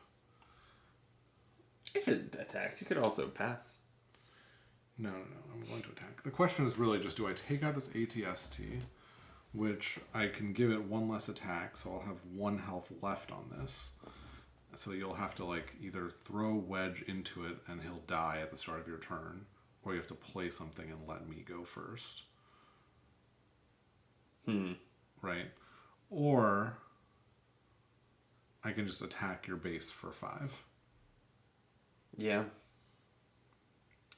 Those are all things. And then if I attack your base for 5, the problem is you'll hit me with your ATST first on your turn. So I'll only get 1 attack in. So I think for the value, I'm going to Exhaustion and attack your ATST and take back only 5 damage. That's pretty good. Okay. Whew. And then I will pass. That hurts a little bit. All right.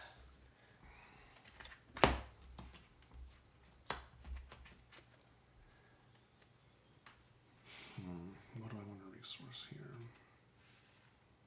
I guess this, which I wish I resourced it last turn, but I didn't. That's okay. Am I... Yeah, I guess I still... Why would I not want a 9th resource? Why wouldn't you?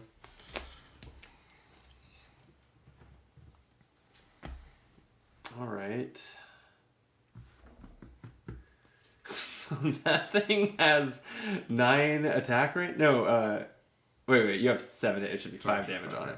Yeah, it has 9 attack right now. That's not great for me. Well, I mean, it's probably just the death of Wedge, is what it seems like. But maybe not. Maybe... Yeah. I don't know. In case it is, I should probably do something while I have Wedge. And it won't be attack with Wedge. Right? No, Fool's attack with Wedge. You know what I will do? Look at the top, because maybe I can just exhaust it with Thrawn. Someone has a 6. Yeah. Okay, I now know whether I can exhaust it with Thrawn. Okay, great. The action I take will not be to exhaust it with Thrawn. Funny. What I will do is spend 6 to play Gladiator Star Destroyer in space. This is a 5/6 when played, give a unit Sentinel for this phase. I will go ahead and give Wedge Sentinel, so you can't just do 9 to my base if that's what you had wanted to do. Also, because of Wedge, this has +1/+1 and Ambush, so it will attack red 3. Which will give it 2 damage and then Yes. Play. It's pretty interesting.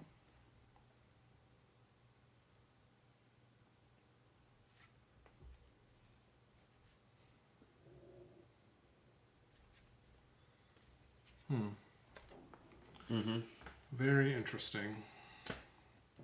How many resources do you have left? 3. 3.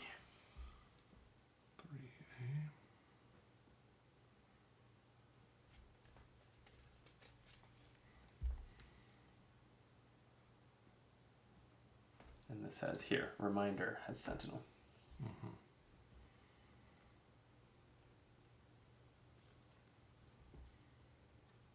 That's another token that's in the like Gamegenic token set, right? Is the Sentinel Reminder token. I saw it when I was looking at it online.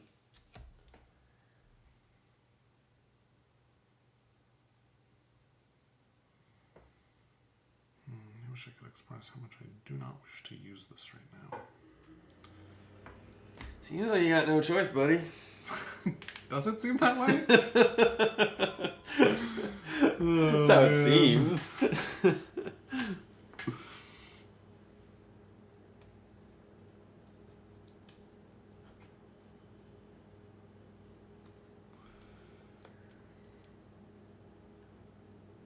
I'm going to seize the initiative.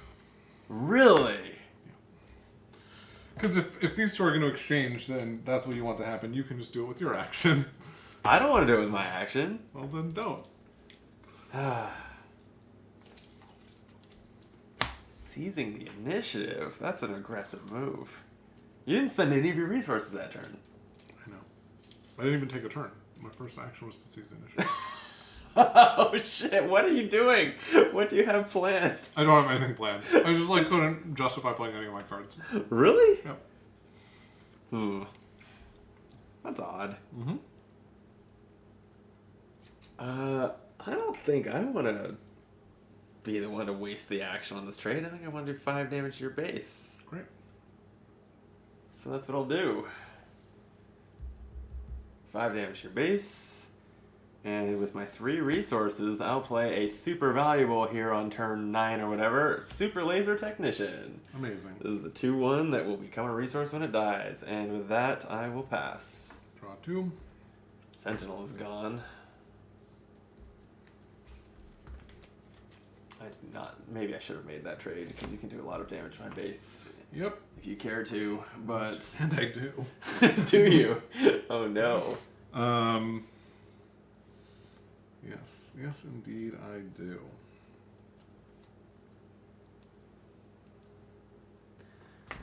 I have 9 resources. Kind of feels like I should have a 10th.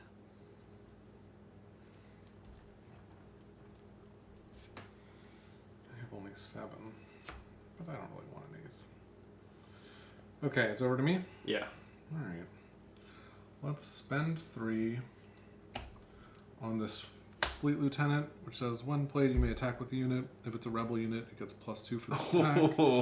And so I'll swing for 11 on your base. 11 at my base. I'm at 5. Mm-hmm. I don't love that. I forgot to peek at decks. Okay. 5 is not a comfortable number. But I have enough to theoretically just kill you first?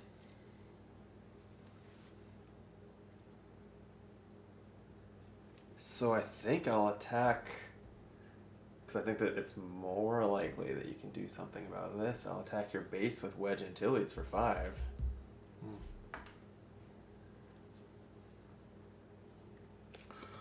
I'll play out maneuver, Uh-oh. choose an arena, ground, or space, and exhaust each unit in that arena. Oof. So I'll exhaust this. No! That was extremely my route to victory. That was extremely my route to victory. Oh, that's funny. Oh wait, I have a route to victory. Oh no. Yeah. Surprise strike. Attack with a unit for +3. I'll attack with my technician for your base. I didn't even. I was not like eyeing that as the play, but that worked out exactly to lethal. I still never. You know, it actually didn't dawn on me until this game. Cunning, this hyperspace legendary that I of course put in my deck. It's a splash because it doesn't have that double icon. Mm-hmm. And there were definitely times when I would have played this for 4, but not for 6. As I was getting up here to 10, I was maybe going to play it this turn, depending on what you played. Mm. But yeah, it's tough. Interesting. It's not an insane bomb card as a legendary. Vader might be, but that one's not. Or maybe I'm speaking out of my ass and No, I'm sure. people know better than me, but actually, who knows? No one knows better than me. That's right. This game's been out this is day 4. Well, people have been playing this game for months and months. We are the foremost experts of this game as far as I'm concerned. People have been playing for months That's true. on TTS. Yeah. I don't like those people how are jerks. that game went. I am annoyed. It was close. Closer. It was closer than the last game. Closer. Yeah. I mean, if you didn't have that card, and I would have seized the initiative on my next turn. Yeah. So I don't know if you had another way to deal damage, but I mean, you didn't need another way. I did not have another way to take care or to end the game now. Yeah. I could have traded your For this. traded the technician to that, and then I had maximum firepower, that thing that like this Imperial could do its damage to a unit. So if I really wanted to wipe your board, like have you have no board, I could have taken that out, and then I think it'd be in good shape. But if in the meantime you claimed the initiative, I don't know what you would have started next time with. I mean, if my board was wiped, then it wouldn't have mattered because I would have had to have played something that without ambush. Yeah, there does not seem to be very much, based on the segment of cards I've seen. There's not a lot of ability to just like do a few points of damage from hand. Even because like the ambush keyword is not just ready and attack; it's ready and attack a unit. Right. So unless it also has overwhelm, that's not going to deal damage to the base. That's why this is kind of good because when played, it just readies. True. But it. Oh yeah, so that's it doesn't true. In the late game. Yeah, in the late game, if your opponent has one action to deal with this, and then could deal the final 4 damage. Yeah. Yeah, I've not seen any events that are just deal 3 damage to the enemy base or anything like that. Yeah, I haven't seen that, and I think they know better than to do that. Probably. Yeah.